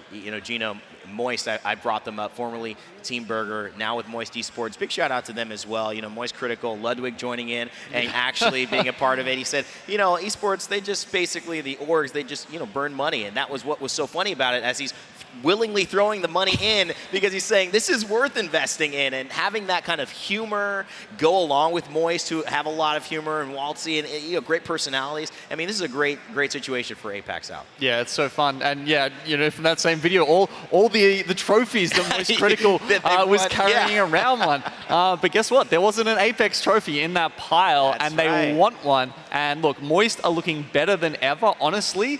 If there was any of the Apex tournaments, any of the Apex LANs they've attended so far where they could actually be lifting that one, I think it might be this one. Well, I've got a very special thing to throw to here. Our very own Glitter Explosion, who's been doing phenomenally, by the way, doing a stage host today, is having a very special interview with some members from J-Lings Esports. Let's head over. All right, thank you very much, Rain Day. I am standing by. I'm infiltrating your space, J-Lings, so I'm very sorry. We got to talk a little bit here, Zane, though, okay? Are you okay to chat for a little bit? Yeah, I'm fine. Okay, we need to talk about what we saw 2 days ago. Okay, the crowd was, or 2 games, not 2 days. The crowd was going absolutely insane with that performance. The 1v3, I mean, what happened? I don't know. I'm controller. I just shot my gun. That's it. The roller excuse. Okay, all right. But then after that, then you come out with a dub. All right. How's the squad feeling? I'm mad because I didn't get any kills that game, but they're very happy since we won the game. So I don't know. It's fine. Are you guys feeling like you've got some good momentum going on here? Sorry? Are you feeling you've got some good momentum going on? This is probably like one of my best movement I've felt before. All right, well, I'm getting the vibe, a lot of confidence here. You guys are looking fantastic. Congratulations on the dub. I'm gonna send it back on over to you guys at the desk. Thank you, Glitter. Great performance. Round of applause there. It feels like J-Lings Esports are locked in, right? I mean, they were giving Glitter the responses that, a typical good esports pro will give you. I just shot my gun. Everyone's like, well, I just shoot my gun when I play. It doesn't work that way, Zane. There's got to be something else. But you can see that they're happy with how they're doing, Tiff. And I mean, that's all that matters, getting into your momentum at the right time. I mean, do you blame them? That's exactly what you need to do. They're still locked in even after that interview. So I could only imagine. He's like, I'm mad because I didn't get more kills. That is the mentality of a pro player right there, because you're like, oh, wait, yeah, I won, but it could have been better. And that can get to be a dangerous situation, but I don't think for those guys, because obviously they can shoot their guns. Yeah, you always got to be looking for that extra 1%, right? That's why these guys get on this stage, because they're always looking for every little advantage they can get. And yeah, it's never good enough. I mean, we see teams that come top 5 in the world at LAN, and they're always like, they're just shaking their heads. Terrible. They're like, we're unhappy with this. I don't care about how much money you just put in my bank account. I want the trophy. That's right. And you kind of put that into comparison with a lot of teams that are dissatisfied with anything but a victory. And I think in this lobby, we see several teams in that same exact position. Whether it's TSM, whether it's XSET, whether it's Alliance, who have a lot to prove, feeling like with Mandy that's even, have a little bit more on their shoulders, but want to get the job done. You've got teams like Northeption. You've got, Moist, who want to hoist it up for APAC South, which maybe, is Dark Zero APAC South or North America now, Genome? I don't know. If we raise the trophy, it's definitely APAC South. Okay. All right, we'll let Genome decide that, and you back at home. Thank you so much for watching. We're going to go up to our casters. You've been waiting patiently. We've got Game 6, our final game of the day, underway. Mark, Dan, let's finish it off. Let's get it, brother. It's time for us to get into game number 6. And Dan, as the camera swings around, it's time for us to talk about what we've got in front of us, because it's the last game of the day here. We've just seen another region, our third region of the day, pick up a win.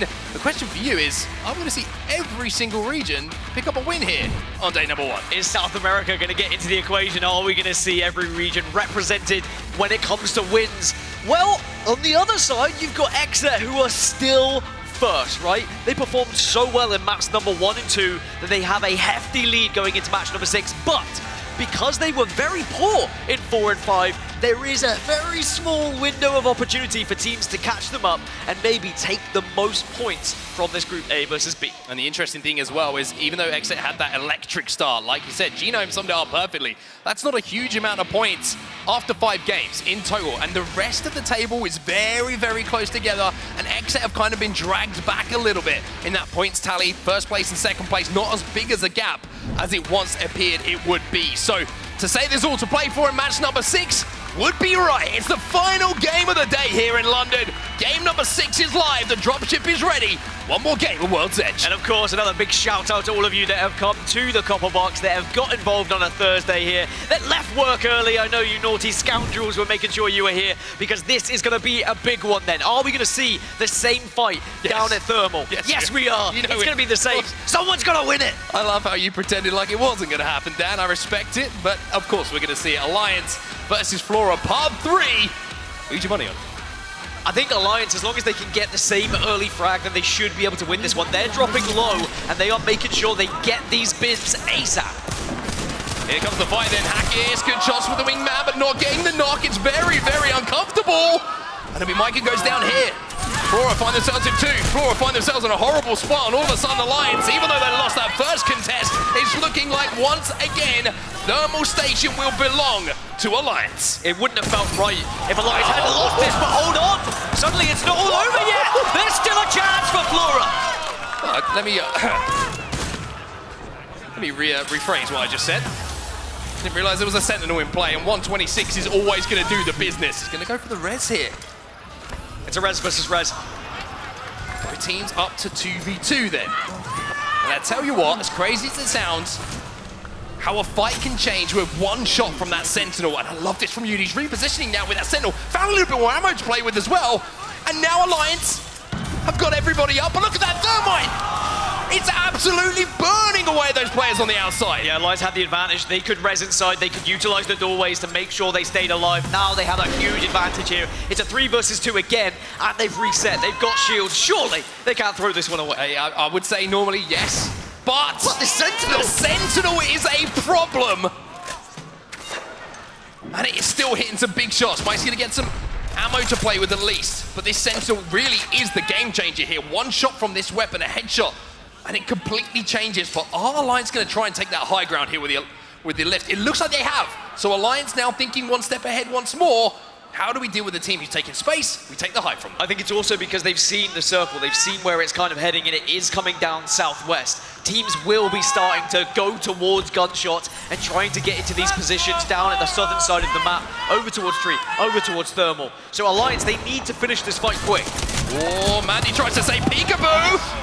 Hackers is going to have that wingman to do the damage though, just to make this a little bit better for them. And Alliance, it's a 2-1 victory. And I can say it once again, Thermal Station belongs to Alliance. Well, thank goodness. It was looking a little bit scary at one point with the Sentinel coming into the equation. Got ahead of myself. But now, Alliance, they need to be wary of what's happening elsewhere. The likes of SSG, the likes of Oxygen, the likes of Godfire. All these teams are moving down to the southern side of the map, the southwest side of the map. This circle is ending down south. Tree, and in between Tree and Thermal is where we're going to be finishing. And the difference here for Alliance, like you say, with all those teams, it means they don't have the same amount of time to loot like we saw last time. So it's a case of getting a position to play from for the long game here for Alliance. Here is your map overhead at home, or if you're in the arena, so you can see how everybody is playing it, and you can already see the concentration of teams here who are holding down that choke between Tree and Thermal. Great news for Alliance, they do have beacon information, but TSM, a team that has been quiet today, they're in 9th at the moment. This is maybe not what we would have expected from TSM, but also we know they are a Championship Sunday team. They amp up throughout the weekend, but they definitely are kind of due a game when we look at how they've been performing so far. What a stop that is, by the way. The Seer coming in clutch, and it is just as easy as that. 1, 2, 3, Oxygen go down. Reps and Hal know each other very well, and Hal will say thank you very much, Reps. And I tell you what, the Hemlock wasn't at the top of the list of guns I would have picked, but Hal is making it work. TSM now climbing up the leaderboards into 8th as they climb on top of the building as well, thanks to the grav lift. They are looking to try and take out SSG and quickly finish off these kills so then they can think about their rotation. Right now they're in a great spot, and it looks like SSG are next on the TSM hit list. Let me tell you, Hal is not happy with how the last couple of games went for TSM. That is his 5th kill in about as many minutes. Hal is destroying people right now on TSM. They look a little bit ticked off. And the desk, they were talking about, you know, can people catch XF? Because XF had those poor games. When you talk about teams that can pop off, right, that can have those mammoth games to send you up the leaderboards, TSM do have that in their locker. I won't get ahead of myself because we're still only 3 teams down, 17 squads remaining, but early signs, this seems like a far better game for TSM. A couple of teams cohabit in this building, 100 Thieves on the outside. I'm pretty sure it was Horizon on the inside, so 100 Thieves looking for a battle. And maybe looking for some extra loot to do it with. The Black Market goes down. Horizon inside of the building are going to be pretty much set up for the long game here with the Watson fences down. So this might be one of those fights that goes on too long for both teams. I kind of want to see 100 Thieves maybe make a decision to leave this one if they need to. Otherwise, those other teams are going to third party, and 100 Thieves, they don't have the building to retreat to. Yeah, 100 Thieves, they will want to have the outside mainly just for beacon information, but they can only hold it for so long. You're completely right. Other teams are going to start to hear this commotion. They are going to start to get involved. But 100 Thieves will want to stall as long as possible if they don't take the fight. But they may want to take the fight. If they get any sort of whiff of a low shield or anything they can push on, 100 Thieves will most certainly engage. On move with a cheeky little angle here onto the train tracks. Naughty. Speaking of naughty, Vaxlon has that Peacekeeper as well, and let me tell you, he was hitting some big, big numbers last time we saw him on our screen. So 100 Thieves probably feeling pretty confident in this team fight. They do have an armor advantage, which is a big thing for them to note as well, but opening damage so tough to push through those Watson fences. You need to be in a position where you're confident in doing it, but an EMP could destroy all of that. But they're using this for a scouting mission. They know that there could be a possibility that they have to retreat, so they want to check the closest building as somewhere they can reside. Gamewood now making their way on the northern side of this circle. 3 teams are up here, by the way, in this vicinity. So if you make noise, if you go down by 1, you're probably not escaping this side.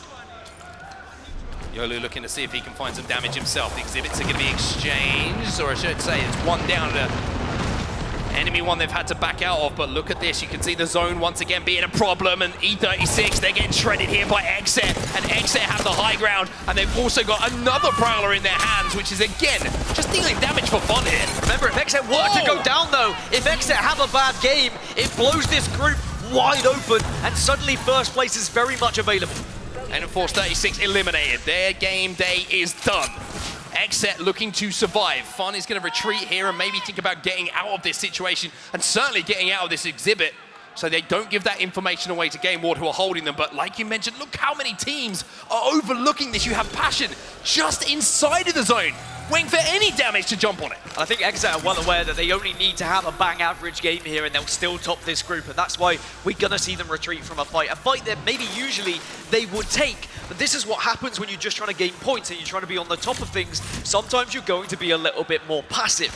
Passion now, a team who hasn't had the most success today, but you know, they were a late addition. You can understand why they might be a little bit off the pace today, but certainly from what we saw throughout the season when they were able to finish 12th throughout the regular standings, they have it in them to disrupt teams. And it might not happen today, but certainly tomorrow, keep an eye on this squad full of fantastic players. Passion obviously were looking for that third-party opportunity a little bit earlier, but now decided the zone is going to be a problem if they don't start getting their skates on. So they're moving, they're grooving, and they're moving towards Harvester here as they continue to move towards where that zone is going to be. Looking across what else we've got, and it looks like a lot of teams setting up on the east side towards Tree at the moment, and perfect stuff from production to show us that, and for you wonderful people here and at home, exactly where we're going to be headed. Yeah, we've got 6 teams outside of the circle, so that means we've got 10 teams already within it, have gone down towards Tree, kind of on the western side of Lava Siphon as well, setting up wherever you can find any sort of real estate at the moment. Looks like Alliance might be taking a fight here against Dreamfire though. Dreamfire taking damage, Dreamfire managing to back up as well. Alliance getting their entry damage means that they can control all of this that space in front of them and the pace of the fight. Frag Grenade comes in defensively. Akis holds on to that exhibit for just a moment, and now they're going to get that information, and somehow or other, Akis is doing his best Neo impression here as the Frag Grenades are just not connecting. Has to use the black hole to back up as the damage now comes in. You're looking at armor advantage here. You have to say Dreamfire have it. Dreamfire, they back off, they did the damage, but then they got absolutely shredded as soon as they pushed up. The grenades were doing enough, and the EMP also made a big difference there. But Alliance, they're a little bit worried. They don't really know where they want to go right now because they are being held out by Dreamfire on their northern rotation. So instead, they're going to have to go back towards Thermal, back towards where they were dropping, and look to try and push through elsewhere. And TSM have kind of taken that area off them. TSM are now holding the kind of most western side of Tree, and they'll be looking to finish anyone off that is going to be arriving late. Yeah, TSM in a really good position here for endgame as well. They do have that height at the top of the train tunnel, overlooking everything that goes down on Tree. So you can see they're holding their backs at the moment. They will have to deal with Alliance, you would imagine, and Xset. You've got Dreamfire still coming from the north as well as Gamewood. So work for them to do for sure, but maybe they can pinch some of those teams and do the damage to force them into each other to settle that score and do the work for them. But Xset, we mentioned them, they've managed to get back up to a full 3, and that is stage 1 in finishing today in first place. Yeah, you'd imagine if Xset can get into the kind of top 10, top 8 area, it should be enough points to just solidify first here if there is not a pop-off game from someone. But at the moment, we are seeing a few teams that are picking up KP here and there and certainly could be a threat to their first place. There's the map overhead again. So as we've mentioned, we're heading down towards Tree. There will be some teams maybe banking on a slight of a northern pull here, maybe up towards those train tracks where currently TSM currently reside. So a little bit of silence here. It looks like there's a lot of teams who have found somewhere to play. Still 4 teams, the only ones who have found themselves eliminated and having to watch on as we close out the day's action in our game number 6 today. Xset inside a Harvester. There's your kill leader. Imperial Howl, we saw him caught all of that action. Ignited right at the start of this game. But work to do for TSM. Speaking of which, time to see what's happening on the flat line of Imperial Howl. And I think TSM are sensing there are points up for grabs in this Group A versus B matchup. Remember, they don't need to win the group. Of course, it would be great, but it's about accumulating points to put yourself in the best position to qualify and get into the winner's bracket once we get to that bracket play, not dropping into the elimination bracket. And then you can start to think of the glory days of maybe a championship Sunday in those finals. TSM maybe thinking about their next move here. Really, really important moments for them. We kind of mentioned how the last couple of games been a little bit off the boil by their own standards, but a good game number 6 here can completely replace that confidence and shoot them up the leaderboard. Speaking of teams, though, you can see North Epsion here going to be eliminated. So our 5th team to fall out of this lobby has been found, and it looks like TSM just making sure their backs are clear here. And sometimes with Apex Legends, you are at the will of where that circle is going. And even though they've not been terrible circles for TSM, they haven't been the ideal ones. Whereas this one, very good when you consider that they drop over at Lava Siphon. So they have been able to manipulate the map in a way to get some kills early on, get into a good position now, and then they can push through, try and get to the late game where they can really pick up a heavy amount of points. Interesting here as we look at Game Ward, a team trying to rotate through that snake building towards Lava Siphon, but the battle between Dreamfire and Alliance is still continuing. It looks like Dreamfire are trying to move into the station and Alliance are holding them out for now, and we'll be shadowing them as they move in. Game Ward looking to do some damage on this team, like I mentioned, on the track, moving through that snake. But for now, looks like that team have managed to sneak past them. Who is that team? We can see on your screens right now. That's Xset. Nocturnal has to be careful with. It seems simple for Exet. The goal is literally just to stay alive. In a survival battle royale game, I think that's maybe too easier way of putting it. But genuinely, they could have got involved in fights earlier and they could have gone down and they could have opened this group. But they've been patient, they've been very sensible with their play, and it most likely is going to result with them winning this Group A versus B. Now they're using the utility to try and move into a safe spot as well. They want to play for this truck by the looks of things. They throw the Rolling Thunder down. That forces Passion to have to retreat, have to survive instead of cutting them up on the pass. Now Fun has to just get inside, and that's a great little rotation there from Exet. The micro was perfect. Just got to avoid grenades and avoid too much attention. These RV trucks are fine unless suddenly 2 or 3 teams start looking at you and start pelting you with grenades, and then you are just going to succumb, unfortunately, to inevitable damage. But it looks like they've been able to get into the circle. They should be comfortable, as now everyone else in the lobby is going to have to try and do something similar. You have to go across no man's land, use any smoke you may have, any sort of abilities, as Exet are going to be doing the damage alongside 100 Thieves, and Gamewood, their backs are against the wall. A couple of exhibits going down here from the Seer players. Fun taking damage as well, Nocturnal also taking damage. The difficulty here for Exet is composition. Holding down one of these trucks without that Watson generator, the interception pylon, to eat those nades as they come in, means they have to play the space around. They have to deal damage and force teams away from them. And they have been able to do so. I mean, it's been very impressive that they were able to get here, but suddenly Mad Maggie's going to get involved. It looks like they're going to be able to just get away from that riot drill. They're going to be able to stay alive. And, to be honest, they're going to pick up kills. What do you got then, TSM?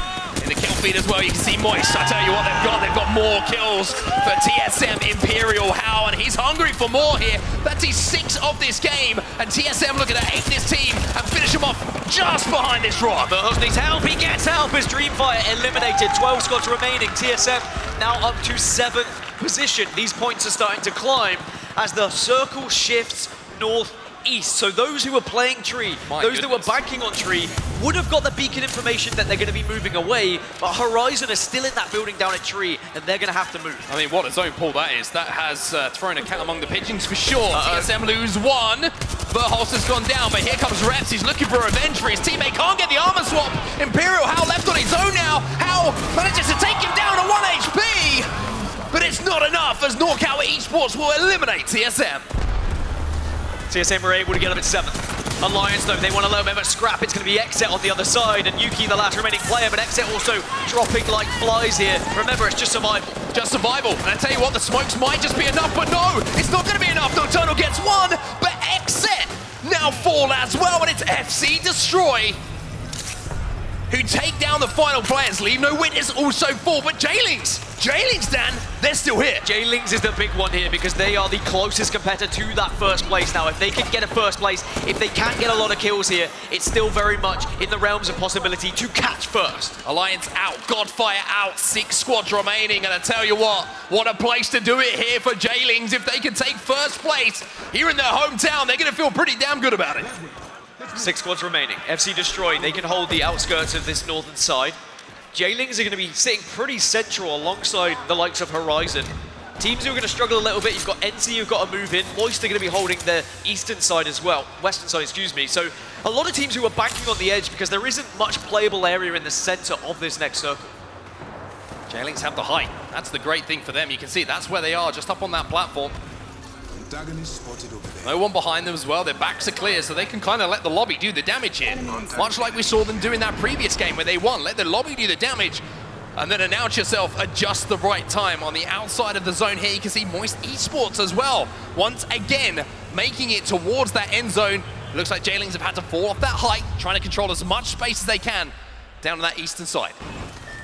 So it was a 72-point finish for Exet. That is the target for Jaylings.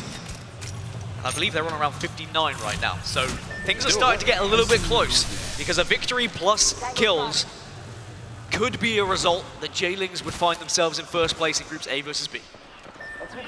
Was FC Destroy try and make their way towards zone, and then they loot up. We do have a listening available, and as everything starts to move towards the carnage of the end zone, it's only right that we jump in.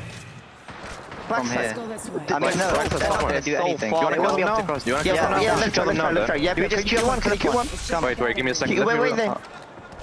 Watson. Let me take it again. Take it again. 50-50, 7-2-1. Then get shot. I got about, okay? 36. Wait for the next queue. We just need to... We're jumping back in. That wasn't FC Destroy. I'm pretty sure that was J-Links, and they're picking up some more damage.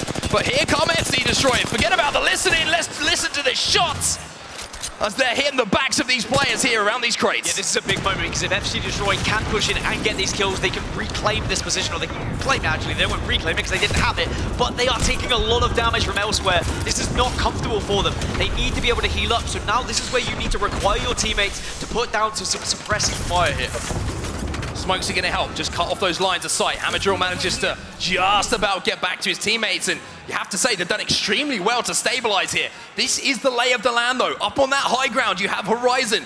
Down just below them, J-Ling's still alive, and you can see Pulverex right on the edge of this zone. That is a tough rotation for them to make. Remember, as long as J-Lings get a kill or two, a victory would give them the #1 spot in Group A versus B. So XSET will watch on, pray that J-Lings do not get this first place finish, but the position they're in on set, it's not a bad one. Let me tell you, if they can deal with FC Destroy and they can take them down, all the other teams will have to move towards them. This is a big opportunity for them to take that fight, but instead of that fight, they're going to try and take the high ground. FC Destroy are falling down to the low, and you can see Pulverex being eliminated in that kill feed. NorCal Esports being eliminated as well, and Horizon. J-Lings won that fight. J-Lings have a chance here, but there are still spoilers to this party. FC Destroy want more points as they destroy the Gen, and they have the chance to maybe push it on this team, but they know with 3 squads left, you can't just full send here. You have to be aware of where every team is on this map. 3v3 on the map at the moment. FC Destroy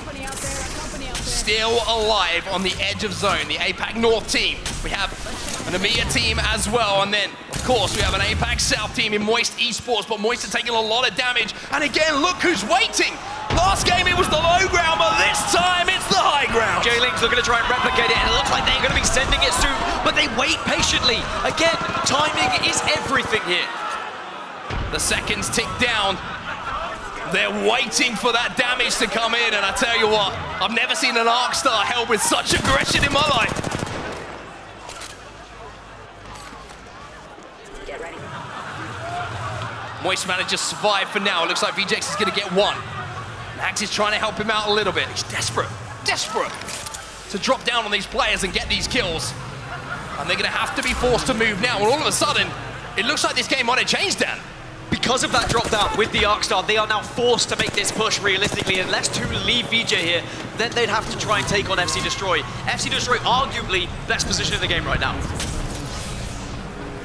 You get the feeling if it was any other player, instead of VJ, if it's the Horizon player, if it's the Valkyrie player, they can come back up to the high ground and rejoin if they need to. But look at this.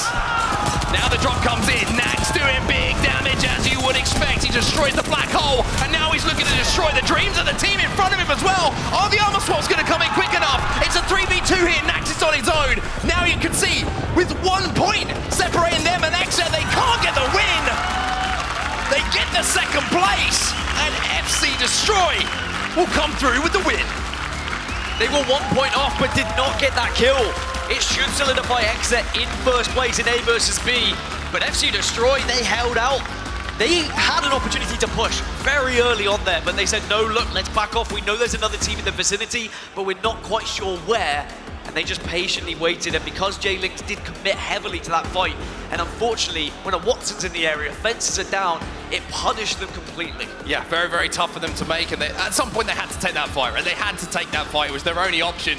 I think they were just hoping they could wipe it quick enough to get the armor swaps and maybe have a chance in that 3v3 engagement, but with how talented all the teams are in this lobby, with how well drilled and disciplined they are, FC Destroy were never going to let that opportunity fall through their fingers. And I mean, we talk about international representation at this tournament, the amount of winners we've just seen in Group A versus B. Everyone's had a slice of that pie. Maybe not South America yet, but South America perhaps tomorrow will be their day. Yeah, 100%. There's certainly a lot of good news to come for them, as we can see J-Lings Esports, a little bit of a wave to the crowd who have been, I've got to say, backing them all the way today.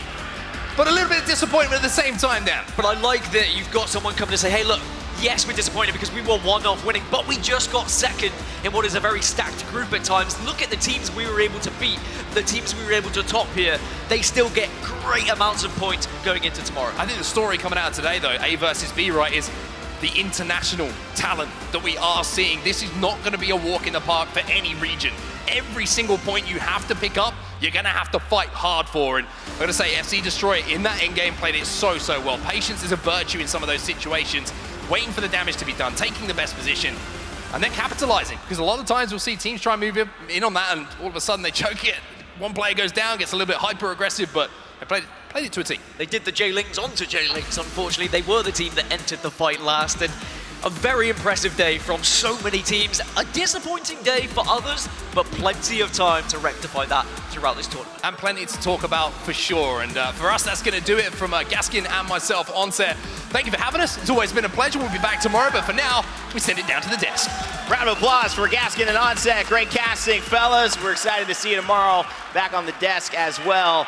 And I'll be joined by Onset a little bit tomorrow. Some of us will. It'll be fun. And of course, what a performance we have seen from J-Lings Esports. I don't think any of us, there's some TSM bingo cards floating around on Twitter. I don't think any of us had J-Lings Esports basically almost win the group with a game like that. They almost did it. We're going to wait for the final confirmation. We kind of get to see some of the points, though. But I mean, I don't know, Tiff, take it away, because I don't have enough words to describe how impressed I am with this squad and their late game performances. Yeah, look, so I've also been keeping tabs on them, right? I had a conversation with Bowsy. I reached out ahead of LAN, and I was like, hey, like, where they're headed at? How's everything going? Yeah. And it was a little bit turbulent before coming into playoffs, right? They literally scrimmed 3 times. Their preparation was not good compared to a lot of these teams that really put in so much effort ahead of this. Now, I look at this, and I'm like, okay, so what are you going to do? He said, we're going to rely on our micro fighting. And I mean, you heard it in that interview. I just point my gun and shoot. Well, clearly it is working. It really was that simple. 17 kills. I mean, yeah, that seems like the strategy, right?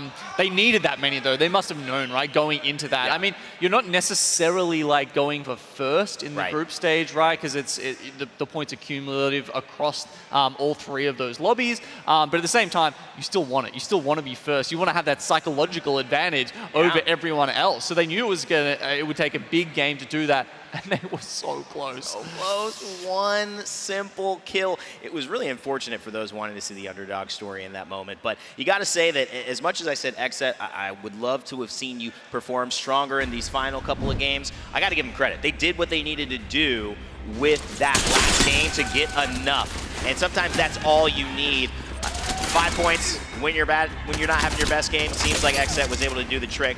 But all around the board, I think Mark and Dan set the stage, Tim. We had international representation in every single game here. The competition was immaculate. Immaculate indeed, because there's not just one region absolutely steamrolling. It's it's split out. You look at the top 10 and you're like, okay, maybe 1, 2 NA teams, and it just goes to show you. But it's FC Destroy right here in this last game. They initially rotate around and they start picking a fight with J-Lings. And I believe you may have already mentioned it, or was maybe Marker on set. They were talking about how that split decision to back away from J-Lings and maybe start pestering on to Moist, that decision making by that team won them that game. It did win them the game, yeah. And actually, it kind of opened up the moment for J-Lings too, Genome, because I'm not sure if they could have fought FC Destroy and the team that they challenged on top. So it's kind of like both the teams did their thing and then they met up. It just happened to be FC Destroy got the better position. Yeah, for sure. I mean, sometimes you have to make those decisions in Apex because you know there's a third party around the corner. There always is. That's what decided that game. Right. You know, as soon as Moist Esports got taken out, of course, that was the time where FC Destroy was going to come in. Third party. Well, not the best party, but the most frequent party that you're invited to in Apex Legends. Make sure you remember that when you're playing in your games. And everyone who's been watching at home as well, just a big thank you. We love the support that we've seen online, the support we've seen in the Copper Box Arena, all of the fans waiting around here. We've got some MVPs, conversations to get into. We've also got some interviews coming up, so some good things handling here as well as myself, Rainday, Tiff, and Genome close out the show. But, I mean, we're looking at the totality of today. It was Xset, obviously coming in on top, and I think they deserved to have that type of dynamic today. I think it was a strong statement as well for a team that's been so close to holding up that trophy, but never been in that position. And this is how you want to start it, coming out and taking top points in your group. Definitely, right? But we have that mindset of there's always a little bit more that could be had. And you know that Hodzic is going to go back to that team. They're going to break down the discussion about why we weren't able to double down and keep that momentum moving forward. Because at the end of the day, you have to be able to reign consistent. And would this have been match point? This would have been detrimental to XSET because it would have just keep opening the door for teams to hit that threshold. Yeah, and you can see exactly where that improvement is to be made, right? And it's on World's Edge. I mean, all of those points came from Storm Point, and that's a map that they really have made their own in the past. You know, they were one of the pioneers of using low bar and going from you know, Cascade Falls, and the way that they made that work on Storm Point isn't necessarily you know, reliable on World's Edge, and I think that's one of the reasons why they did so well there to start off today, and then really hit the brakes, unfortunately, towards the end. Yeah, it is one of those dynamics in Apex you've just got to be able to play around.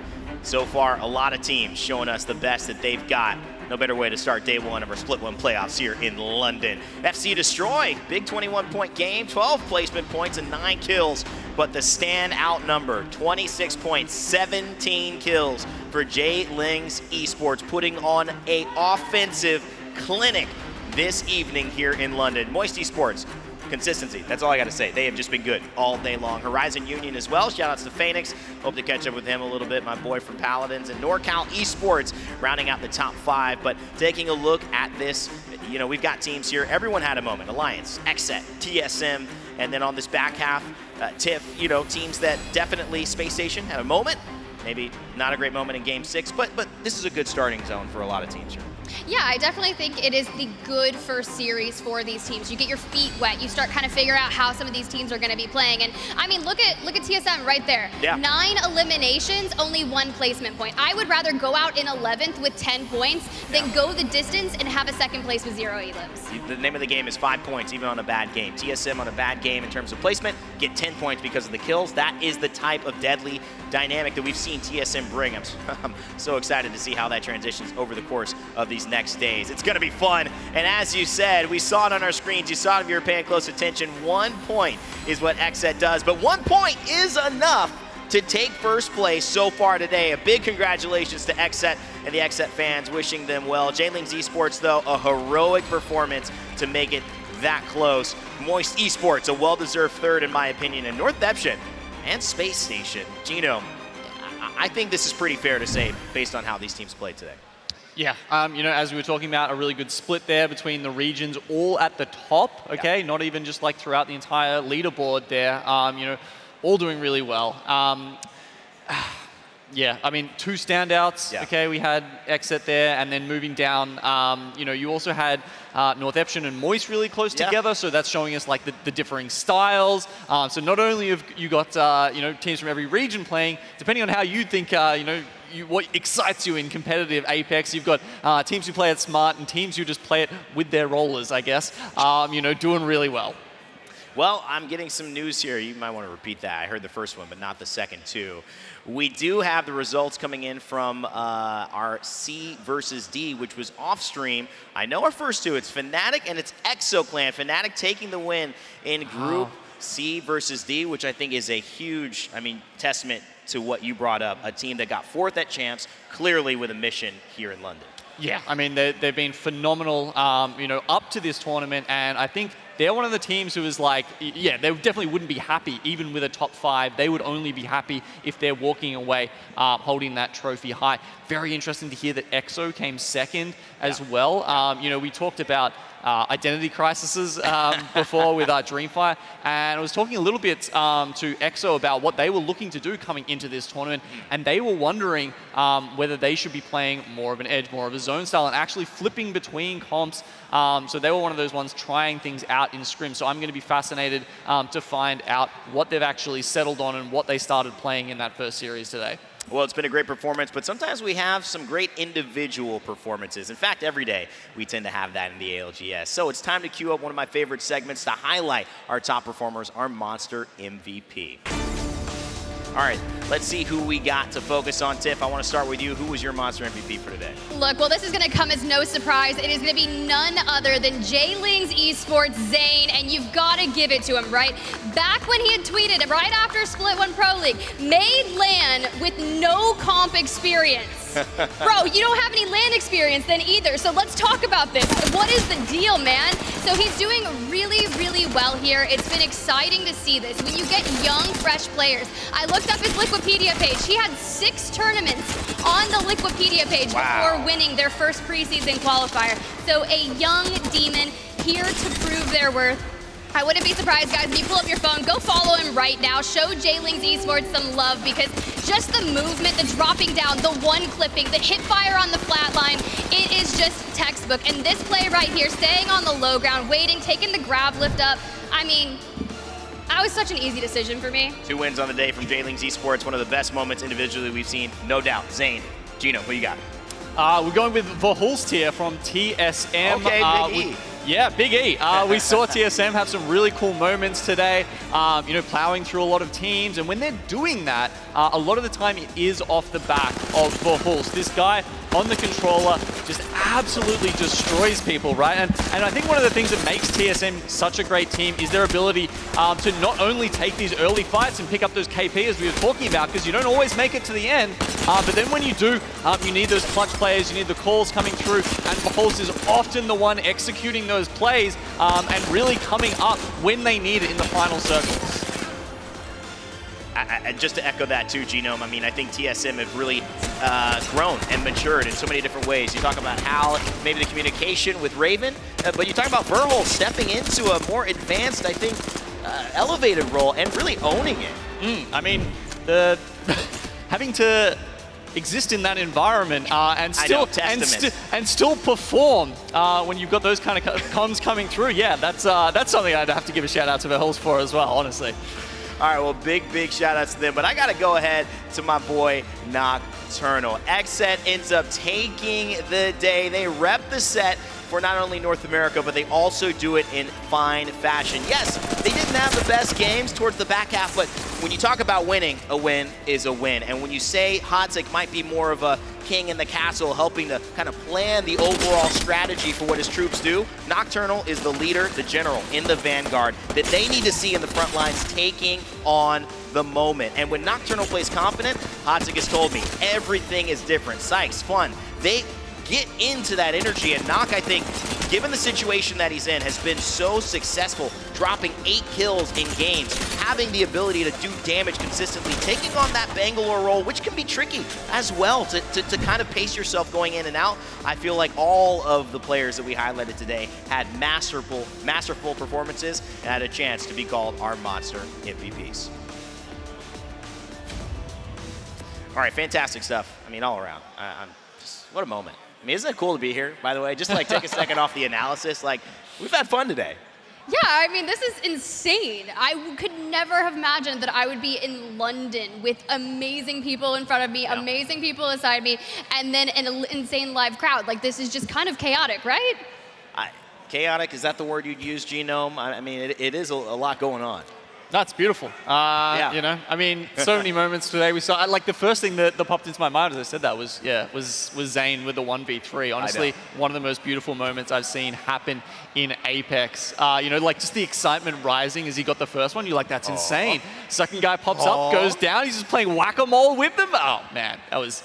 You know, I think that there's something that you miss. If you're watching at home, we love you, we appreciate it. That's most of us all the time. We're even casting from home. But the idea of getting to experience those moments like that Zane 1v3 with a crowd, having the shared emotion, this shared kind of endorphin starting to hit, it's hard to describe, really. I mean, it is a different thing. And I think that's what makes things beautiful about this environment. In fact, I know that we have a very special moment at the end of the show.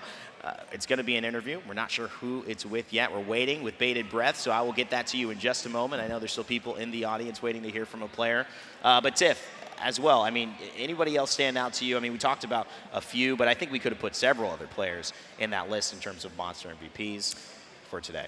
Oh, look, there's so many players, so many people that you want to hype up.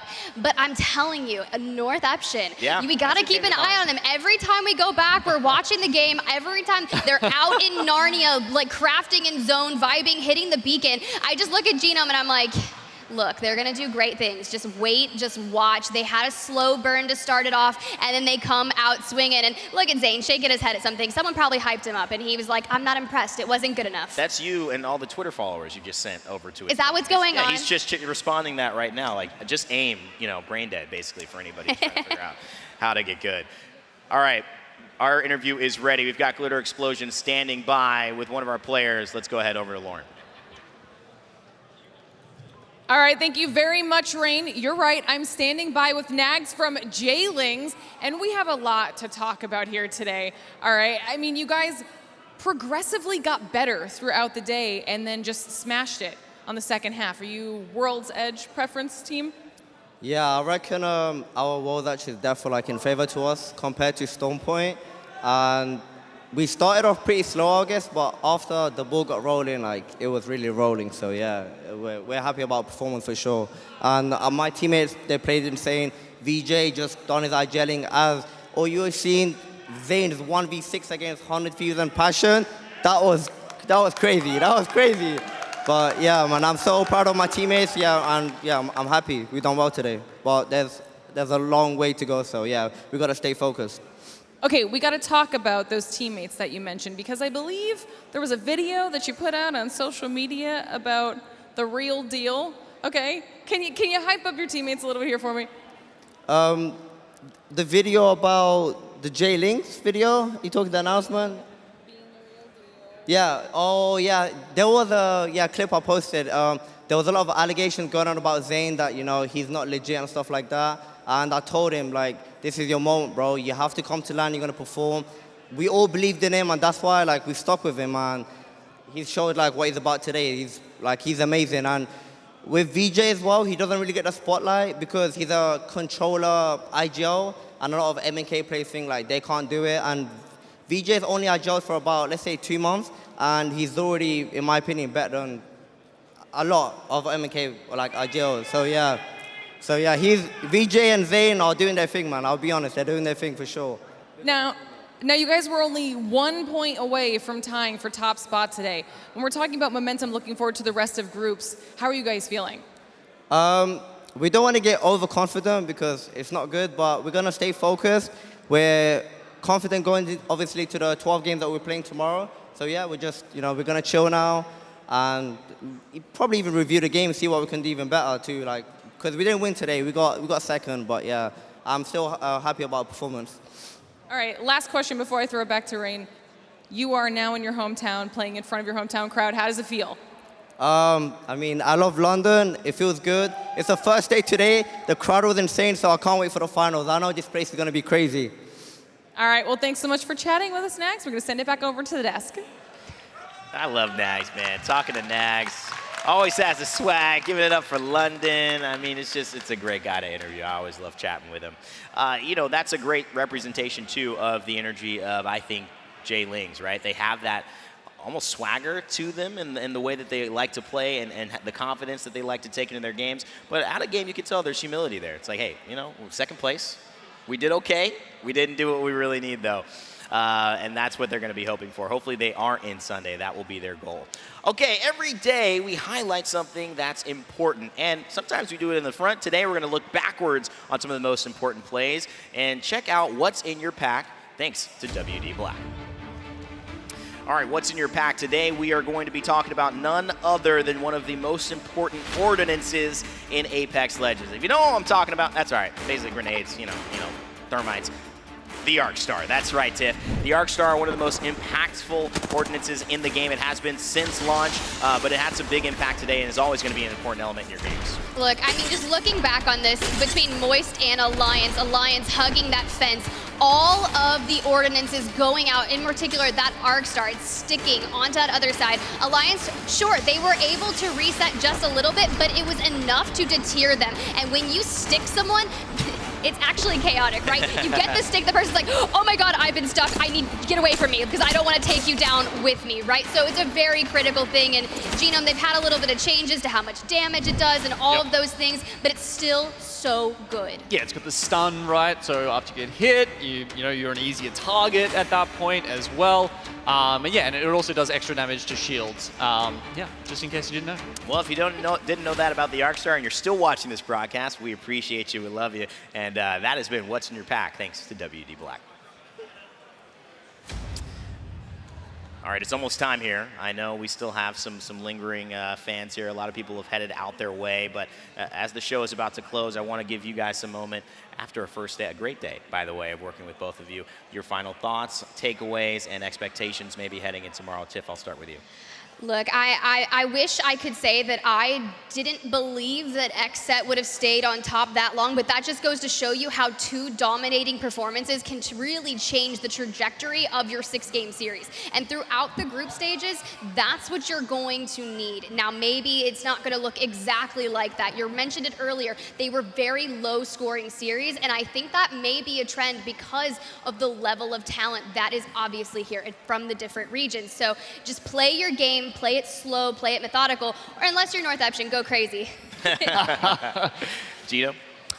Yeah, I mean, you were talking about the humility, how humble Jailings were there, right? And I think that's something that you need, and something that I would say you haven't seen from teams who are still contesting when it comes to LAN. Because if you haven't sorted that out by now, it can be a really, really big problem. Now, we were having a lot of fun watching Alliance, go up against Flora, from what I was seeing on the Twitter feed, KCP were going up against DZ, I believe it was, at Mill, in a contest as well, and DZ were coming out on top there. So, when you get to LAN you have the ego and say, no, we can beat the other team, rather than potentially taking a weaker drop spot.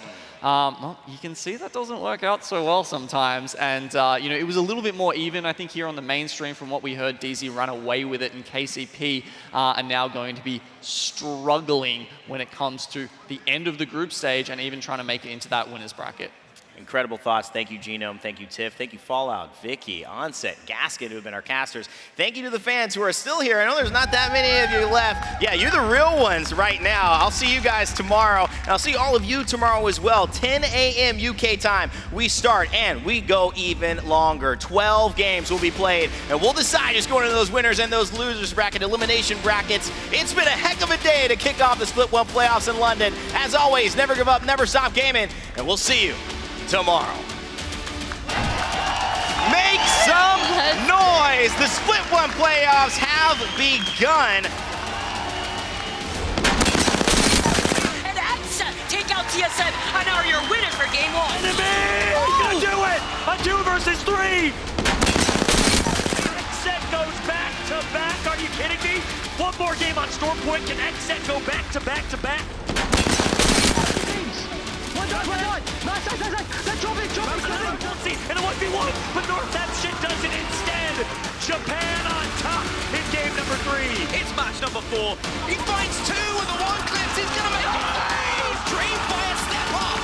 Here at Jailings, welcome to the party, boys. They played it perfectly. 1 point separating them and XSET. They can't get the win. They get the second place. And FC Destroy will come through with the win.